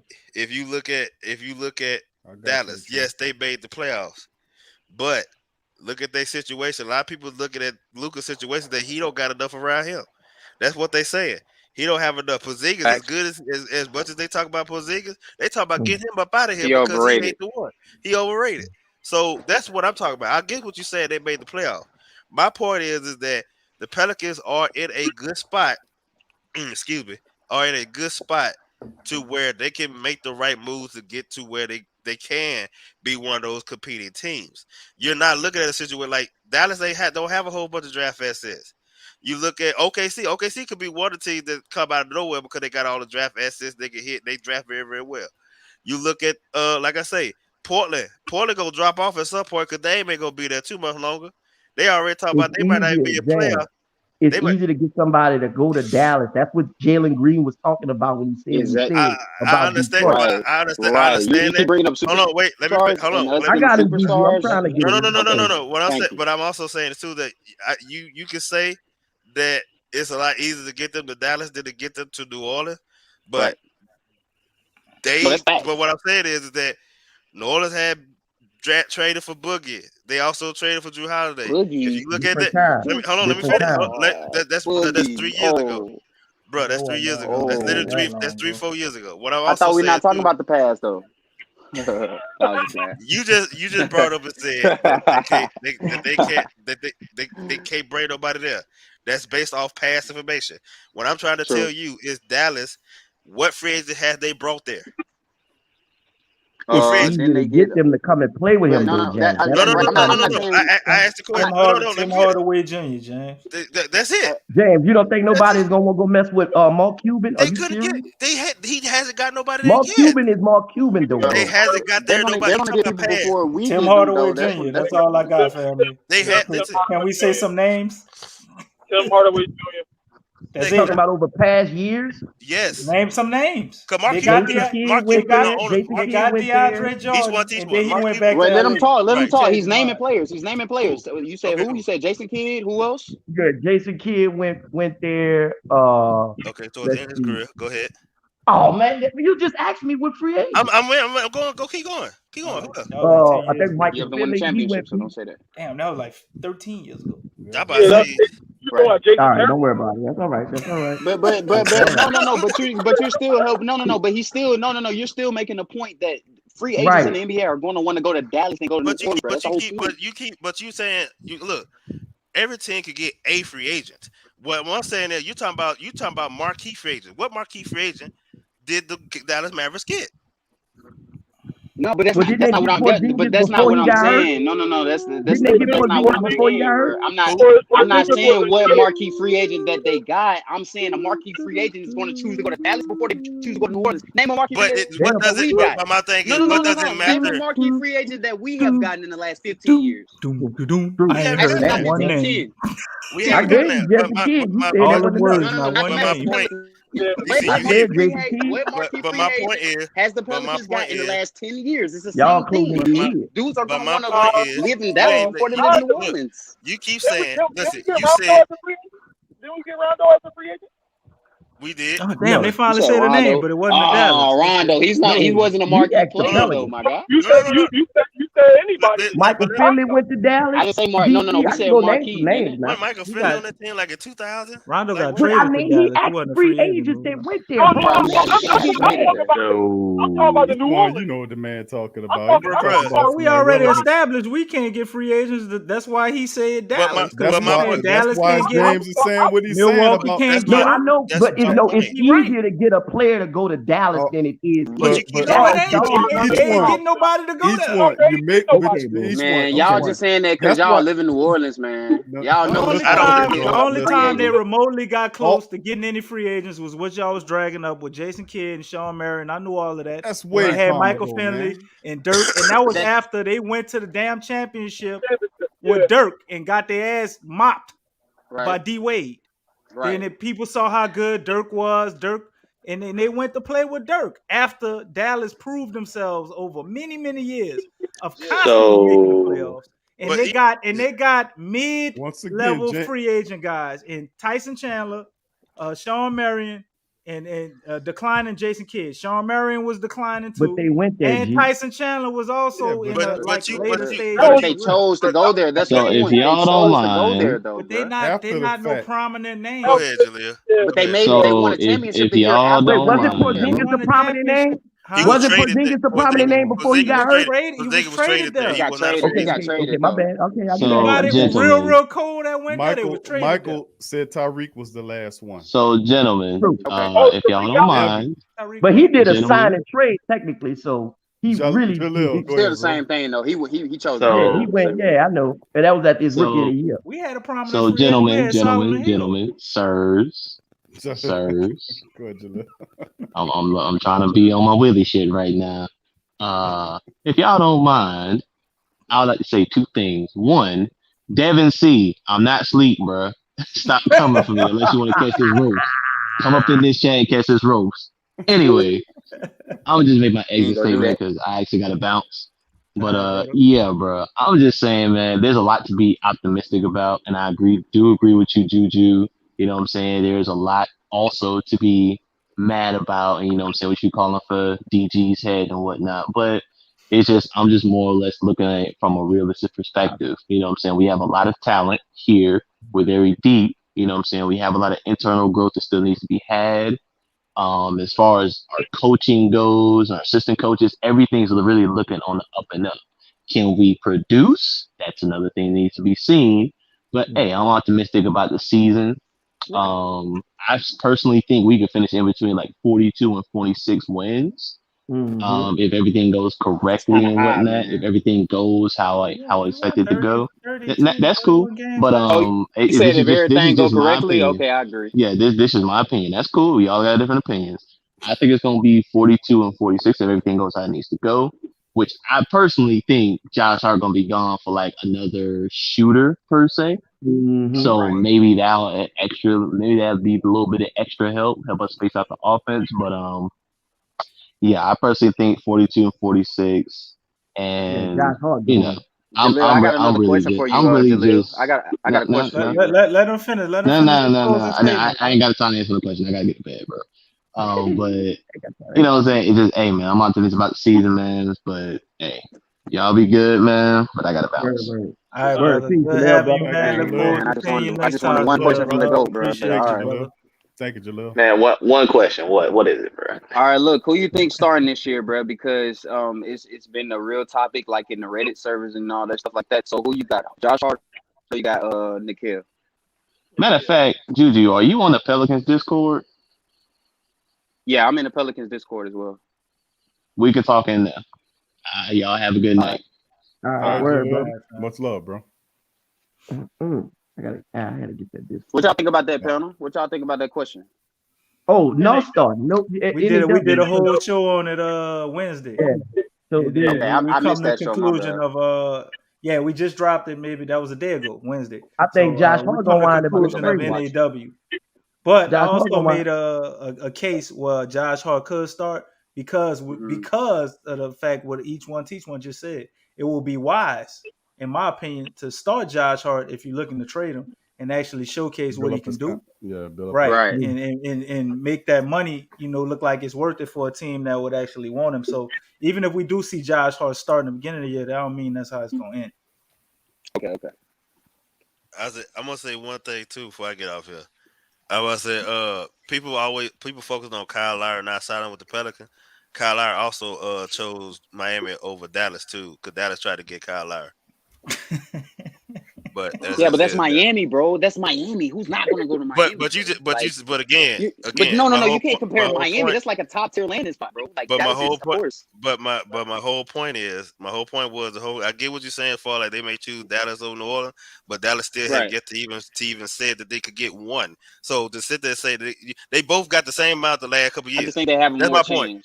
I think they have a better chance. You got all that chance and you still ain't did shit. So it is what it is. You got. They made it to the playoffs. We haven't made it to the playoffs, so let's don't do all that. Like we haven't. They made it to the playoffs 2 years in a row. But that's going to be more intriguing. And guess what? That's going to be more intriguing. They did it 2 years if we're in a looking row. at a team in Dallas that's made the playoffs versus the Pelicans that have been shitty for the last 2 years. You're right. Let me finish. You're right. They did it 2 years in a row, and they still they couldn't get nobody this year. They did it 2 years in a row, based on playoffs.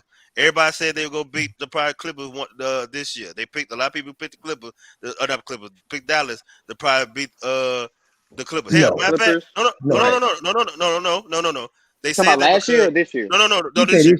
No, this year. Okay. The reason why because of the fact that the Clippers took them 7 last year. Not only did they took them 7. Also, the Clippers had lost many games to avoid the Lakers and whoever else, and they end up with Dallas. And a lot of people are like, why the fuck would you do that? Because Dallas had y'all number last year if Porzingis didn't get hurt, and then they came out won 2 straight games. So a lot of people thought that would go win that series.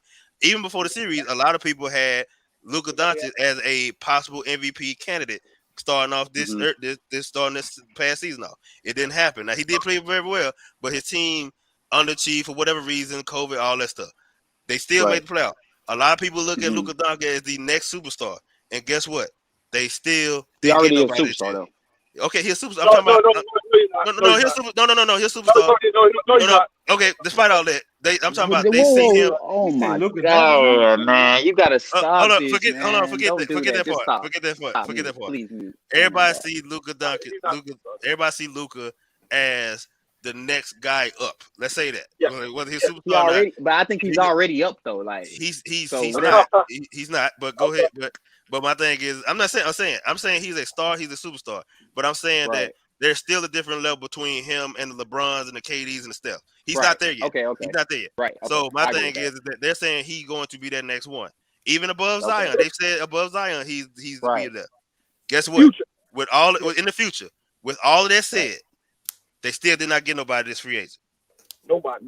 So that's my so my point is, like, I understand what you're saying, but you're still not disputing what I'm saying, because we're okay. I agree with you, but do you agree with what I'm saying, that Dallas is any free agent? Dallas is more sexier than fucking New Orleans. They didn't get anybody. But that's what he said. Okay, hold on.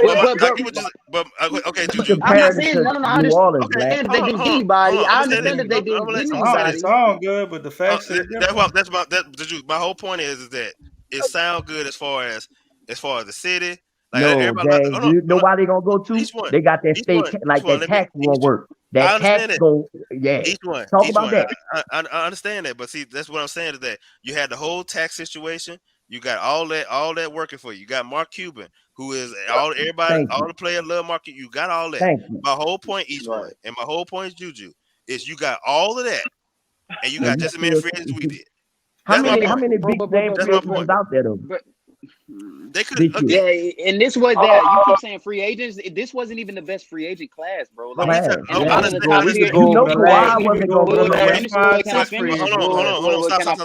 when you think about the top tier teams, actually, like all the top destinations that free agents want to go, like New York, like Miami, those are the guys that actually had cap space, like some of the most cap space in the league. So obviously they're going to have.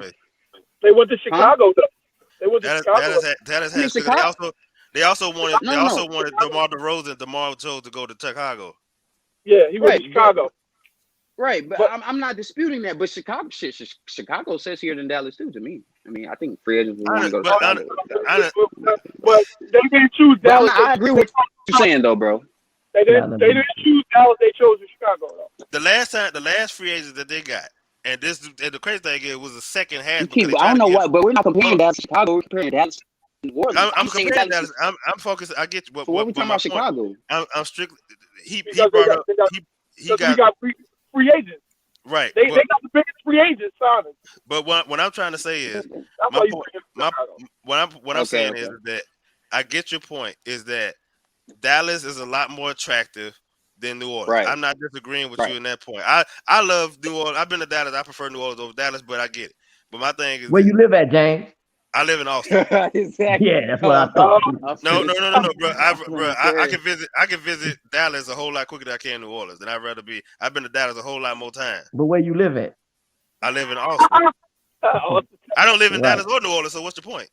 But you live in Texas, don't you? I live in Texas, but that's not Dallas. Austin, Texas. Austin, Texas, exactly. Not Dallas. Right. So but you don't live in New Orleans. Hey man, New Orleans is a beautiful city. I'm not trying to talk down on New Orleans. Each one. I did not move from New Orleans. I'm not from New Orleans. It don't matter what you move from, James. I didn't say each one. I did not say I didn't move. I moved forward. I'm not from New Orleans. Is my point. I'm not from New Orleans. But you say you prefer it, so it don't matter. You say you prefer New Orleans over Dallas, so why are you in New Orleans? Only reason you say that because they got that voodoo, man. Of that, bro. Yeah, I'm not even worried about that. But no, I ain't skip over top. Listen, I'm getting complete control of my faculty. I'm listening to what he's saying, telling that bullface lie. He'll pick Austin over New Orleans, but yet and still he in Austin. That's a bullface lie. Stop lying. It don't matter where you from. He might have family out there or something. You never know. Why you don't live here? Why you don't live here? Okay, I give you fucking reason. The reason why I'm out here in Austin, Texas, because this is where my fucking job is because I am in gaming. Oh, I knew they were gonna come with that. I knew. No, I'm in the gaming industry, and the gaming industry is big in Austin and not in nowhere else. That's why I'm here. If it was in New Orleans, I'd be in fucking New Orleans. Okay, but you can't do the same thing you tell about Zion. You can't. But I'm not making millions of dollars. If you can make millions of dollars in fucking New Orleans, I'll be in fucking New Orleans. I don't care where I would be if I'm making millions of dollars. That's my point. I'm not Zion. You can find one down there. You can find a game team down there. All right. Anyway. Are you still going, James? I was just James, you be going for hours. They be sidetracking James. James be going. I want to try to crack James be going. Man, I'm trying James be going, man. But people they jump, but when they James points, it forces James, and then he addresses whatever they're saying, and it belays his point. So let's just let Brother Jay. You for real though, James. You was finished. No, he wasn't finished. Go ahead. See, it wasn't me that time, James. So don't be mad at me. Then we gonna move on to Jay Black. Yeah. And we're gonna give each one, and Juju, you gonna go ahead and close it out. Yeah, but my whole point was like you got to build how the Milwaukee Bucks end up building because one, you're right, you're not gonna get free agents to New Orleans despite the fact like it's only two cities in the whole fucking country that they really flock to anyway, so it don't matter. You have to build your team the way you know how. Like you have to make trades to a team. Like you don't have to go trade for a whole nother superstar. You can just go trade for veteran. James. Come on, no, you can't ask him a question. No, it's a very question that goes with this conversation. But he's trying to finish. You ask him a question when it's your turn. Then you can ask James a question, and we gonna put a time on James because he was talking about building a team. So all I was gonna ask him, and then I won't even ask anything else. All I'm saying is you're talking about building a team. I understand what you're getting to. So do you have any confidence that David Griffin can actually build this team to an actual Western Conference Finals contender like they should be in the next 2 to 3 years? What's the conference finals? Yes. We have that talent. If you say we got the talent, then I would say so. You gotta have the veterans too, and the pieces though. But you got to start from somewhere. And so far, what he did this year, he has set the foundation to where within the next 2 years, if Zion and BI make the progressions and who we think they are, and if Willie Green is who we think he is, they should be a top team in the West in 2 years. Yes, I believe he can do that. You overran him then, but all right. All right. Okay, all right, James, Jay Black, your time, bro. Wait, James was finished? I'm done now, DC. Don't worry about it. I'm done now. I thought James was finished, man. He asked me a question. Like you said, he was making a statement, and then he was like, "Can I ask a question? Can I?" And I was like, "No." Well, go, man James. Ain't gonna never get to finish. All right, James, go ahead and finish your point, bro. I I think, like I said, they just need to go the route of Milwaukee. They tried to do the Freddy's thing, it didn't work, and I like where they're going out so far this year. You know, I think there could be a 6 between the AC somewhere in between that point this year. I think they compete at that point because I think they're a lot better than they were this year, and whoever knows what they're gonna do at trade line.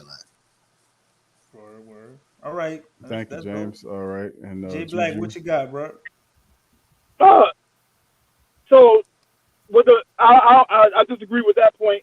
Following the Milwaukee Bucks. So Milwaukee first, when they had Giannis, they had Jason Kidd as the head coach. They didn't progress until they got Mike Budenholzer. So coaching actually is, I think, more important than building a team around. And plus, their player that they got was Drew Holiday that we gave up. If he would have stayed on our team, we'd have been. I think it was a 60-win team even before they got Drew Holiday, though, J Black. They but were. But they won the championship when they got Drew Holiday. True. Yeah, so they progressed further with Drew than they did without Drew. So now building a team like that, I'm grasping at straws, but I think we're doing it right now. The coaching solidifies everything. Agreed. So the shooting coach, we got our shooting coach back, Fred Vincent. And we wouldn't have got him back, then now they've been highly upset. Yeah, everybody know I wanted Fred Vincent back. That was number one. All right, we got Willie Green. then our players went the way they did. We got Valanciunas, the only since DeMarcus Cousins that averaged a double and a high 23 or 35 20 24. So I think we're moving in the right direction. I ain't gonna be long-winded. I ain't even gonna go that much. I don't even gotta go that many directions. I think we're moving in the right direction. We're gonna make the playoffs this year. I think we take out who was in the playoffs that we take out. I think we take the position of Portland Trailblazers. I think the Portland Trailblazers is gonna take a step back. I think we're gonna take a step forward. Don't forget about Memphis too. They're gonna fall out. I don't know. I don't know. I'm not sure. I think Portland they was Damian Lillard is unsure about the head coach hiring. He's talking. He mentioned that he wanted to go out.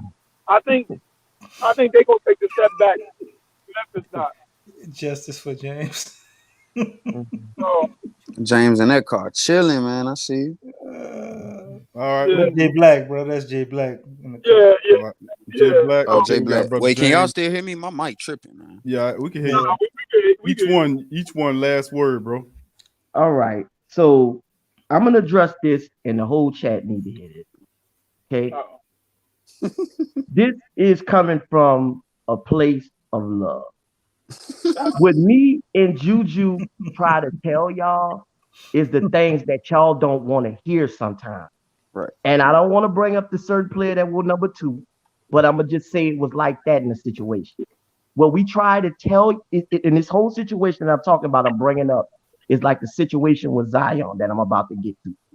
The league right now, even though, and y'all are right, we are building this thing so right. We are. But will they give us the chance to leave us alone to do it? That's the big question. And with Zion being such a big face of the NBA will push that narrative, because I just read off to you that ESPN is ran by the New York Knicks. So whether we, like I said, whether it's fair or unfair, we did it to ourselves, and we can't change that. So we can't get mad. Y'all can't get mad at us or Juju when he telling you about what the David Griffin situation, because even when you go and look at the situation of him this offseason and doing what he did it wrong. He had everything going right until he went out there fat mouthing. So it gives you the lack of trust in him to say, oh, you know what? I really think he can do this. But when you start and Big Q, you can back me up on it. I remember we at the draft. We were out, me and Jack. I was like, man, he cutting up. Big Q stopped me in my track. And he said, hold up now. He's right now basically balanced. He out the red. You dig what I'm saying? Right. And with dealing with that, with David Griffin and with me and Juju saying to y'all about the whole city, what nobody would want to realize is since we've been in existence, we've never been able to get one other than Tyreke Evans. And whether y'all like it or not, and James, I knew you say you from Austin, brother, and I understand you there for your job. But a lot of us can talk that we love New Orleans shit, but let's keep it real. A lot of us, when Katrina came, your motherfucking ass stayed somewhere else.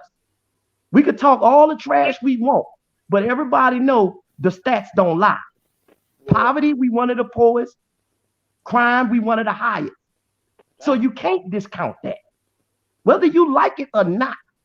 So we're just trying to be more realistic about the situation. We are building right. And to be totally honest with you, the way we're going to have to do this thing, we're going to have to do it in spite of getting a big superstar here. Just like how it started with the Warriors. They didn't have no big superstar that went there. They just built, like you said, with Draymond. They got Clay at the same time, and then they got their player coach, Mark Jackson, and they started to progress. Kevin, with Jay Black, that's after they start winning, bro. That's after they start winning champions. All I'm saying. I'm saying we can get them once we start winning in spite of them. We have to win in spite of getting a big name free agent. That's what I'm trying to gather with all y'all. It's not that we don't love New Orleans. We wouldn't be here if we didn't love New Orleans. But the bottom line is, y'all know damn well if somebody told you, I'm gonna give you a job here or Dallas, your ass gonna go to Dallas. And it's a different place to raise your kid. Chris Paul talked about that. Chris Paul talked about that on camera with Jay-Z. He did, bro. He made it a point. So we saying it can happen, but we're gonna have to do this thing like we've been doing it, build it right, win in spite of them, and just like Big Q said, their ass gonna want to start coming here after that. Watch, they're gonna start piling up. So there's no need for us to go backwards. But I'm saying to all the brothers in the chat that we with y'all.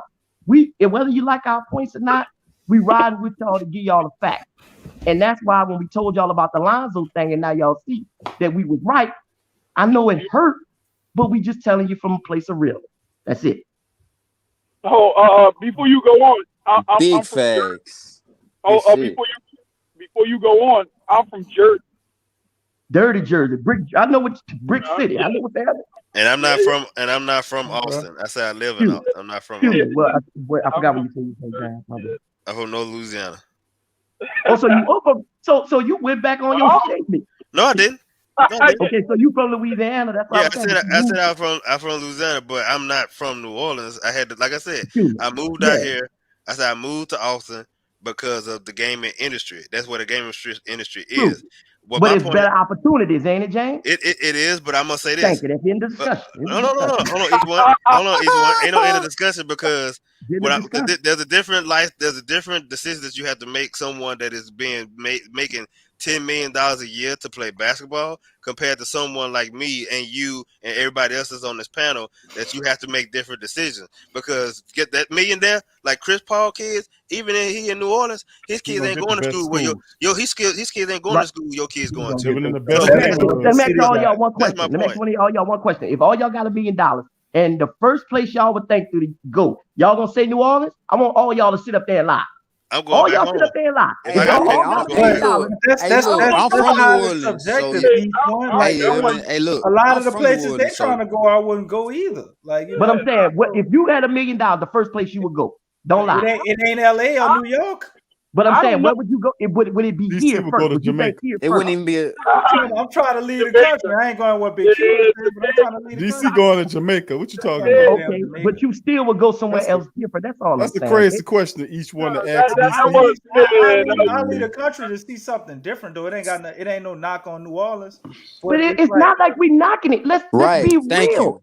We don't actually. You don't see them stats in killing and poverty. Y'all act like this shit don't exist. You a millionaire, bro. You ain't worried about no poverty, bro. You ain't. All right, bro. You worry about where you living when you a billionaire, though, bro. That's the point. All right, bro. You worry about where you living, man. So you would rather be in the hills in California like AD or be here on airline in the gated community? I wouldn't want to be in California. Man, stop it. Stop it. Stop it. LA is a whole different mind. DC ain't lying. DC going south, man. you listen to a guy like Brandon Ingram, bro. He said he didn't like the big city life.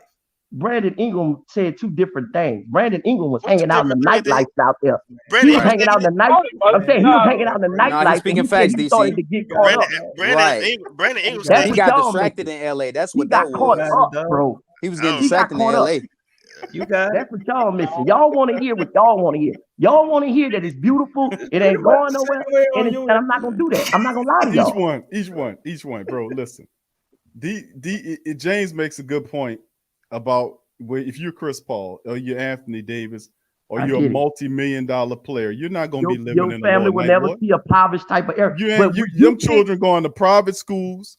DC, I mean, if would you pick New Orleans come in your first mind with $1 million? That's the question I ask. I'm from New Orleans, so yes, it comes to my mind first because that's the first place you gonna say I want to stay and live with $1 million. Yes, I'm not going to Jamaica. All right. I'm not going to and I'm gonna tell you. You asked me a question. I'm from New Orleans. There is no other culture in the world that measure up to what New Orleans. Now, all them other dudes that is true that go to New York and Los Angeles, they go there for the trees and all of the beautiful scenery, and I get it. California and Los Angeles is beautiful. Miami and all those are beautiful places. Don't get me wrong. But you asked me why are we one of the poorest, Q? Bro, because that's how the whole matrix is set why up. Why is our education system one of the poorest? You mean to tell me there ain't no poor people? There ain't no poor people in Cali? So Atlanta is poor, DC? You're talking about Atlanta is poor? Hold on, Miami is poor? Atlanta, you go to Atlanta, they got people up under the bridges, bro. Texas is poor? Up under the bridges I know they got their parts. I'm not saying they don't. I'm saying so do New Orleans. We're a smaller version compared to them. That's all I'm saying. But that is true. Everybody dealing with their own junk. I'd say that the better question is not necessarily like, okay, if I give you $1 million, you go in the world, what would you choose? The better question is, if I sit there and say, hey, I'm gonna give you $10 million, but you got a New Orleans, you gonna turn that down? Hell no. You say $10 million. Do I got another? I can't. Do I got another? No. James, why you changing up the argument? It's not. We're talking about free agents. But here's the argument is that Devontae Graham could have went. Devontae Graham probably could have went somewhere. But he's not a marquee though, bro. He's not a marquee free agent. Listen to what I'm saying.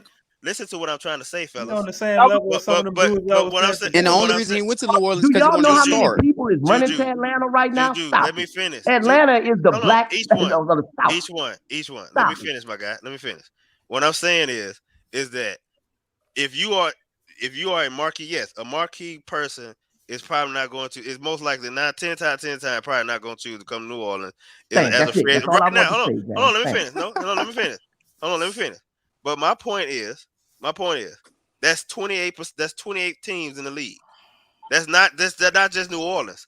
Yeah, you're right. That's if you're not in California, if you're not Miami, because we've been saying that. You covered that. And New York too. You got to count New York. It also do, but hold on, not just New York.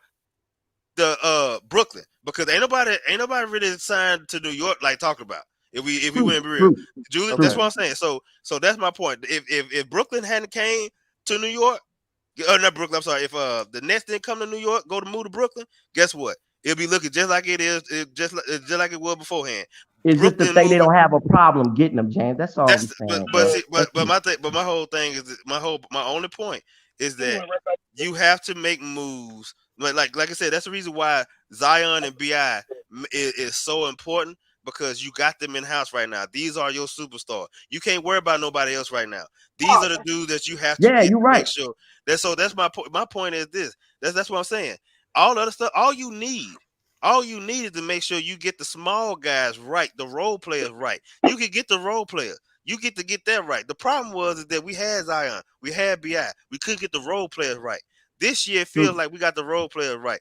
The Milwaukee Bucks, they got the role player right. They already had Chris Middleton. They had Giannis. Like Jay Black said, look, they had won 60 games. All that stuff. The reason why they got rid of Bledsoe and all that stuff because everybody else wasn't putting in their work. They wasn't giving them what they need to get further. So they traded for Drew Holiday. All the other stuff, same thing. Before KD went to Golden State, when they had the draft right, and guess who else they ended up getting? Iguodala was not looked at the way he was at that point when he went to Golden State. Andre Miller was not looked at that way when he went to Golden State. You had what's the bro? Those are not marquee. Those are role players. But Juju, that's my point. That is my point. You got to make sure you got the stars. You got to get the role players right now. When Golden State had got it, you keep talking about marquee stars. You not getting marquee stars unless you are Los Angeles, or unless you are the Brooklyn Nets, or unless you get KD or somebody Miami like that. or somebody Miami, you you're not getting that. I don't care who you are. Sure, people want to go to Chicago this year. But okay, but guess what? You talked about DeMar DeRozan, who really went to go get his biggest contract because remember he wanted to go to LA. Remember, I told you that, James. He wanted to go to LA, but the reason why he didn't want to go to LA because he said, "I'm not taking the mid-level section. I'm not taking a veteran man. I'm taking my ass." No, Chicago jumped out the window with that contract, and he said, "No, I ain't going." That's what happened with that. Who that? He went on here, took that big contract, like you said, James. That's what I'm saying. That's my point. Yeah, DeMar. But he said, they asked him. Remember, they asked him, would you like to go play in Los Angeles? He said, of course, I'm from LA. And remember, I told you this. He said, but also, no. I said he wanted to go. I said, but I told you he wasn't taking that men. I said he wanted to get paid. And he's not worth that though, bro. He's not worth that. It don't matter. It don't matter. He got paid. It don't matter. He got paid. He went to Chicago. Lonzo Ball from a big city. He from LA. Each one. Let me say this to address the chat. Look at your biggest stars. Yeah. Look at your biggest stars who from here. Masterpiece, soon as he got some money, he took his ass to LA. Birdman, soon as he got some money, he took his ass to Miami. So stop lying to yourself. Stop lying. Stop the cap. Hold on. They took everything. You can pick 4 to 6 other states in the country. Hold on. Katrina was a big part. First of all, like wait, the so you said said in the chat. Wayne said he left and went to Miami a long time before that. Each one. Listen, bro. What I'm saying is, listen, you talking about people that's multi-million-dollar people. They got multiple homes. I'm not saying they don't have that. They got multiple. I'm saying that they have multiple homes in different places. And really, when he really got out of here, he said it so himself. When he finally settled in Miami because of Hurricane Katrina, it ran a lot of people out of here. Birdman. You talking about Birdman? Yes. I don't know. And it was also the statements of like every rapper, no matter what city you come from, they always died in the city. But that came out a few years ago. Master P laid that foundation. Lil Booster was the same way. He went talking to a bunch of them guys. That was a few years ago. That wasn't when they left. That's what I'm saying. They wasn't saying that when they left. That was the thinking behind that, dude. I'm saying. But I said another thing is their home. But I said another. I'm sorry, Big. So DC, why they leaving their home then? They said. I just told you. Yeah. Was it violence? But it's not just New Orleans people though. It's every rapper in every other state. Crime rate per capita. Man, hold up. But you got people that leave Chicago in every too. other state. They die in their hometowns. Because of the not just music people now. in New but you missing. No, he's speaking fast though. DC speaking fast right here. It's not just because of New Orleans. People in Chicago, there were famous rappers. They died in Chicago. Gang bang. Dallas. Bang bang. People in Dallas, they're famous rappers. They die in Dallas. We know everybody gets killed everywhere, but I'm saying when you come to live here, they get killed in their hometown. They get killed a lot faster in their hometown. Nipsey Hussle was in the place where all the free agents won't go, and he got his brains blown out in the middle of the day in front of everybody in his hometown. So, but where was he at? That was the thinking of that. Where was he at? At his place of business, close to the hood. He's in LA. He's in the premier free agent destination. But right down the street, right down the street from the Staples Center. He had his funeral in the Staples Center. You taking it the wrong way. You taking it like as if I'm taking it trying to say something about New Orleans, and that's not what I'm saying. I'm saying when a free agent look at money and he look at putting his situation. Listen, I'm gonna say this where y'all both can understand it. New Orleans is everybody love to come in because we one of the places where they love to come and party. That's why when we look at economically what we bring in from Mardi Gras and all that, everybody loves to come in and party. But to live, I'm saying, is a totally different thing. But as an NBA player, whether y'all want to agree or not. But here's my point. But my thing is, as an NBA player, for the most part, y'all don't live because you're from here, bro. No. What I'm saying is, as an NBA player, most of these NBA players don't. Let's go act on the street and go ask a nigga if I gave you $1 million, would you pick New Orleans come to your mind first? Each one. Let me finish. I guarantee you they'll tell you somebody real. Each one. But what I'm saying is, he's speaking the truth though. Most of these dudes. Is everybody the same? But my thing, one will make you believe that. Always have people been trying to get out of here. When Hurricane Katrina happened, why you think so many people? You got people who died to stay here. Each one, it goes both ways. Everybody's not. You're right, DC. It goes to both ways. But how many it's times? It's a preference for each different person. I'm about to say each one. You also different, man. But you also heard you said James, you didn't grow up in New Orleans, so you can't. Okay, what it is. But CP3 said this too. Thank you, CP3 said his problem wasn't the city. He said it was the organization. He said he didn't want to. CP3 said he didn't want to leave the city of New Orleans. He said he loved New Orleans. He said, but the reason why he had the camera. Lonzo just did it. But he said, but the thing is, CP3 has said this. He went from Lonzo to CP3. I'm showing you. People say, but y'all act like people don't know PR moves. Let me ask you a question. But CP3 has said this. Hold on. Each one, the man was right in the middle. But CP3 said that after he was out of New Orleans. He was out of New Orleans. I know that.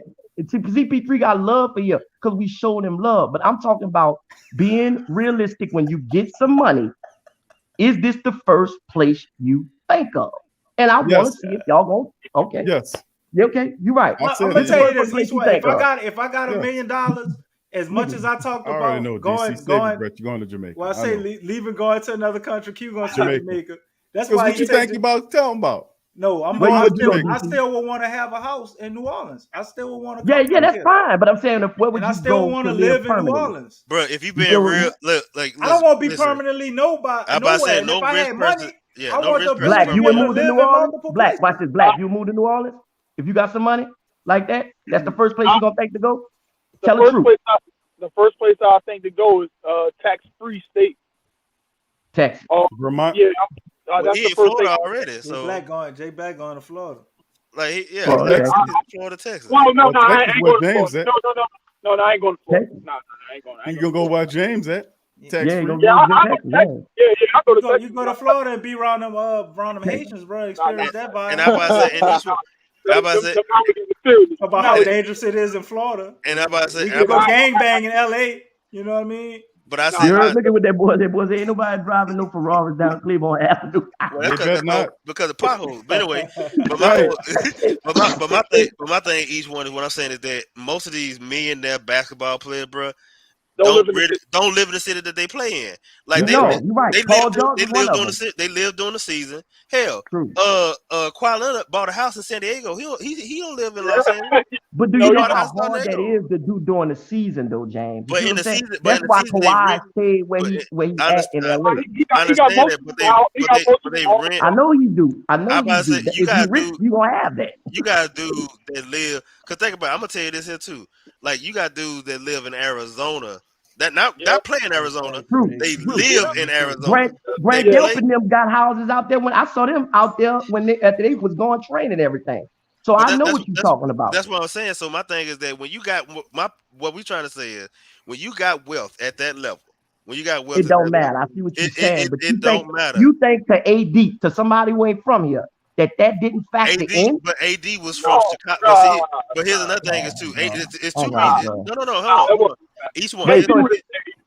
Each one. It factored in with Lonzo, but it didn't factor in with AD. No. I'm from Chicago, a big city. Hold on. Each one. All right. Hold on. AD would stay, man.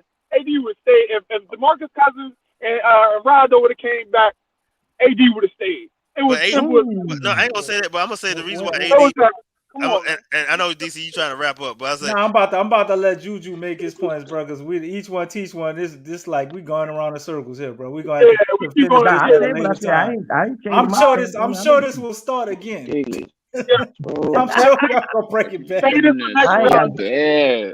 But go ahead, Juju. You can go ahead and close out and give your pro each one, teach one comments. Are you kidding We me? know Like, y'all the on the internet's same so team right fucking now. bad. It doesn't make sense. Like, and it We can keeps hear you, connecting bro. to You 5G, good, man. bro. We can Like, hear what the you. fuck is happening, my nigga?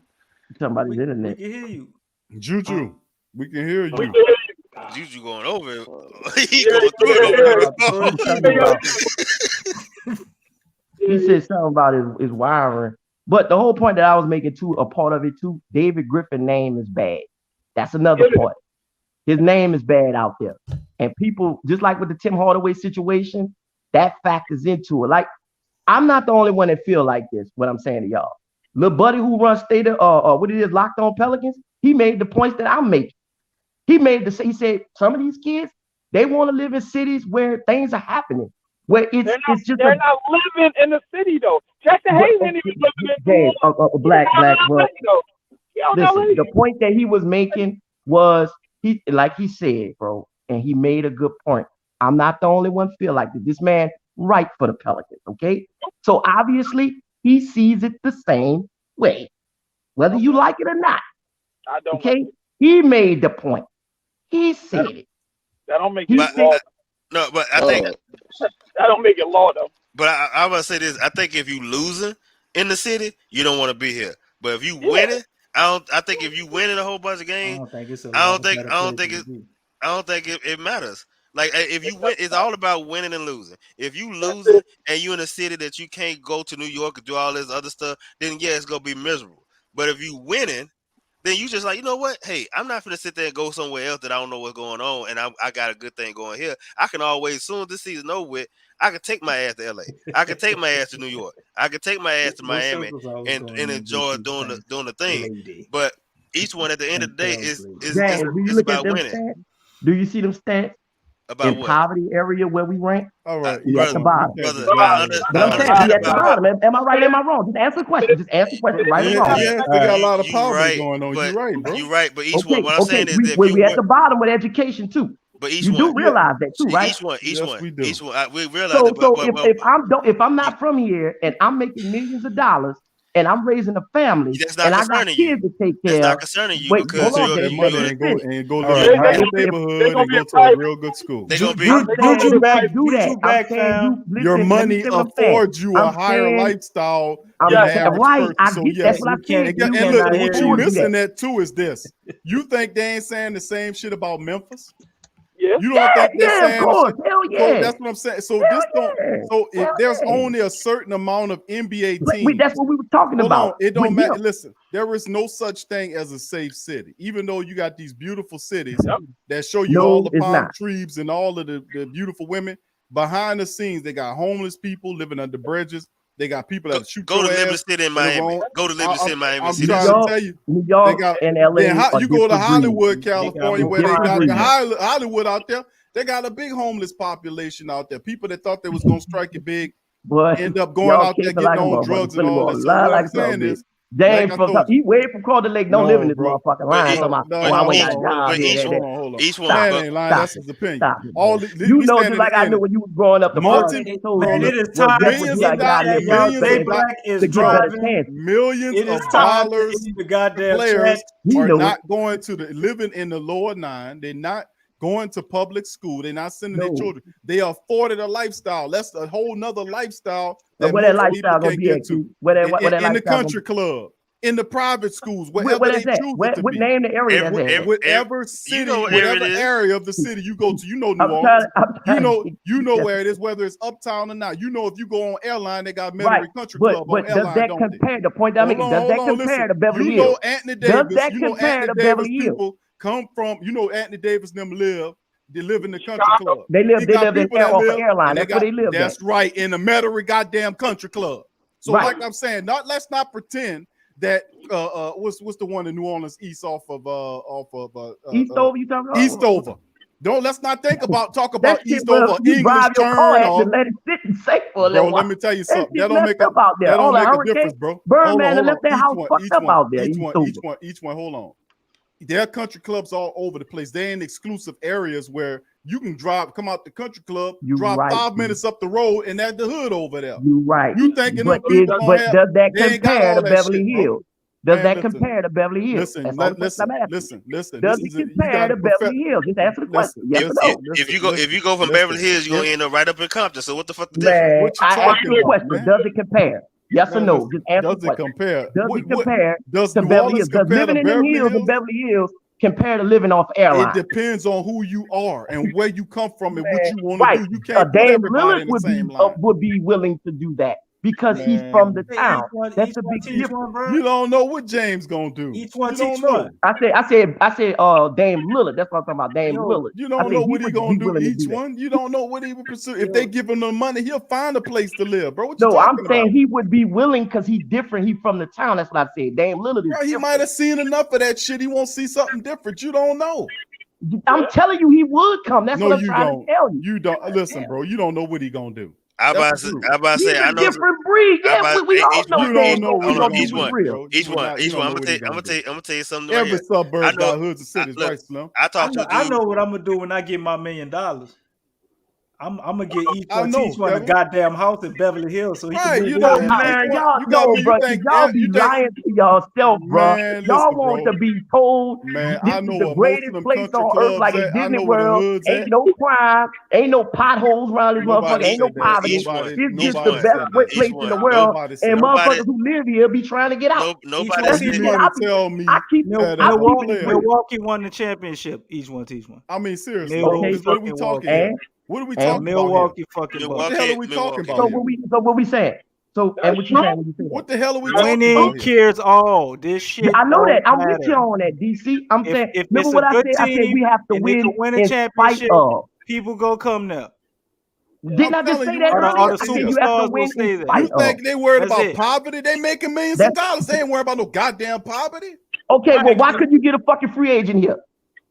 Because you ain't winning. What the hell? You think that was the only? You just offered fucking Tim Hardaway $90 million and he took fucking Okay, hold on. Big goddamn deal. Come He on, took it man. down. Hold on, big Come deal. on, DC. man. I got each one. You're not Each winning. one. That's what we've been saying. Each one. You're Each not one. winning. At the end of the day, You're not winning. You're not So winning. when you was winning with Anthony Davis, why was he talking about leaving with Paul You George? wasn't winning. we wasn't winning with No, Anthony he was Davis. he was winning with Can Miritic. I tell you this? You was winning with Miritic. won You one was series, talking about bro. going We won with one Paul George. We won one season. We You're won not one winning. season. You're not We won winning. one season. You're I gonna do it just like the told- George I team just did. I'm said that. saying you're not winning. That's why they're not coming. Consistent That ain't the winning. only thing. That ain't the only thing That got to ain't do got with nothing it. to do with Hold on. airlines Hold on. poverty and New That ain't got Orleans nothing to do with poverty. that. Hold on. You Each ain't one. gonna Hold say on. in my mind. Trust me, they don't give a shit about that. Hold on. No, They they probably don't. won't put When their it come to money, Hey, where they come from, okay. yeah, they gonna They take don't it. care. They go You're anywhere. not winning. Each one. It's the tune here. Let me ask you something. You're right. They No, will the come, Pop bro. I'm Smoke saying That's definitely it's a died good in percentage of them. You ain't don't. winning. I'm gonna ask a couple questions. But you didn't I say that? Hold on. Let me Didn't I finish. say that to make the point You're that I not made? winning. I said that. Okay. I've been said that. I said you have to win in spite of. That's what I said. I know what I said because I was standing here when I But said. that's everywhere I said you you got to go. win in spite That's of. everywhere. So my point in trying to tell you is that it's a multitude of things that go along with. Like I told y'all, David Griffin name is bad. You haven't been winning, and it's one of the poorest economic cities in America. Whether you like it or not. Nothing to do with it, man. All right, bro. It's over. They don't I have ain't got nothing nothing to to do say. with it. It's basketball. You right, I'm wrong. You right, I'm wrong. If You you right. think if they was winning if the Pelicans was in the You playoffs right. 10 You years right, straight Q. and making playoff runs, you think the people would have turned the Kawhi and Pelicans down? PG You are right. from LA. I You mean, right. come That's on. why they What are we wanted to go talking there. You about right. here? Oh, I'm You not going right. to go to Memphis or New Orleans or whatever other place because the That poverty we just level made is that far point too that high. they'll be And then willing to people go going to live some up of in those country places clubs before with they come armored here. guards and If I shit. read them a bedtime story, they ain't gonna even listen to They me. We living up made in that country point that clubs. they'll go to Yeah, some of the places before they DC, come not here. at all. Let's let DC read the article so he can put us all to sleep. Thank you, Damn. Doc. Well, Q, answer me this. Why they ganking us talking about we getting big time and we trying to pay players a whole lot of money to come here and we can't get them and we got two of the But biggest if- players Hold and on. Zion and B.I. I got this one. He gonna say we ain't winning, but that ain't just a part of it. Bro. The man asked me a question. You know, why do we offering them people like Tim Hardaway big money? No, I'm saying why they say what they say in the article, why we got big time like that, and what was part of the problem with them saying that. Okay, why did they you say ready what for they the said? answer? Okay, I'll tell you why. You ready? You listening? You ready? You're not winning. I told you that, bro. Be cute. Say it again. You say it again. But wait, Not winning. see, this is the go along, get along game. Everything gotta be funny and good. It's not meant to be funny. It's simple. I'm telling you the truth. I said that. Didn't I say that earlier? You just act, but you answering your own question. But the point I'm making is just not that. Y'all acting like it's just that. You know in your damn heart it's not. You know in your heart it's not. That's why they're not. What is it? Each one. Let me ask you. No. Each one. Let me ask you this. Let me ask you. You can't ask me no question because you don't live here. No, I'm. I You don't live in give a Texas. fuck. You ain't ask me. I don't care. I don't care. I do not care.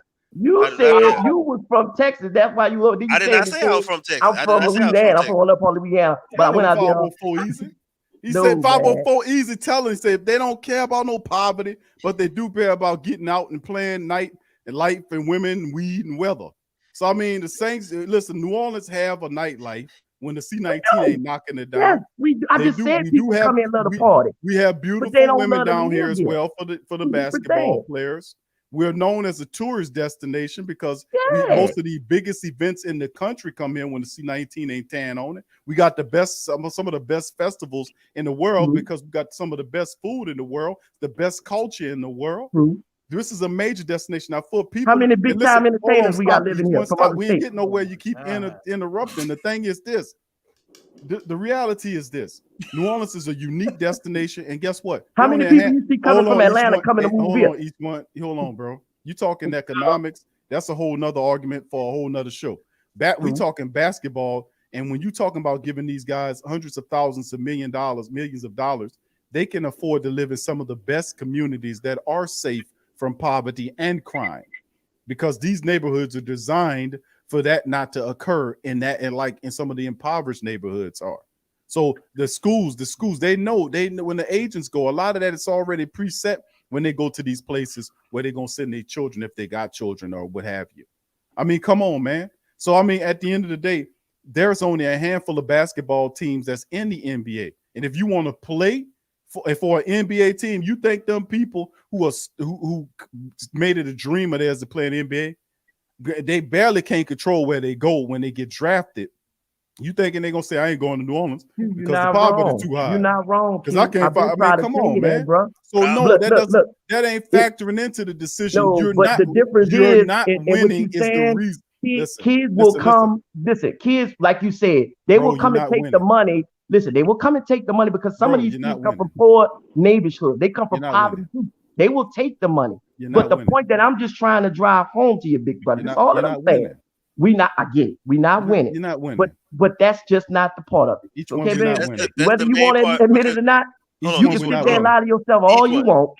That ain't not winning. I got okay. I'll tell y'all what, do a poll, go out there and ask all of y'all friends if you got $1 million, when you want to be the first place you think of the fucking wait, hold up. I got one question. Wait, because each one teach one said this shit. Do the poll. Each one James, we're not winning. Like 10,000 Jay Black, times. we're not winning. Do the poll. Each one teach one. If you got $1 million, $1 million, each one teach one. Where are you going? Not winning. It's a whole, like I said, it's a variety of places I would think of before. As we talk sports, we're That's not the whole winning. point. Salute, That's the whole point. But that was the point. Give me a ring. We're not winning. So wait. So me, you, wait, hold up. So me, you asked me a question. I'm answering it. So I'm telling everybody in the chat we're not winning. That's the reason. That's the answer to every question that you have. It's not a question of economics and poverty infested neighborhoods. Q. Let him state what he. I can't because we're not winning. With his $1 million. I can't because we're not winning. Big Q, I got a question for you. Big Q. The answer is James. We're not winning. Okay. Now James gonna go another hour. Go ahead, James. No, I ain't gonna go no hour. I'm just saying. We're not winning. Look, I'm gonna say this. Big Sean, we're not winning. Why this thing Zion gonna leave? Hold on, I'm gonna say this. We're not winning. Hold on, New York. LeBron won't be here, Q. We're not winning. Each one listen. We not winning. Later, we're not winning. We not winning. Jamal Keller, we're not winning. We not winning. I'm gonna go down this whole goddamn chat till they understand we're not winning. That's the answer to everything. Kevin Conley, we're not winning. Told you that. Y'all act like y'all just gloss all over that. Jaleel, if you ain't sleep already, we're not winning. But each one, we also saying too that Like If ain't you nobody ain't sleep, we not winning. Then nobody look. New York got all that going for them. Jay Black. Then nobody go to New York Knicks. Why? We Because not they winning. wasn't winning. Guess we're what? not winning. Go to Okay, state. bro. Look, go to state before they got Steph Curry and all them. They get good But nobody. You know why? Because they wasn't winning. what Dame They name? Where was they said Dame name one of his That's right, locations? Tosh. We not winning. Where they said he was one of his destinations, he probably go to New York. Look at all the other places. Look at all the other free agents names. How many free agents names did you get brought up that say that they consider New Orleans?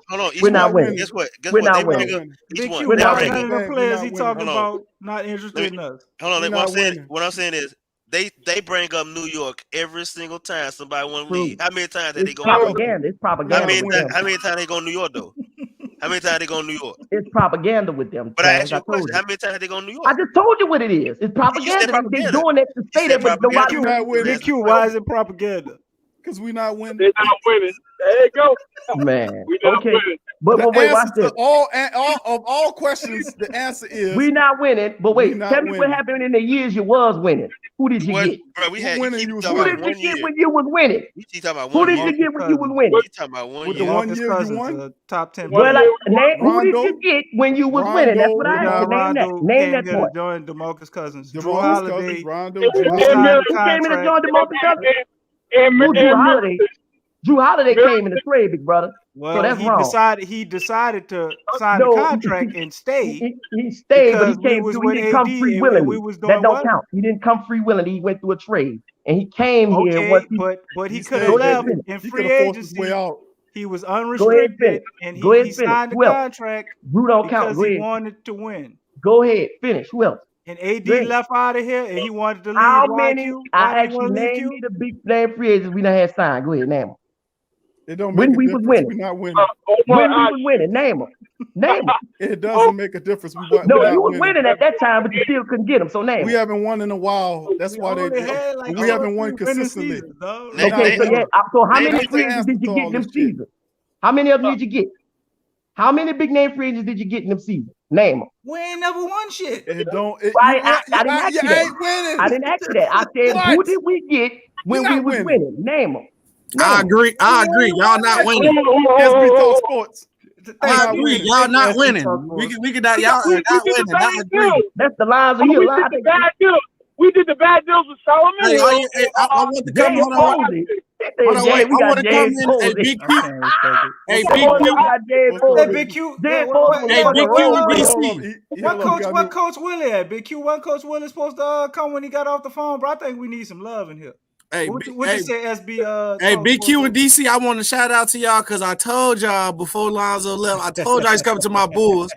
Didn't I tell y'all? Yeah, you no, I told them, but they didn't believe it. They want to say we not winning. I want to appreciate y'all for Lonzo. They want to say we not winning. And then look, y'all could probably be in the lottery and y'all get a point guard coming up this next season. I don't know about all that bullshit. Lonzo came over there SB, because don't we put not that pressure winning. on yourself. We not winning. SB, guess what? Y'all signed up. Y'all spent all that money to be an AC. Good luck. We not winning. Hey, look, I'd rather spend money trying to win and then waste talent So, bro, y'all did we all not that. winning. What? All right. What? Hey, wait. Hey, I got a question. How did y'all get? Hey, I got a question. What pick was you to get Zion Williamson?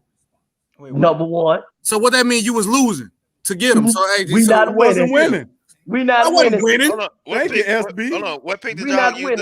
Hold on, SB. What pick? Y'all not winning. I agree. Y'all not winning. We winning this year though. Hold on. What pick did y'all? But what happened when we had Chris Paul and Paige Stoyakovich, and then we had Boogie Cousins and AD. What's the Pelicans gonna be? Who did we get? SB. In the West? 6. In the West? 6. In the West? Probably might be right. The 6th worst team in the West? Yes. Right now, y'all gonna be better than the Knicks, SB. Ain't no way. Y'all got all them players, and y'all they SB, you ain't gonna beat the Hawks or the Knicks, SB. They pick. I dare it. We might sweep the Knicks. We might sweep the Knicks. We might. You can't hate on the Bulls, bro. You can't hate on them. You can't hate on them. Y'all ain't gonna beat the Hawks or the Knicks, bro. We sweeping the nigga. I guarantee. Ahead of you too, brother. Big Q, DC. They did. Look, you saw. Y'all not beating the Mavericks. Hold on, y'all not beating the Warriors. Y'all saw the bet. Y'all might not beat the Kings. I don't know. Y'all beat the Kings. God damn, Big Q. DC, y'all saw the bet now come out by like over and under wins and stuff like that, right? Why the Bulls got the same amount of wins under we do? And they spent all that fine. money. That's more money All than that you can money. win. All that money. All that money. All that SB. goddamn money. Look, All that money. if the Pelicans did what the Bulls did, y'all be talking about they finna make the Western Conference Finals. Let's not do that now. No, We not winning. because we don't want y'all team. Y'all want look, that's fine. I'm happy with my team. Said, I'm bro, you happy with my team. Hey, Did happy y'all with just that pay team, Brandon SB? Ingram all that money too? Did y'all pay Brandon Ingram a lot of money? SB, you happy? On a great Yeah, I'm contract. happy. He earned that, bro. You happy? Yeah. A plus moves. Look, you got to think about this. We done had guard packs for a couple of years, so I'm happy that we got somebody who actually doing his job. So What we y'all- don't what- Hey, what y'all on a wasn't serious doing? note, though, What y'all SB wasn't talk, doing? what you could tell us about Starkansky and Temple, bro? On a serious note, Tomas You know, all- Satoransky. Damn, I messed the man's name up again. I'm gonna say who is Styransky? I should Hold on, SB. because you pronounced the name Tomas Satoransky. So I was like, who that is? I didn't know who that was. But that was one of DC's people from the Caribbean League. Don't worry about that. I'm gonna tell you one thing from Garrett Temple surprised me the most because he was actually solid, great leader. He can hit shots at clutch time, great defender. So he's gonna be a great leader to Graham and I think Alexander Walker. So he was definitely good. Now Satoransky, I'm gonna tell you this: if he start. Y'all might as well cancel this season. If he's starting for y'all, he's not a good starting point guard. Off the bench, he's he's great. A backup. I mean, but if anybody get hurt and he have to start, or somebody feel that the Graham or Alexander not a good enough point guard, with the same thing happened with Kobe White, you have to play him. He's a good secondary baller, but primary, no. I about to say y'all got the same problem then. Y'all try to get rid of Kobe White the whole last 2 years. Get him man, no chance. Y'all like we got to get him out here. We got to get a real point guard. So Lonzo get hurt, which he has done every season. Guess who y'all gonna have? Kobe White. Kobe White, nice though. I talked to a lot of Bull fans, bro. Y'all trying to get Kobe White ass up out of there. He's just not a point guard. Like, look, DC. You saw how they were talking about. That's DC. You already too. That was weeks ago. I forgot. Hold on. What did you call him, DC? Staransky. No. You said Staransky or something like that. Staransky. I didn't know who that was. He said Staransky. I told you. No, that's DC Pan. They got a Caribbean league. He be following. He be mixing the names. But I thought we had signed a new player. I started googling like, who the hell is this? Yeah, I didn't know who that was. No, Satoransky. We're gonna get my dog DC to read that article about Satoransky and break it down. Satoransky. Every time that boy hit a three, that's what I'm gonna say. I'm gonna say, do y'all think? So wait, is Walker starting or Graham gonna start for y'all? Walker and Graham starting. Both of them gonna start. Walker and Graham. Oh yeah, y'all backcourt finna get destroyed. Y'all think y'all finna? Oh my god. Oh, who gonna play defense at the guard position in the West? Ain't no night off at the point guard position. I want you to worry about Lonzo and we good. SB. We gonna use him the right way. He's not gonna be a 3-and-D. We're gonna use him. You can do me one favor, brother. Y'all signed DeRozan for that one reason. Can you show up here, SB? SB, come on. We done gave you your props. Told you, man, you was right. They got Lonzo. When we play y'all ass, that second game, man, bro, we gonna. Can you show up at the Pelicans post game report? Yeah, I gonna say make sure y'all come to my channel because I go live during the game. So I want y'all on my channel during the game. Okay. Look, DC, game 2. If the Pelicans blow them out, we ain't gonna never see him again. we ain't gonna like, hey, what that dude? Look, we gonna be thinking, what that dude? First of all, I stand on everything, so I definitely pull up even they lose. I stand in the fire. Okay. What's good? My God. I'm gonna walk here like Conor McGregor once they win, boy. They better hope they don't win. But where you think they're going with the move? It's gonna make us feel better when we bust y'all. Yo, can y'all hear You me? gave all that money to both them. Where you think they're going? You think they're getting past the Nets and the Bucks? I mean, that's the top contender teams in the East. That's like me ask y'all, is y'all gonna get past the Lakers? I mean, yeah, but we in the rebuilding stage, brother. We in the rebuilding stage. But look, though, the whole point is this: the Bulls was bad last year. I won't never say a team out. We just seen the Phoenix Suns make the final, so it's anything. Right in an anomaly year. This was a different type of year, brother. What you mean? No, injuries part of basketball, bro. Yeah, bro. But it's a whole lot of other the economics involved in the basketball world, man. We gotta make sure this shit. You gotta get this straight because each one dropping science. Damn, what I was saying, I didn't know you been in Pelicans stream. What's good, I post everybody's stream, bro. But at the end of the day, The Pelicans gonna take care of the Bulls. They We're gonna is. take care of you. All right. I disagree. I know you're gonna disagree, SB. You're supposed to say that. You're supposed to disagree. You ain't supposed to get Q. You know Wait, what? so You're y'all think the absolutely right. Pelicans gonna have a better record than the Bulls this year? That's what you're saying? Big Heck, you know. Ooh, Bro, that's I a just good told one. I just told Now that's SB. something to put some money on right there. I If you just really told believe. SB that You they know ain't what? get past I the say Knicks or the yeah. Hawks. Hey, I say yeah. Hey James, let's put we some can money put a on bet on the that. If Pelicans fan. whoever Put a bet better on record. If hold on, wait, I got it right here. Q and DC. If the Pelicans, if the Bulls have a better record than the Pelicans for a week straight after the season, y'all got to wear Bulls gear for a week straight on the street. That's not fair. Because y'all can have And it gotta be a Lonzo jersey. We gotta come up No, with you gotta And it wear got a to be a Lonzo Lonzo jersey. shirt. Say, I'll we wear miss you, Lonzo. I'll wear Lonzo shirt. But what if they got an easier Lonzo schedule for that Bulls week? shirt. Come on, man. You gotta have the title at the banner is "We Miss Lonzo" on the ticker. We miss you so in the ticker. Yeah, I like that. We got somebody on the channel who will be freewheeling and wear that.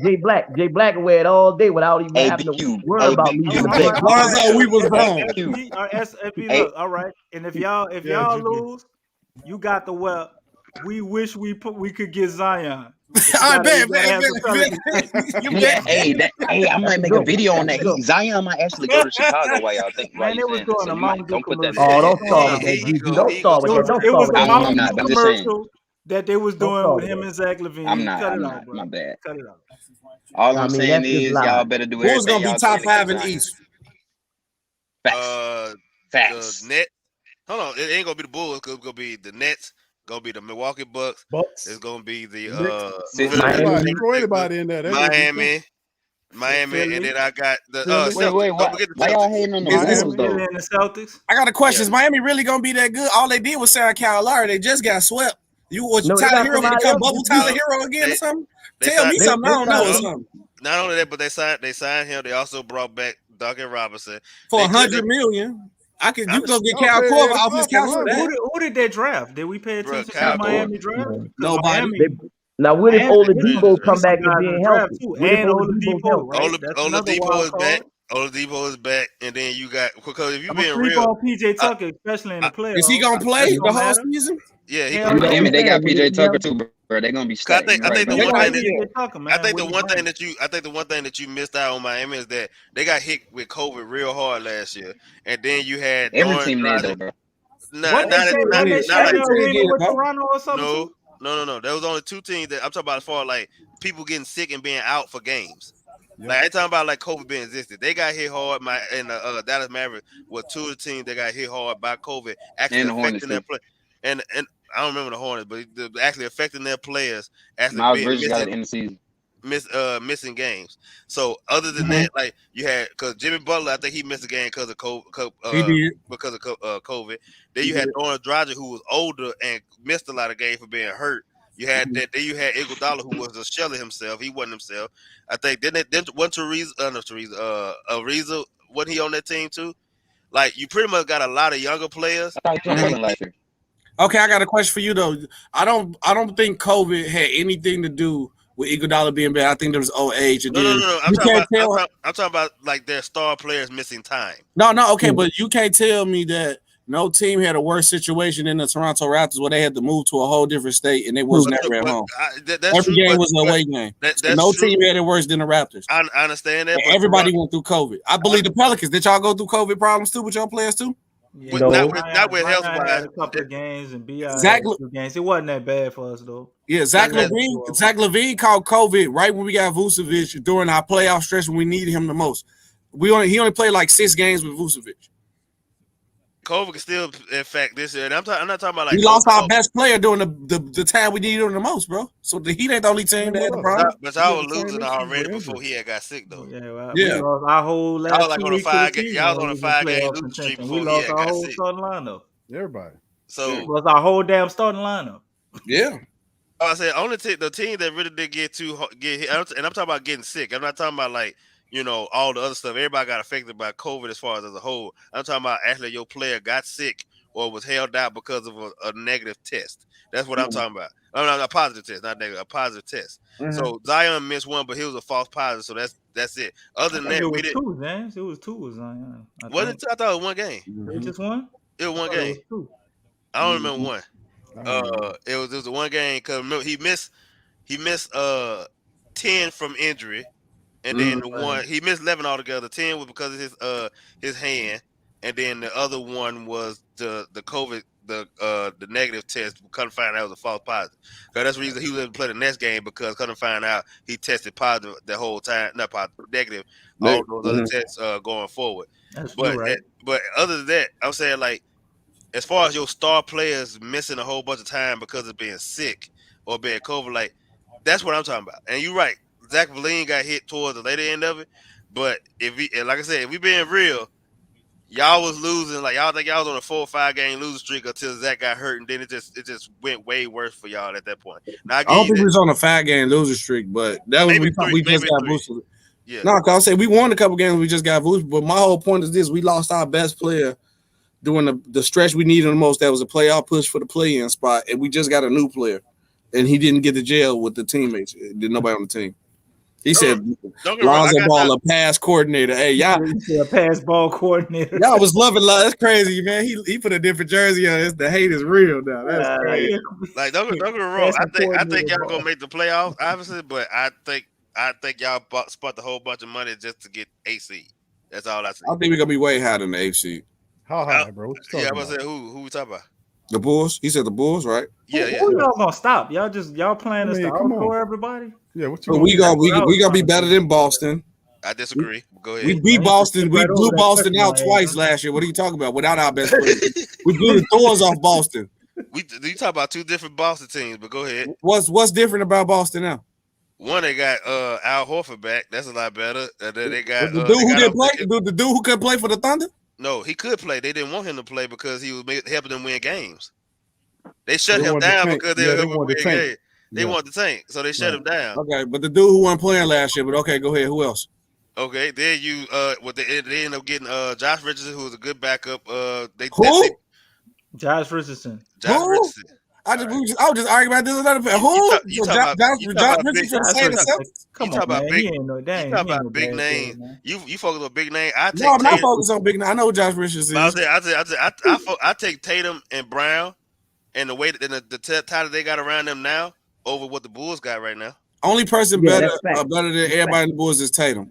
Zach LaVine is better than everybody else on the Celtics. I don't agree with that. Everybody on the Bulls is better except for Tatum. I think Brown. Tatum. That's it. I think Brown is the same. Brown is not. Lonzo is not better than no Brown. No, Zach LaVine better than Brown. I don't agree. So why did you say everybody then? I said Tatum is the only person better. Stations live feed advisory from right, but Brown is better than Lonzo. So it's not just like that. Brown is better than Lonzo. There's a few other players. I don't know if I say Brown is better than Lonzo. Jaylen Brown not better than Lonzo Ball. Yeah, I don't know. I got Jaylen Brown over Lonzo. Is he better than DeRozan? I think Ingram better than Brown in my opinion. We said Lonzo Ball, not Ingram. Oh, I'm tripping. I'm not even talking about Lonzo no more. He ain't a part of the team. Yeah. He made a point. He said everybody is better than the Celtics. Drake got an interesting comment. He said, "Would you say Marcus Smart is better than Lonzo Ball?" I think that's a fair kind of comparison. I think he is. No. I'm gonna say no. Defensively, yes. I say they're on the same. I say the same level. Yeah. Okay. I'll say that. Yeah, I think that. No, I ain't gonna. No. Because Lonzo better offensively, but Marcus Smart better defensively. Okay, but it's still they still and they also in the playoffs. But he carried with other people. Marcus Smart is very inconsistent too. He make boneheaded plays a lot too. It's just that's what I'm saying. Like they both have their huge flaws, but they also like if you got a good team, he that dude that you want to make sure that you have on your team. I think Marcus Smart works well. I got a question for Q and DC. So legitly, first of all, I want to congratulate y'all for finessing to get rid of Eric Bledsoe. I never think y'all was gonna do that, right? But I congratulate y'all for finessing that trade. But legitly, where do y'all see the Pelicans finish? Like realistically, if you're taking fan heart out and really look at the team and you look pay attention to the team, where do you see them finishing in the West? You want to take it first, Q, or you want me? I think the Pelicans look good for a 5th or 6th seed, in my opinion, man, depending on how we do. I will give them that because, I mean, if you think about the last year, I mean, us giving up those 14 leads, we were beating the brakes off those teams and took our foot up off of them. And a lot of that was due to several different things and coaching and the fact that the chemistry, the players stopped listening to the coach, all that old magical stuff. But at the end of the day, I think we fixed that. I think to a degree, Willie Green comes, and not because he's a better coach than Van Gundy. He tell you about the X and the O because he's a guy that can be able to relate to the players and not get in their way. They'll believe in them and work hard on defense. Plus, they put a good staff with them that I think will help the Pelicans win. Plus, it's pressure on the team, and I think it's a good pressure that they need to come together to accomplish some stuff. So, yes, I do have high expectations. And a lot of people forget the fact that we gave up those 14 leads. If you win half of those games, you win the playoffs. Yep. So I mean, so this is a big part of it. So yeah, I see them as a 5 or 6 seed. And a lot of these teams we thinking in the West that we think gonna be there. A lot of these teams are getting old, man. They're gonna be suffering and dealing with injuries. We're a young and up and coming team. You know, and we got right. Oh Lord, a lot of these teams we thinking about. A lot of these teams they're not gonna be the same. I'm telling you. These young up and coming teams. Look at that Phoenix, and I think we're in that spirit eventually of getting up there and becoming a young up and coming challenger team in the league. Not one of these teams that patch old personnel together in an attempt to try to salvage some past history. Now, me, realistically, I see the Pels winning 44, 43 to 50 games, somewhere in that type of range. The over and under on us is whether we're going to be over and under 39 or not.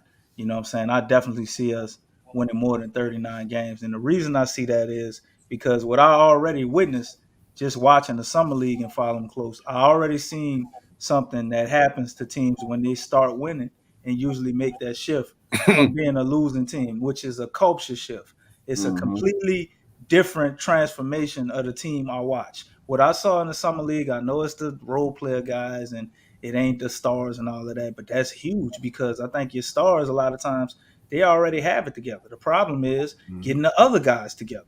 So if you already seeing that come together, these guys playing together, we had the quietest team in the league. Dudes don't talk on the court. We're very mild-mannered. Man, they did a whole 360-degree twist from that in the Summer League. We aggressive. We in people's face. We making noise. We talking. It seems like a small thing to most people, but I think that's a huge thing because that indicates, that's showing me what the coach is doing. And we already knew this team was uber talented. So if you can get a guy to come in and he can actually coach him up, tell him what to do, and know what he's talking about. I do believe Willie Green knows what he's talking about, and they buy into what he's saying. Right. That's what we couldn't get. Stan Van Gundy, I believe Stan Van Gundy knew what he was talking about. I don't think he was a dummy at all. But they didn't feel him the way he went about it. Like them guys didn't want to win from him, bro. Right. And they're still young, and they didn't know how to win. So we got a perfect situation because they say we always need vets, right? We need veteran players. Well, we got a coach that was a veteran player. Willie Green, 40 years old? Yeah. Basically, it's like a veteran player. Everybody talks about what Udonis Haslem did with the Miami Heat. That's our coach. We got somebody that could be a Udonis Haslem that's actually our damn coach. He comes from a winning organization. We watched him play with the Warriors. You're like, oh, well, he was the Warriors. He just went and got a ring over there. Well, the Suns wasn't doing shit till he got that win over there. They started winning. Willie Green got to be part of that formula. Then he went and got his partner who helped him reshape the Warriors defense to the 5th defense. And then he went to the Suns, made them the 6th defense. He got his partner who helped him do that with the Warriors, and he brought him over here with the Pelicans. The Pelicans can score their ass off. We were scoring with the best of them. We've been doing this for a long time for that scoring, even before we got Zion and Brandon Ingram. Just the way that what we've been doing with our organization always led to us scoring on offense. We could never stop nobody. You know what I'm saying? We couldn't stop up a tub with help. We couldn't stop nobody. So if we can fix that problem, keep our scoring, and become a more balanced team on that side, that alone, to me, that's 10 plus wins right there. So you take that aspect, and then you look at the team we had last year. Everybody knew NAW was better than Eric Bledsoe. So just us losing Eric Bledsoe, we immediately become better because we have to play NAW more minutes, right? So then we went and we got Devontae Graham. Love Lonzo Ball. And as much as I want to win this little bet we made, I really do hope Lonzo Ball does good. I like Lonzo Ball. And I think he's a good player and he get a bad rap. His game is just different. He a little quirky or he looks, awkward to some people, but that dude really know how to play ball. He does. So sidestep off of that. Beware of his passive aggressiveness. SB is what we're going to give you. Yeah. He don't That's have to. a He don't big have to problem. score a lot over there though. We he were don't. depending on him more to score, so I think they'll be a little bit better. I think he'd be more comfortable here because once he said in the interview, once he wanted to be somewhere where he wanted and he could play how he wants to play, which is point guard. I said, yeah, he'll be fine. So I don't have to worry. And then we don't need him to score. If he give us 14 and 10, hopefully that's what I want him to get, 10 assists. Right. If he gives 14 and 10, I'll be happy. And like a steal, I'll be happy. Greg, I seen your comment. DC was in his bag. I was letting DC get in his bag. So, right. But I'm gonna let Lonzo shoot step back threes. That's fine. Long as he confident in shooting the ball, I don't care. And then the point I'm going to, with bringing up Lonzo Ball, as much as I liked him and I think he was a fit for us, we could have made it work. We just needed different pieces additional with him. Mm-hmm. I think Devontae Graham is even better fit for us. Not that he does what Lonzo Ball does better. He's a different player. Right. He can do some of the things that Lonzo Ball does. He can facilitate. The dude is an actual point guard. You go back and watch him from Kansas. We was just in here talking tonight about his defensive rating and all of that. He's not no lockdown defender, but it ain't like he ain't chopped liability. You know what I'm saying? Liability. He's not a liability. His only liability on defense, I would say, is his height. So you got some guys he's just not gonna match up good with because he's just too short. So you got him. You coming in with a guy that is a 42% catch and shoot guy. We asked Lonzo Ball to catch and shoot all day, and this dude was a 42% catch and shoot dude over there with Charlotte. You know what I'm saying? They ain't had no superstar the first year he was tearing people up. He was the borderline superstar, right? So what he gonna look like alongside a BI and Zion, and not to mention just them. We get the best 3-point shots. Right. We get the best rebounding big in the game, or we could say one of top 3, top whatever, 5 right? centers. Top 5. Top 5. I say top 6. Because people was like Bam Adebayo, you got to put him in there somewhere. But we got top top 10. 6. Top 6. I say Whatever. top 6. I say top 6. You say top 10. Last year, what was our center ranked? Steven Adams to me would be like top 20. Top 50. Valanciunas is a nice big though. I ain't gonna lie, that was a steal for y'all to get Valanciunas. Valanciunas is a nice big. He is, but the one thing that Valanciunas game that nobody's talking about when you talk about people who talk about the Pelicans and main media people, this dude did knock down 178 3-pointers. Yeah, he can shoot. Last 2 years, right? And they not even like really focusing on that with him. That's him just adding it to his game. We're gonna take him and allow him to do that on another level. We're not winning. And we go he gonna get wide open 3-pointers. You know what I'm saying? So you add all that together, and then on top of that, I did not mention our phenomenal rookie that we just drafted. Well, we fleeced the hell out of Memphis, took 7 picks lower than them, and took a guy that probably could have won the top 10. And they took a guy that could have been there 17 in the top 10. So we got Trey Murphy. You got Kyra, who's gonna get better. Najee Marshall already showed you he got better. We brought Josh Hart back, possibly gonna trade him and add probably somebody with some more shooting. We still looking at adding what's your boy Q? Millsap, Paul Millsap. You know what I'm saying? We got Jackson Hayes, who's gonna be pissed off. The police was beating him up all offseason. He gonna come playing with a chip on his shoulder. Then we got Willie Herman Gomez back.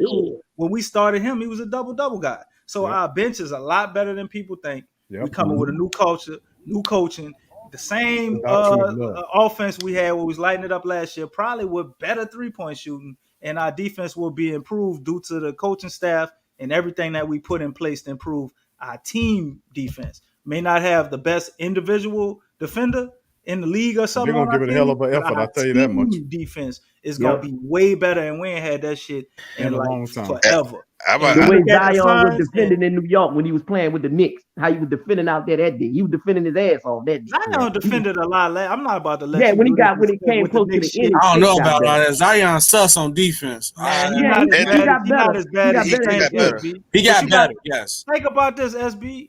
And I'm gonna slow down because I'm doing a goddamn dissertation up here, damn sermon. But dissertation. I said dissertation. I'm getting loopy. Desecration. Shut up. But Zion, bro, Zion had to work extremely hard for his points. This brother averaged 27 points a game, right? in a crowded paint, like everybody talked about, 3-4 dudes attacking him every time he go to the basket, right? You doing this, and he's sprinting full out to the basket to score all his damn points. Extremely difficult and high efficiency, right? You doing all that shit, and then you got to go back and guard one of the best defenders, like on the other side. You really think gonna be good on defense like that? And then you 20, and it's really your first year in the league because Zion only played 19 games last year. Yeah, we're being way too hard on him defensively, and I think he's gonna shock the shit out of a lot of people this year. That's it. I ain't got nothing else to say about it. I think like what you got. I think the Graham is gonna fit in good with you guys because he can play that role where he's not really the point guard. He could be the 2 guard because I feel like y'all are comfortable with Zion and Ingram running the offense. So I think Graham will be a good guy. But the only thing y'all gonna miss is like you said, defense.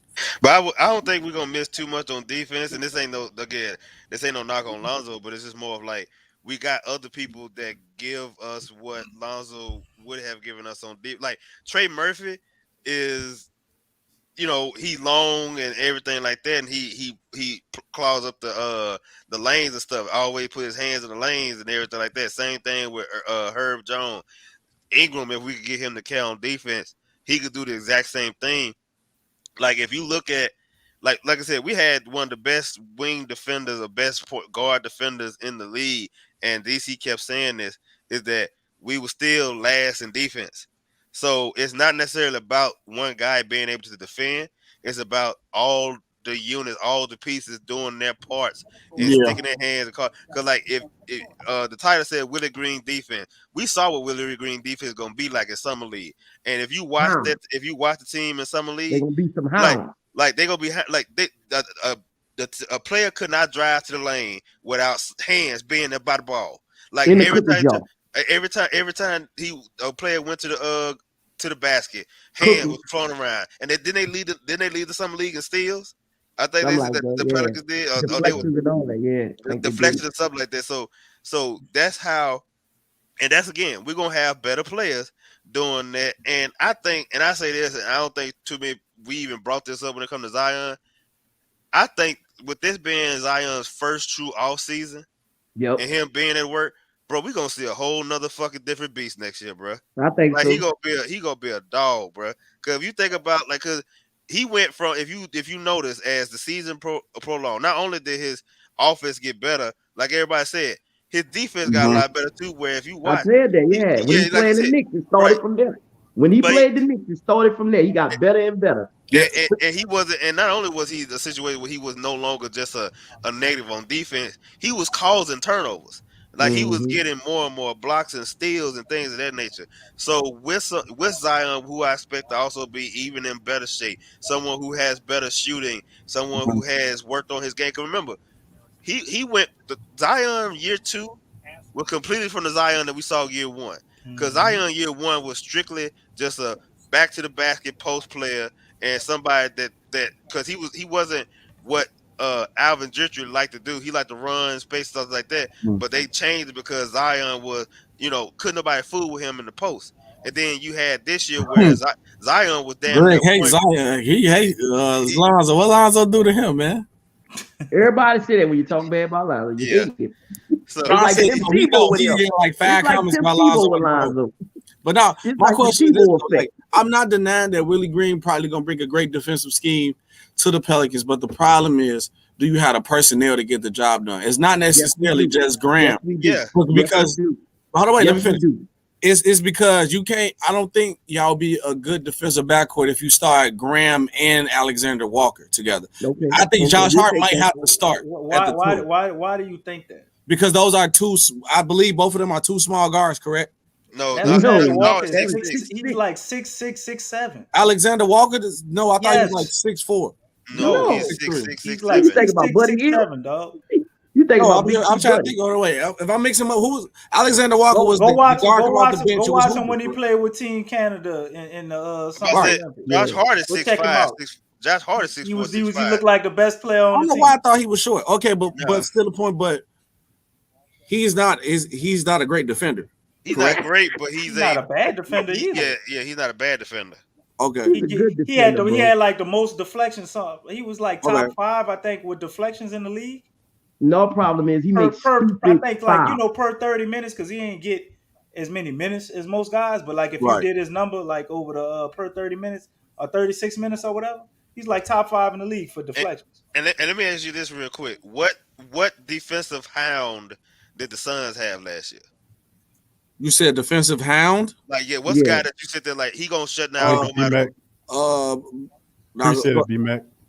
Yeah. They had Jay Crowder. I'll go Jay Crowder. They had Bridges.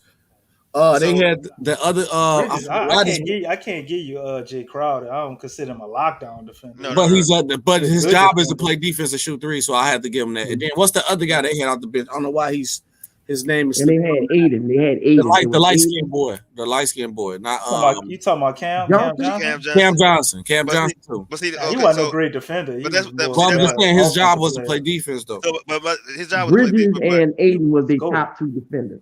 Okay, they top 2 defenders. Did Bridges start? I don't think Bridges started. Yeah, Yeah, Bridges started, man. Okay, Bridges so was pretty damn good. So other than that, so you pretty much had 2 dudes they wasn't. I ain't gonna say they was elite, but they did their job very well. Correct. They pretty much that's what they did. Right. You wouldn't say CP3 is not an elite defender, but he does play defense. He was at one time. Right, he was at one point. Yes. Was at one point, but last year you would say he was more like he was smart. He was smart. He could put his hands in certain spots. Right. Devin Booker was not an elite defender. Not even close. He not even close. Right. But they were still top 6 in defense in the league last year. So what I'm saying is that you don't have to have defensive stoppers in the sense. You just need guys that does what they do well. You got long guys. You got Nickeil Alexander-Walker, who is a tall, got long hands. Same thing with Brandon Ingram. You got Devontae Graham, who is, at least if you like on defense, he know how to get his hands near to the ball. If you get it low to the ground, he can get to the ball. He can disrupt stuff like that. Zion, he's getting better, so he's going to learn or going to figure out exactly how to play defense better. And Jonas is not this, this poo-poo defender that people try to make him out to be. He is a good defender and he's athletic, at least decent enough where he can switch and he's not going to be a liability like Adam was whenever they did the pick and roll, right? So as long as you don't have guys that are completely disinterested in defense, he's going to get you he's going to get them to do it very, very well on defense. And also our offense has been so good the last couple of years. They don't have to be a top 6 defense. If they just top 15, that's an improvement on what we were last year because we won 31 games and we were the 28th, 29th best defense and the 29th worst defense in the league. So SB, go ahead and answer James up when he finished, bro. We're gonna go ahead and close out the stream, dog. No, that's all I was saying. Long with the James. Why you cut him off like that, DC? I thought when he paused, bro, I thought he was done. No, I was done. He ain't paused though. No, I was done. He did. I was done. No, he didn't. You just chopped him off. I chopped him off. I know I must have did it. You didn't chop him off. See what we saying, big baby. Boy, they do something different down in the Caribbeans, man. Damn. I was finishing up anyway. My bad, James. No, you good. I was just saying that they chop his head off, DC. Chop his head clean off. Good enough defenders where they should still be, top 15 at least. Now, with me, I'm just saying. So, who gonna be that guy that's gonna commit to defense in that starting lineup? They all have to. Herb Jones. All have to because you just said BI. You just said BI not gonna do it. I didn't say BI. Trey Murphy, he gonna do it. I didn't say starting baby. I didn't say BI won't do it. I said I expect because one, his 2 years in LA, BI was very good defensively. His first year he wasn't good. He was decent. Don't say that. No. He was good. He was really good. He was solid. He was nice. He was good. His first year in with the Pelicans, he had a lot of offensive responsibilities during the time. So he wasn't as bad. He got worse this year than he was last year. Like he wasn't terrible at defense last year. He wasn't, what he was in LA, but he was still deflecting passes, do a lot of this stuff because he was long. Last year, he just looked disinterested at all together. So we're hoping that had more to do with him not liking Stan Van Gundy than it is to the point where he just don't want to fucking play defense. So if Willie Green, and again, if he buys in, which I think he will, because it's Willie Green, he's going to play defense, and I don't think Willie Green is going to allow him to be out to just sit around and not play. Like, he don't have to be a shutdown defender. Just he long. Like, for one, he's small, but just he got long ass fucking arms. Just fucking stick your hand out there. You gonna accidentally knock the ball away. Bro, bottom line, the superstars gotta be superstars. They're killing me with this pass coordinators. I'm over here rolling at this pass coordinator thing. They got me crying. Your superstars gotta step up. That's just the bottom line of it. That's it. Ain't no way around it. They gotta take leaps along with Jaxson Hayes. And no, we drafted them at that high draft pick for a reason. They gotta step up. The Pels are going to be a very good team. They're going to be a very dangerous team. And another thing people keep forgetting, they got money now. They got money, and they still could go and make another move. So this thing ain't over. Who going to the Pelicans? Everybody right now. See, we back to that again, and we ain't gonna. What are we talking about? God damn, not this circular. I keep lagging out. Sorry, I keep leaving. I was just asking. I'm just saying who. I'm saying who are y'all going to sign to the Pelicans? I'm asking. There's a whole lot of disgruntled players. We can go get Big T Buddy if we want. No, I'm not saying nobody can't. I'm saying tell me the person that you want the Pelicans to go out to. Well, right now I don't know. I gotta look some stuff up. Y'all need to get Dame. Who fits the team best? That's all we saying. You know, sometimes people look at big names, but it's who fits this team perfectly, and that's the bottom line. I ain't gonna say I'm not. I don't want. I'm sorry, Big. You go ahead. No, go ahead, James. You got it. I'll go after you. Okay, I'm just saying. Like, I'm not saying I would never turn Dame away. I'm not saying that. Like, Dame say he won't come here, but I also don't believe that the Pelicans have to go after a Dame to all of a sudden become successful. I think y'all do. I don't think they do because if like to be what you talking about? Western Conference Finals? No. If each one teach one said it best. Your superstars have to be superstars. If Zion and B.I. who we think they will be, and I truly believe that's who they will be, then you won't necessarily need a Dame to get to that next level. You just need the role players around them to be able to do what they do, right? That's what I'm saying. That's what I'm saying. Now, if like I said, if Dame all of a sudden comes out and say, I want to go to New Orleans, I'm not going to be stupid to say, I don't want Dame. I won't fucking Dame. I'm not going to say that. But what I'm saying is that if we build it right, Dame won't be necessary. You just need to go make sure that the other pieces around him, around B.I. and Zion, fits like it's supposed to fit. And then then everything else works out just how it's supposed to be. Like, everybody talking about Golden State, they need to go trade for Dame. They need to do this. Golden State fine. They in a good spot. They straight. They just need to make sure they rookie. I wouldn't even trade for Dame. That's what I'm saying. Like, why would you gut your whole team? Like, if Dame had to come to us, we would have to send them some other players to gut half our team. You have to trade B.I. You have to trade B.I. Yeah, right. It's crazy you said this about Dame to the Warriors. I told somebody earlier that I probably went a little too far saying this, but I said if Dame goes to the Warriors, they probably won't even make the playoffs. I ain't gonna say that. No, I don't agree. Because look, they won't have no defense. All you doing is sign another Steph Curry. It's not 2K. But you just get all the stars and hope everybody scores. I understand that. Because you're gonna get rid of you're gonna get rid of Draymond, you're gonna get rid of Wiseman, Wiggins. Who gonna be on that team? Get rid of all the rookies. They're gonna get rid of everybody. They're gonna have nobody who's gonna play defense on that. You don't have to do all that to get Dame. You give up Wiseman, you give up Draymond, Kanema. No, give up Kaminga. Wiseman, give up Draymond. Moody. You forget they got Moody too now. Each one. You got to give up Draymond to make the money work. You gotta give up Draymond. So you gotta give up Traveling out west, huh? Keep going to the west. They got their hurricane evacuation plans down. That's what it must be. We back on the west coast again. Let me see if I can get on the plane and get back to the city. We will be better. We'd be better than a whole lot of people expect. Like, we don't have to go and get, like James is saying, and people just gloss all over this and they don't look at the fact. When you draft high like you did with Jaxson Hayes and Kyra Lewis, even though Kyra wasn't a lottery pick, he's not there yet. But let's be real. We're looking for him to take a big jump at some point. Okay? We're going to look for we're building from the ground up. That's what it is. We're not building through free agency. That's what and they don't want to give us a break with that. And they trying to use that against us. But the thing is, you don't have to do that. That's what James is telling you. You can build, and DC, you said this a while ago, and Big Q, you made this fact. We need to stop helping teams.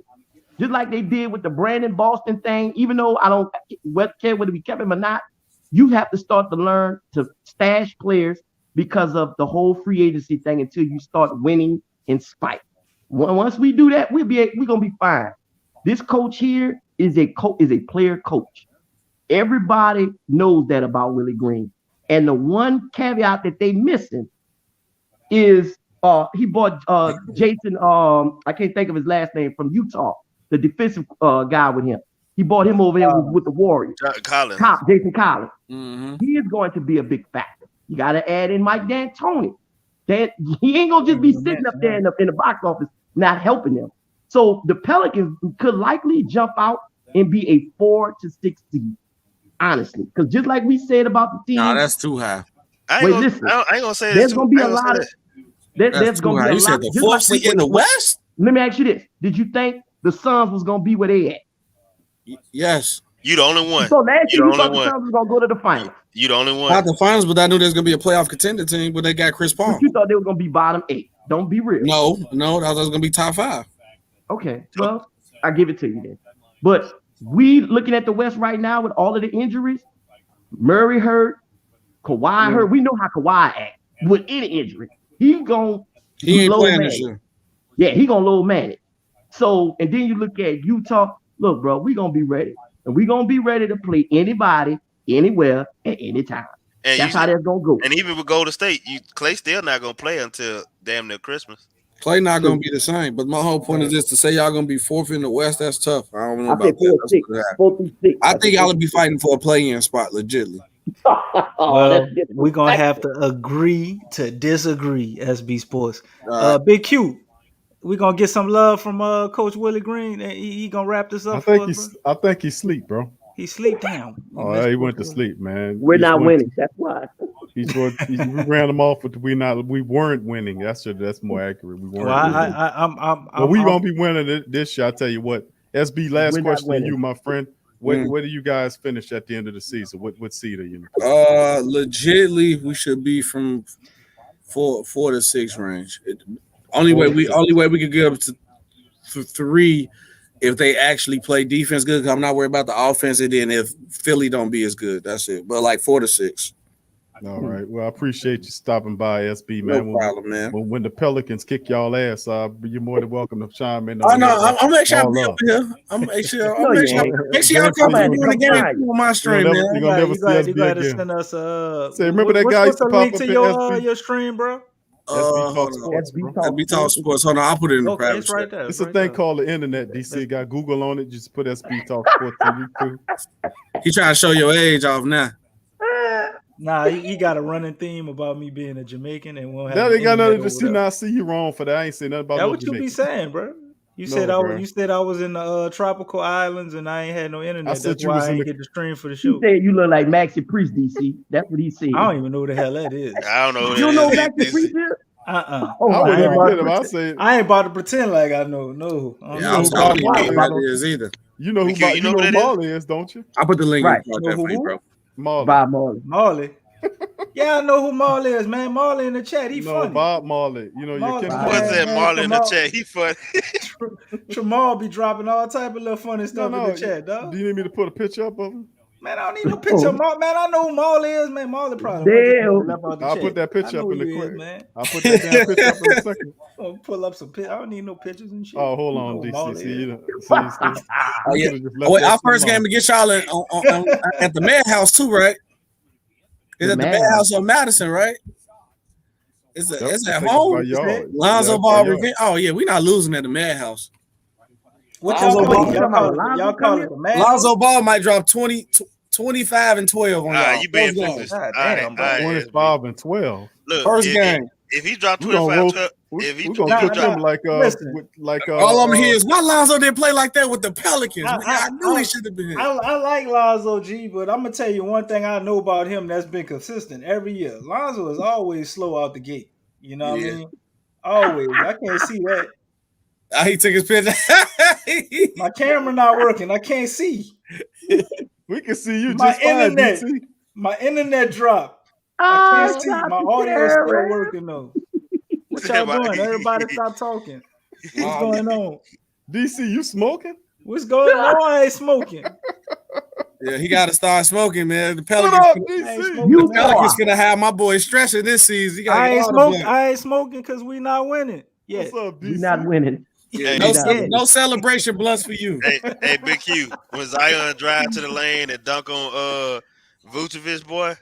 Oh, he gonna crank it on him, bro. I already see that. I can see that now. My thing I'll be with cool, y'all, yeah. SB dog.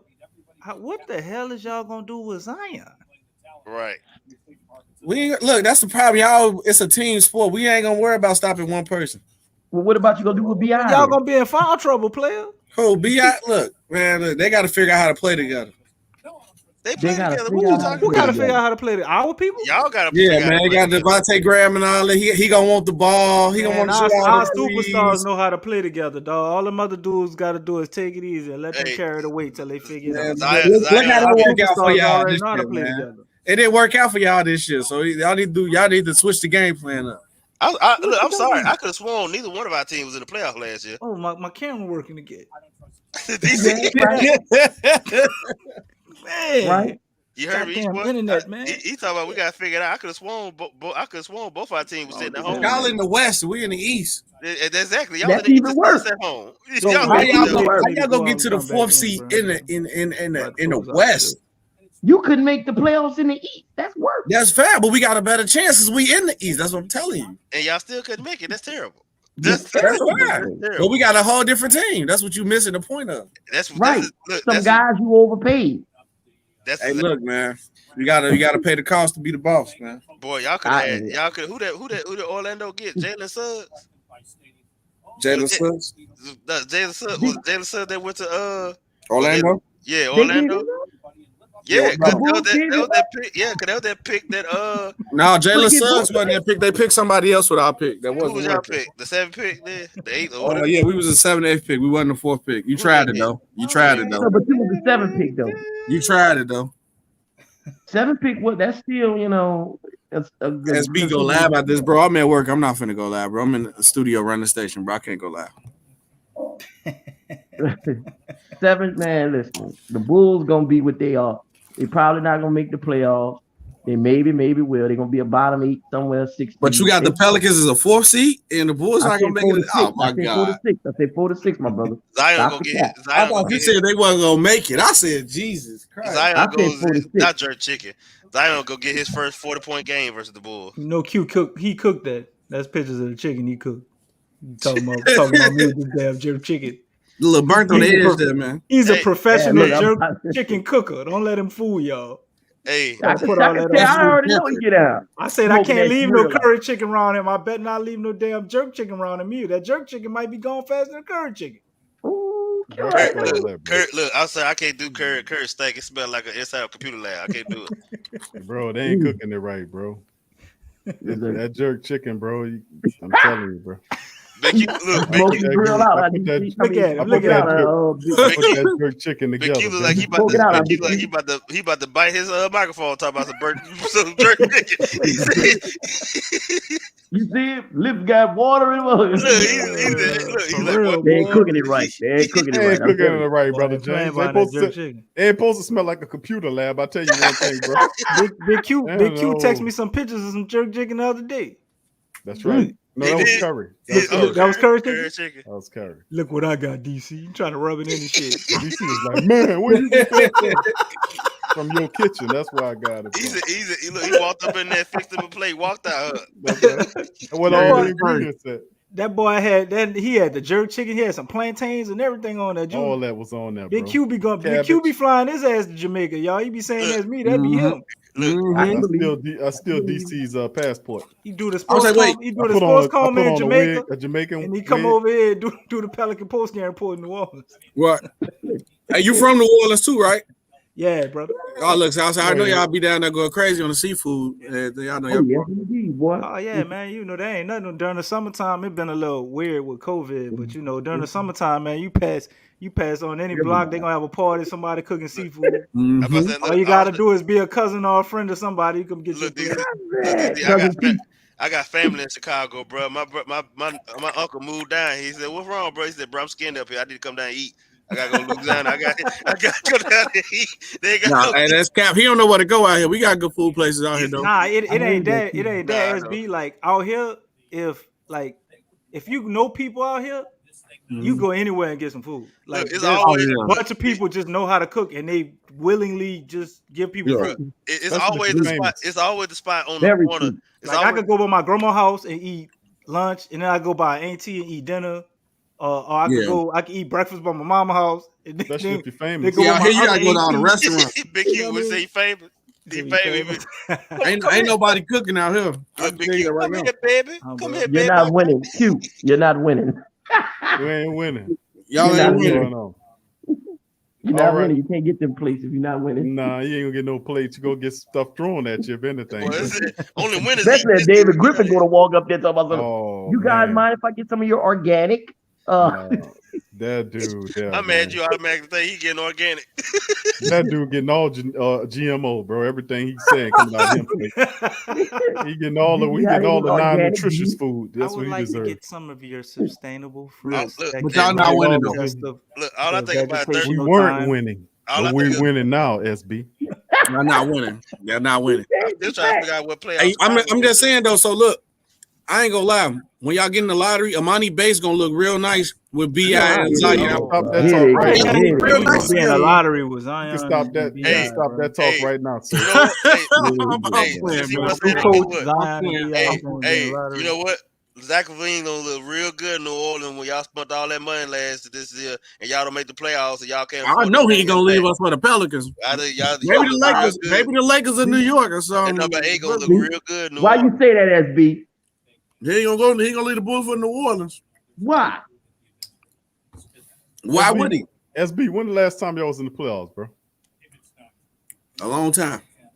How long? Look, it's not a time, bro. Jimmy Butler was on the team when the last time they was in the Jimmy Butler. That's why he won't say Jimmy that. Butler have been on like 3 different teams. SB step on here like they was in the playoffs 5 consecutive years. I say, hold on, bro. When the hell last time y'all been in the playoffs? Chicago had a 4-year run when they had D-Rose. When the last time y'all was in the playoff, AD had a jersey on too, right? No, that was 3 years ago. Stop. 3 years ago, bro. I mean, that's fine. We both didn't make the playoffs either, though. You know what I'm saying? We've been losing. No, don't put that. We made when the last time y'all had a championship? When the last time you had a championship? Cut that out, bro. we talking about the last time. Let's just talk about it, you know? Say, bro, cut that out, bro. Well, that Michael Jordan. Listen. Will Purdue. You talking about Michael Jordan? Do y'all got a statue outside of y'all stadium? Yes, we do. Oh, who? Of Tommy Most. What's his name? He ain't Jordan. He ain't Mike. So he ain't Mike. We do. Get him, Q. We do have statues out front of our stadium. We got Tom Benson. I think we got Tom Benson out front there. Yep. You ask me and tell me if any major importance. Hey, Big Q, I'm gonna tell you what's funny. We got Gleason out there. Yeah, we got statues. Big Q, I'm gonna tell you what's funny. Come on. The Bulls didn't do nothing before Chicago, and they ain't do nothing after. The Bulls didn't do nothing before Michael Jordan. They do nothing after Michael Jordan. We had the Derrick Rose era. It was like 2 years, but we had Derrick Rose. Derrick Rose couldn't handle it. He said it was like 2 years. He said 2 Yeah, years. that's what it was. 2 years. It really was. Bro. It was like 2 years. That was a powerful ass 2 years. Yeah, it was. I know. I'm still hurt. That's my favorite. That's my favorite player all time. He got hurt on my birthday, bro. I was hurt. I'm still hurt. I like D Rose, bro. People was calling me crazy back then. I was saying D Rose was nah, that's the New Orleans with the juju. Y'all got that down there, man.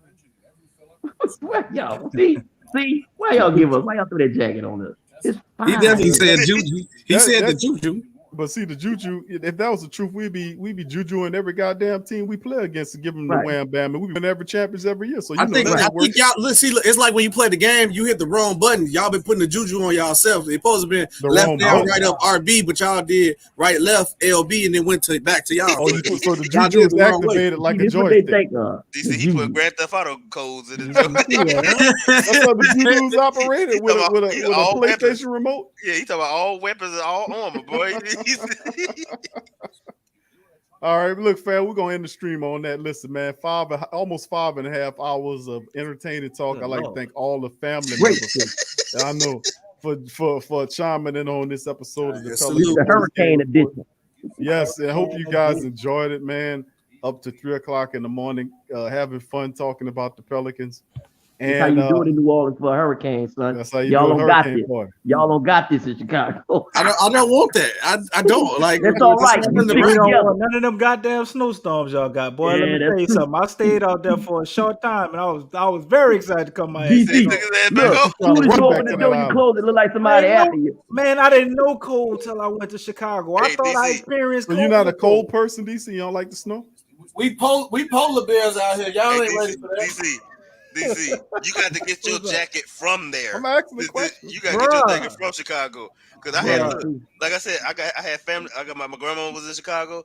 I had a big ass puff jacket sitting in my car just specifically for whenever I went to Chicago. We polar bears out here. Y'all ain't ready for this. We polar bears. Y'all just little lizards. So y'all used to the highway. We polar bears. Real animals survive out here. I think I prefer that. I think I'm cool. No, I'm finna move somewhere hot too. I ain't gonna lie to you. I'm finna get up out of here too. I ain't trying to stay nowhere where the lake is freezing, brother. I'm sorry. I mean, look, why wouldn't you get a saltwater slushy for free, man? You can't get it nowhere else. He said saltwater slushy. Bro.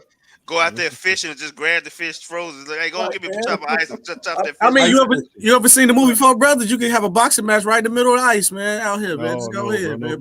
Put them in ice when you're done. I was feeling bad. I walked outside, man. I cried, and it was just one thing. That shit just froze. I was like, God damn, I can't even cry. Turn the icicles. Turn the icicle immediately, DC, I told you, you open that door, look like when you open it, and that cold hit you, you hear them close it like somebody after you. Hey, Big Q, I ain't never known somewhere where cold suffocate you. Like that's Chicago, boy. Yeah. No, you know what it was, James? It was one day, like I had been there for like maybe like a month. I was like, you know what? It's cold. I thought I was a Chicago person that day. I'm like, I can handle it. No, you can't. I went outside and I walked, and it was like this particular day I'm walking out in the cold. They had no buildings, right? Get straight wind. Boy, that gust of wind came. You get straight wind. Windy City, baby. James, I don't even remember what I was supposed to do. I just went and got back in my car. Bro, I walked out. I fucked up the first one I went out there, bro. I walked out there with a windbreaker. I fucked up out there with a windbreaker. Never again. You was never again. It's called the wind. You thought the wind was breaking you in that windbreaker out here. Look. Okay, I'm from Louisiana, so that windbreaker all you need. Like you ain't really need a big jacket, heavy jacket. So I'm thinking like, okay, I'm good. Shit, I went out there. That Chicago cold is a beast. Look, man. I heard. Look, I had to sit there. I had to go get me a thermal. I had to get me some gloves. Then I had to go get me a big ass leather jacket to put on top of that, and then the puffy jacket. Then I felt warm. So wait, SB, tell us the truth. Isn't, and I heard this, and I noticed they said this to be true. Isn't the track in front of the stadium? Like, you know what I mean by the track, don't you? Right. Isn't it in front of the stadium? Like, I seen them checking a few people out. Like, is that really how it is? Oh, you talking about what, the weather? No, the track. Like talking about the track. Like pimping the track. That's what I'm talking about. Oh, I didn't know what the fuck you talking about. I thought. Yeah, I was lost. No. I was looking. They said they had problems in front of it. Each one trying to seize up. No. I saw. I'm lost, bro. You gotta explain that again to me because I'm lost. You from Chicago? You don't know what the track is? Oh God, no. I don't. I need you to repeat what you were saying. Like, no, I said they said that the track was in like where Michael Jordan statue at. Mm-hmm. That's where they be having the women across the street getting it at, like as far as the pimping and all that. I just found that crazy. It's but they actually showed it on a little something they did, and I was like, "That's not true, man. It's not true. No, it's a parking lot across from the Michael Jordan statue. There ain't nothing across from that no more. You must be talking about something like what the 90s or something. Okay, I see what you're saying. Yeah. That's what it looked like. It was a little after 2000. Yeah. You right. Yeah. I don't know about that. I was a little kid, man. What you know about that? How you know about that? He was out there with a Pelly on. That was a long time ago. I'm a changed man. What a track at. He was out there. He was out there teaching one and eaching one out there, man. Well, what I do know though, hence the name. when you go to them sports events out there, you call yourself catching the subway or something, boy. You better have your head on the spot. No, not the For real, like that. Yeah, boy, they be looking for some food, boy. Yeah. All the people coming out them games, be looking for some food, boy. You gotta pay attention. Mm-hmm. That's anywhere though. I went to one of them, with a Chicago Cubs game or something out there, and I, you know, just being from New Orleans, I'm looking around, I'm like, oh, these some type of characters here. These little guys over there. You see a couple dreads. They were hungry. How deep? I seen them, dog, and they looked at. They saw me see him. They're like, all right, he can see. We not gonna mess with him. It wasn't that. They were just trying to figure out why you had a Pelicans hat on, just openly outside. No, it wasn't a problem. He says a Pelicans fan. Bro, they make those. But the Pelicans ain't even exist when I was out there. They were still the Hornets. They were still the Hornets. The Hornets. Did we have the Hornets? Yeah, we had the Hornets. It was the Hornets. Hornets. It was the Hornets. That's what CP was on the Hornets. Okay, I give you that. Somebody saw you with a Hornets jersey on, and they respected you for wearing that teal. Yeah, like, man, this dude got enough heart to wear a teal and white jersey. That Charlotte. What kind of hat you had on? That Charlotte Hornets thought it. I don't know, bro. I did have a hat on though. I don't know what hat I had. I'm gonna say you got dressed. You. I see where you had all Big that. Q waiting on that. Big Q waiting on that. Damn, I should have just said a Yankee hat. I could have kept it on with you. See, that's why they was looking for you, man. What the problem with me, boy? DC. Damn, bro. What they said? DC said, "Where you from?" I'm from New Orleans. Really, bro? Seriously? I bet they could tell your accent and everything, huh, DC? As soon as you like. I would say he looked like he got the dreads. He light skin. Like he'll fit right in. But that's no. Is his dreads big up there and everything? Yeah, bro. I would say, bro. I'm gonna say, if my dreads. Hold on, I gotta turn my camera on. My dreads went braid to the back. My dreads probably longer than his, bro. Yeah, I'm about to say dreads is big up there. Oh, thank you, got me, G. Nah, how long you been growing your dreads? I'm like 9 years in. I'm about to say like 19 years in too. Yeah, my shit pretty long. Yeah, mine long too. I know your hair long because you got it braided. And real people with long hair know you got to keep your hair braided. It'd be irritating, but just leave your dreads out. A lot of damn hair. I ain't got the patience. I ain't got no patience to go to those dreads, bro. Y'all got it. And I ain't got the patience to go to the barbershop, boy. I'll be happy. How about that? It do take a lot to keep up, don't it, DC? So you ain't got the patience to cut it and go to the barbershop, huh? Nah, you just gotta wash your hair. Each one teach one. You wash your hair. You know, get somebody to twist it every once in a while, bro. I probably only twist my hair maybe once a month. You know what I mean? But I might watch it probably 3 times a month. Yeah, my girl do mine, so I was like, I don't even got to go to the shop. Right. That's the key. Cause my homeboy, his wife, she do hair. Like he got dread. Like, look, find you a girl to do hair. There you good. That's all right, man. I'm all about people true. Who willing to learn. I'll show her. As long as she willing to learn, we can work with you. Yep. Tell them again. Look, man, how much money I save? Bro, that's an expensive endeavor, bro. I'm about to say it had to be to keep it up like that for my. I was growing mine at like before that time, and it take a lot of. It's gonna take you a little money to keep it up. The beginning, like you say, the wars. Like if you go to a hairdresser and you ain't got a girl or something like that, you know. Well, the thing about it is, you like protecting your hair too. When you wash it, you got to put all the stuff. Hold on. Let me stop. Let me pump the brakes on all this shit here. We ain't gonna be talking about no hair up in here, man. What's going on? Yeah, you brought it up. You brought it up. You gonna get mad at what going on up in here, man? I'm gonna cut all this out right now. I'm gonna cut all this out right now, brother Bob. Go ahead and close the show out. You must be bald under that hat, man. You must be got a bald. I told him, you got the Michael Jordan up under there. That boy, he don't even lift that hat up. Q hat don't move. No, he got the Gerald Levert under there. I got headphones got the Gerald Levert up under there. That's what he got. I was over there. He was doing a podcast one time. We had a break. I tried to pull his hat off. He ain't come off. He had a glue on. He super glued his damn head on, man. Don't let nobody see that shit. DC, let me see the top of your head, bro. Look, hey DC, he take his hat.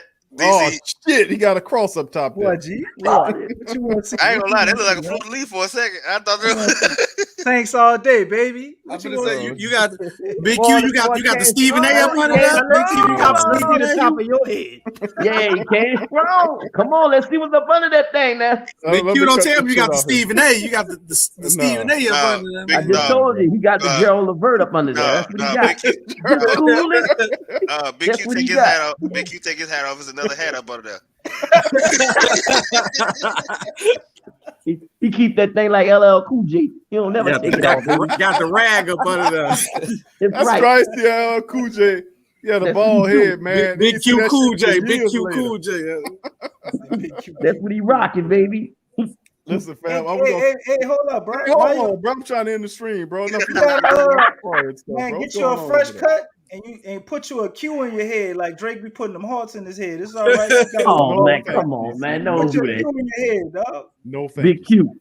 Yeah, no, you can put a B and a Q. I'm Big Q from the Sports Coma. You just rock it like that, son. They'll know you too, Q, from that Q. They'll know you.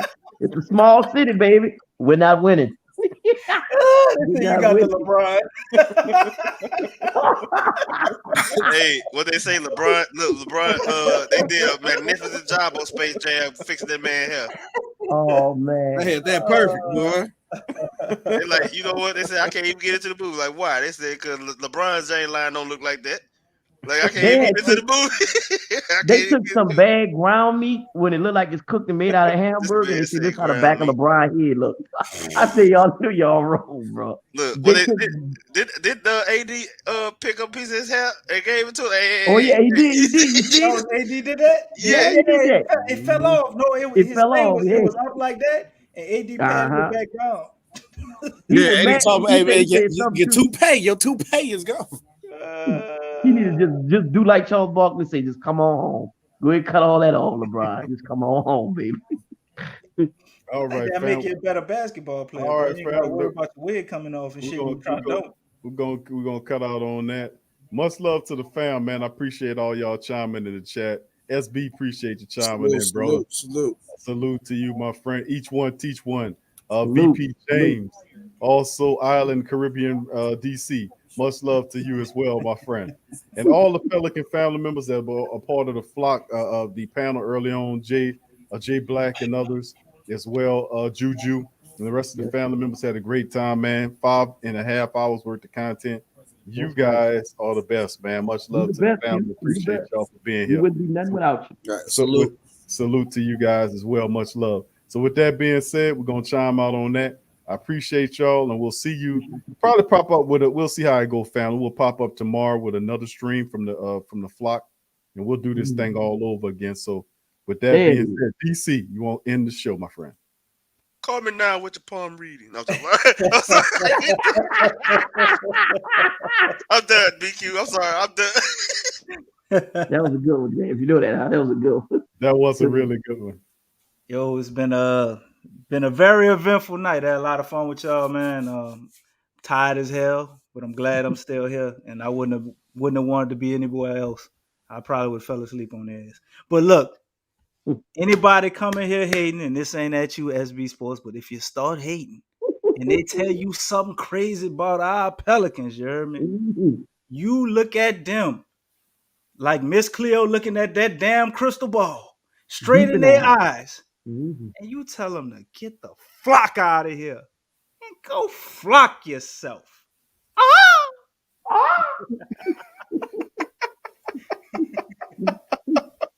Much love, fam. Get out of here. Get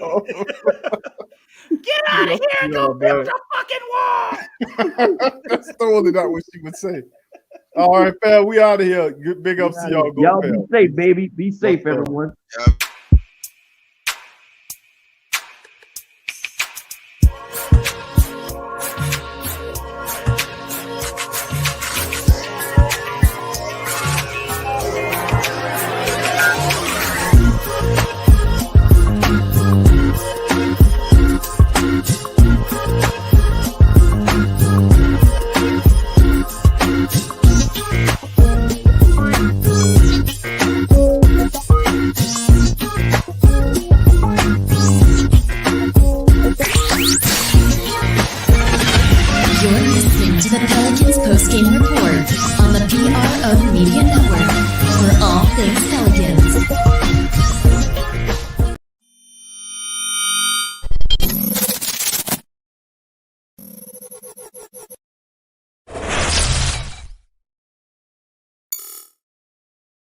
TheWhoThatDaily.com. That's right, TheWhoThatDaily.com. Your one-stop shop for everything New Orleans Saints, New Orleans Pelicans, LSU Tigers, even the top flight boxing news. So if you're a Who That and you're looking for a place to stay up on your team, TheWhoThatDaily.com is your site. TheWhoThatDaily.com for the sport Who That in all of us.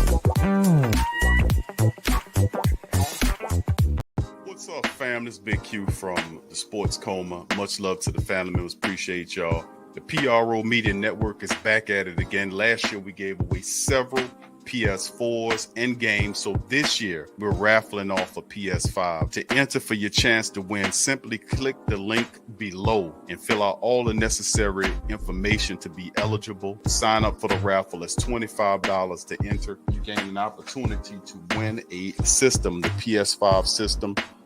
Like I said, it's a one remote and everything in it that goes with the full system. These things are hard to come by. It could be yours. Into the raffle today, $25 get you in. There's also a deal when you buy more than one ticket that up your chances of winning. Jump in there. It also benefits the platform as well. So feel free to sign up for the first annual PS5 raffle from the Pro Media Network.